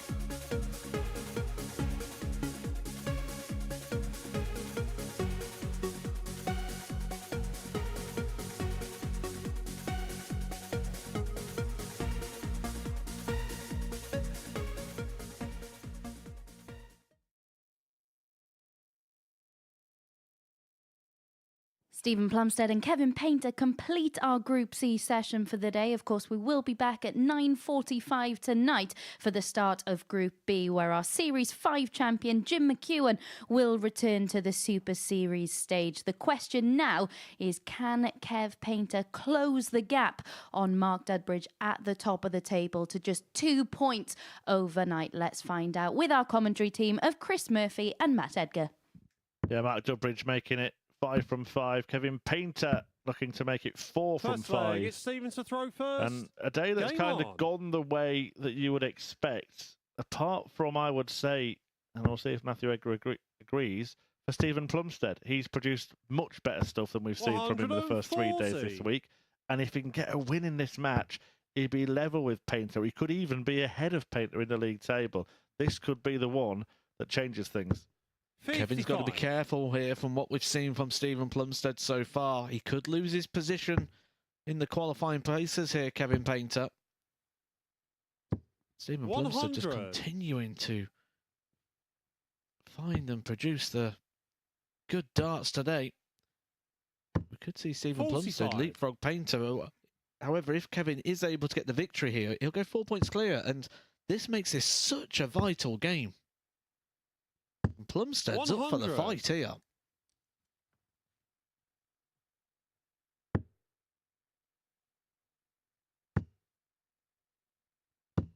$60. Steven, you require 161. Kevin's got to try and recover. Even though he beat Ricky Palmer in the last game, it was a performance that was a bit lackluster compared to the others that he's produced so far 65. today.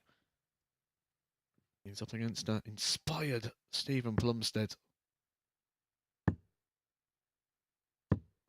22. Stephen, you require Slow start 96. from Painter. It's a rapid start from Plumstead, who's been great on the finishing today, as he has been all week. 60.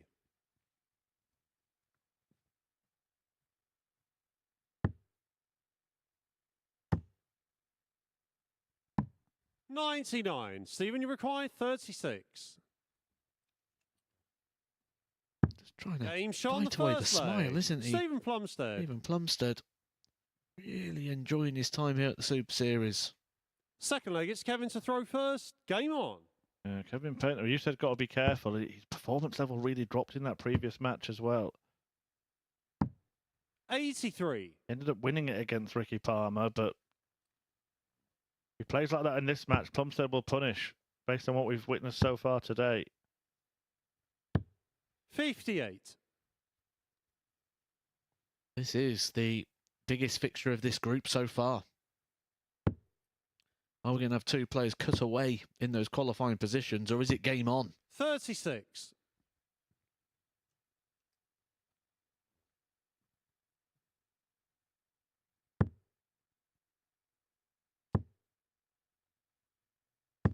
140. So inspired today, isn't he, Steven Plumstead? 180. He averaged 77.60 across his Group A campaign, all 15 fixtures considered. I think Kevin Painter is heeding the warning of 95. this start here from Steven Plumstead. He's getting his game head on.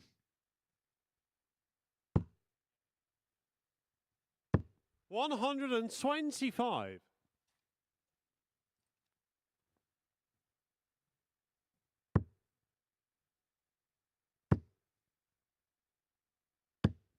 60. So Kevin, you require 77 for the artiste.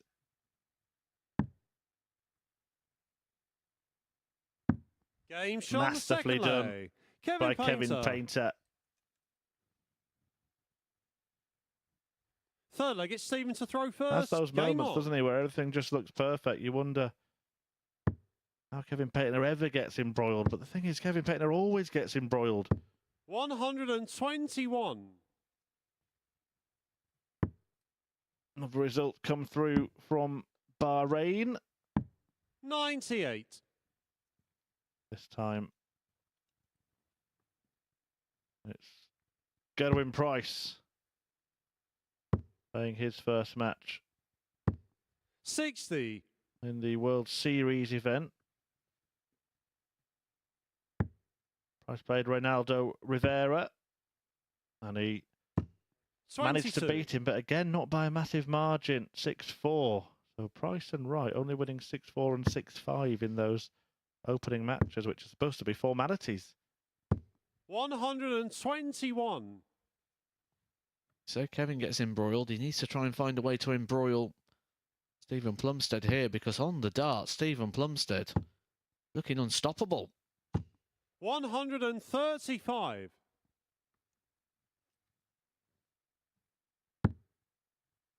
Good visit from Painter, but it still leaves him a long way behind. A 125. good rescue that after the first start in the 5. Kevin Painter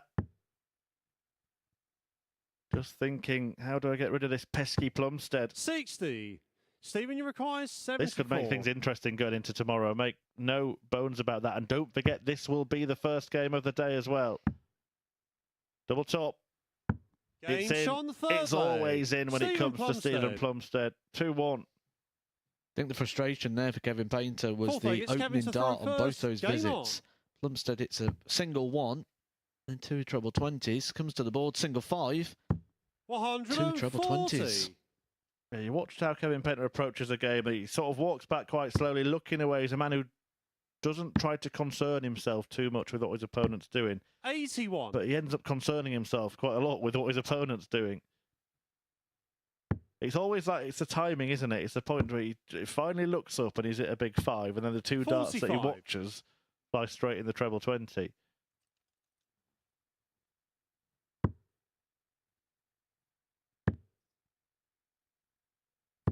$60.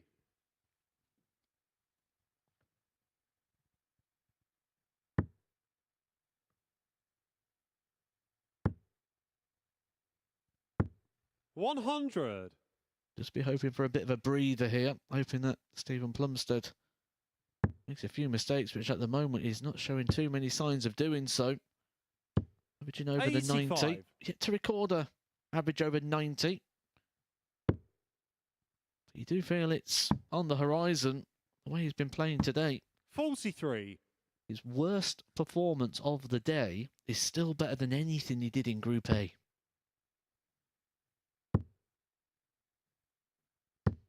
$60.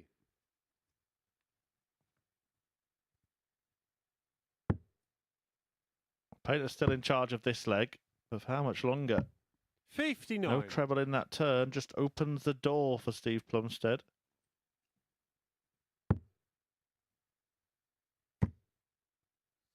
That's unlucky. It's glided off the barrel and diverted the dart. 66. His destination. Then he's Kevin, you require overcompensated with the next one. 114.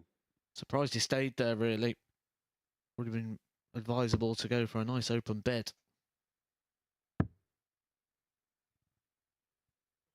That allows this just to become a setup shot, really, for Painter, unless Plumstead can hit a 54. treble finish. Stephen, you require 149. Done it once before. No, 156. 139. Interesting. Kevin, you require 60. Believe double 5. Is he playing games with Painter there? Game shot Well, on it the didn't fourth work. leg. Kevin Painter.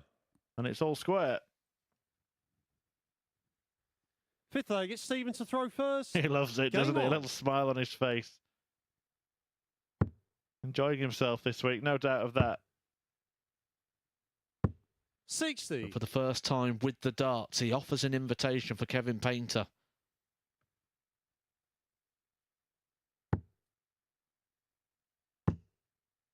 Kevin Painter saying thank you very much. 140.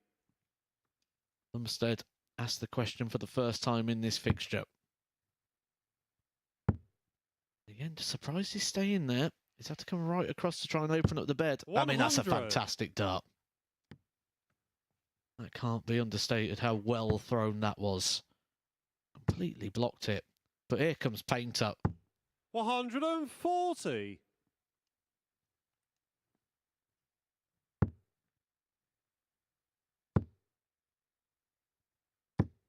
100. This could be the moment he makes his move, and what an important move it could be. With only 5 games to play tomorrow for each player, a 4-point gap 140. is enormous. And that's what Kevin Painter's hoping to open up over Steve Plumstead. If that becomes 6 in game 1, it's as good as done. 100. Kevin, you A require hat-trick of 140s 81. for Kevin Painter to give himself the shot at this 81. He's on for an 11-dart leg. Game shot on the fifth leg. Vintage Kevin Painter. But something awry there for Kevin. Just sixth leg, it's Kevin to throw first. Like he hurt Game himself on. as he released that dart. Maybe just a bit of aggressive grip or something. Caught the fingertips, gave him a bit of a cut. 55. Even when it goes right, it goes wrong. for Steven Plumstead, who's just literally enjoying every single moment up there. He won't be feeling the pressure of this 97. situation. He won't be thinking, I've just been broken, I could end up losing this. He's just enjoying the battle and he's so engrossed. There's a lot to be said and can be taken from that sort of attitude. 100. Kevin will feel one treble would be enough at this point in order to get himself an opportunity. Well, maybe not this point. 140. He's just a little shake of the head as if to say, will you go away? Will you leave me alone? This isn't how it's meant to go. 100.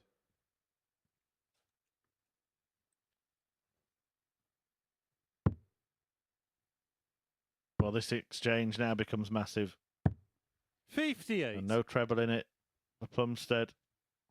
And the initiative back to the artist.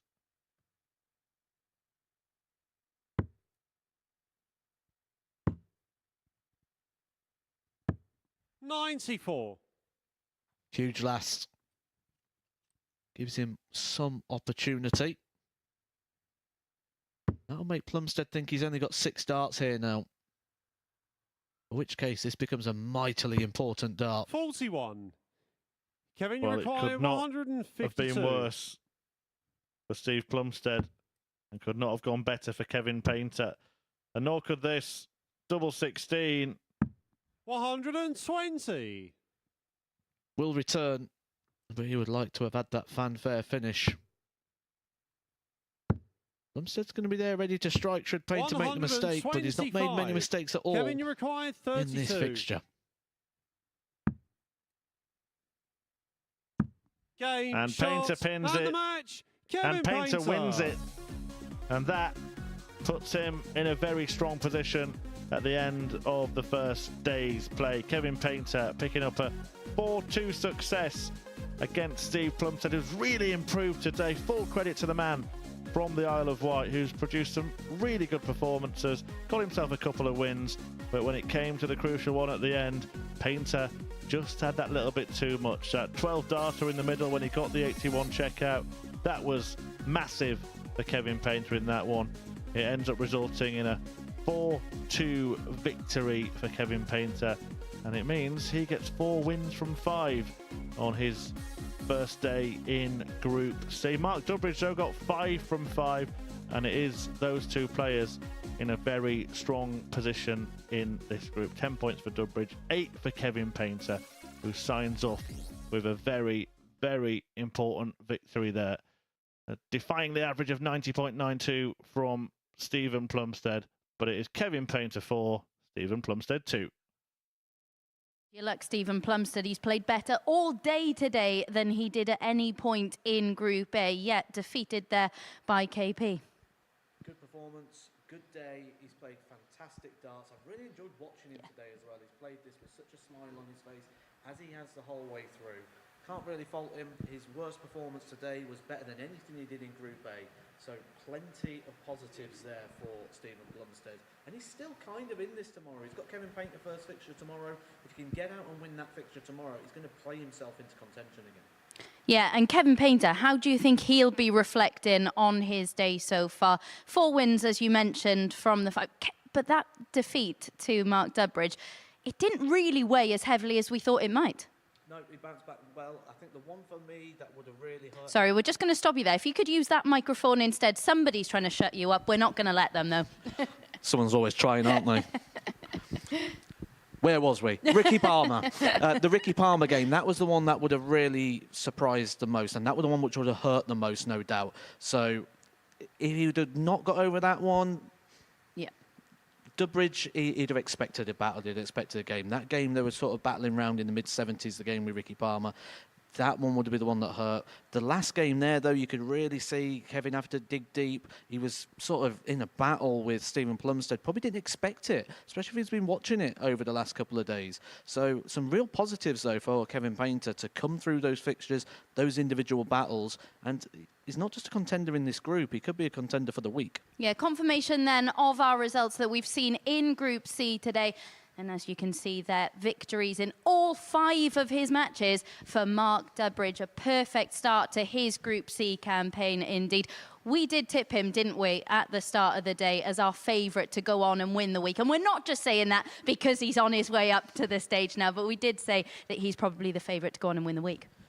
I'm going to blow my own trumpet here, and I actually put this into place and said that I thought Mark Dudbridge at the start of the week, remember on Monday when we had a little look at the odds compilers and everything, I thought 18 to 1 stand in here for us. was a mightily big price, and I don't think we're going to get anything like that going into tomorrow. Mark, you've gone through the card today, 5 wins from 5. How do you assess your performances up there? Well, not a champagne day. I think a battling day, really. I don't think I was the best player today, but I've come out with 5 wins, which is it's all you can ask for, really.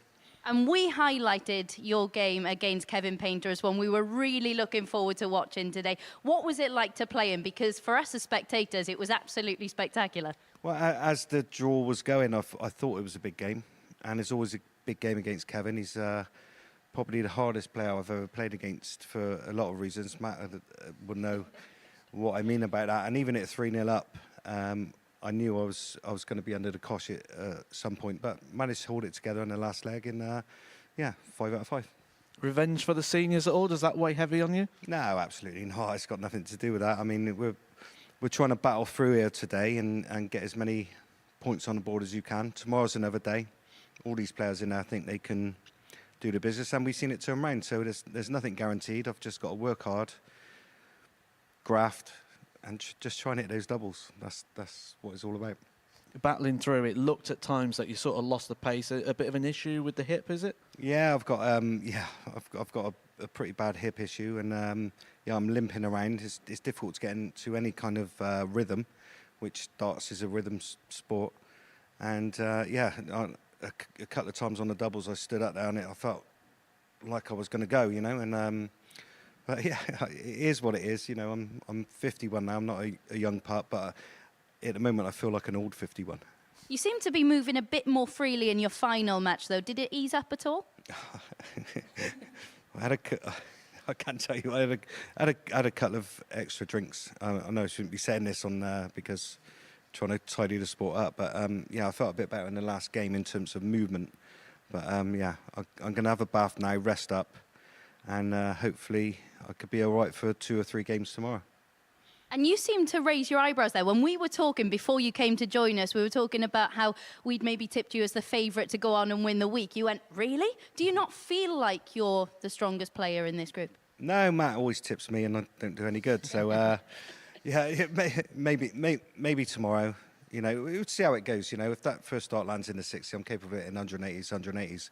When I start struggling, getting into scrappy matches, it's difficult these days. But I think I dug it out well today. That was it. That was important. You know, didn't have any big shots out, didn't do anything terrific, but when I had a shot, I got it.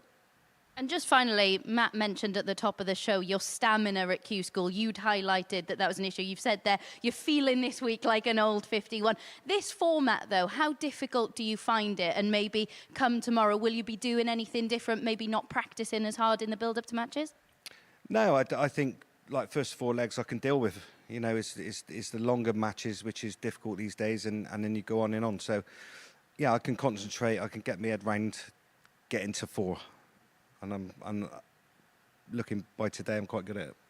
Yeah, not bad at all. We'll let you go and rest up. You can go off. We'll see you back in action tomorrow, indeed. And we can have a look at confirmation of where Dudbridge is in the table, sitting pretty comfortably, isn't he? Even if he's not moving too comfortably at the moment. On 10 points at the top of the league standings. When it comes to tomorrow's action, who do you see really upsetting that league table and Kevin Painter maybe in second spot? Honestly, no one. I think that's our top 2. It's boring, it's not exciting, I know, but it's what I expected before the off. And now that last result, it also helps Mark Dudbridge as well, because he's now only got like 1 chaser to the top position. But I think the top 2 are in place. It's just which order will they be? Charlie Large, how disappointed is he going to be with his final performance? Because against Plumstead, he played so well, didn't he? He shouldn't be disappointed with anything. A day ago, he wasn't even playing here. So all of this is just bonus. He's 19 years old. You should never be disappointed with anything at 19. When you get to play on a stage like this in front of the cameras, there's no reason to be disappointed with anything. It's all positive for him. Right then, it's Mark Dudbridge who leads the way at the top of the Group C table at the halfway stage. Tonight, though, our Series 5 champion returns. New MODUS Super Series champion. He is Chucky. He is G.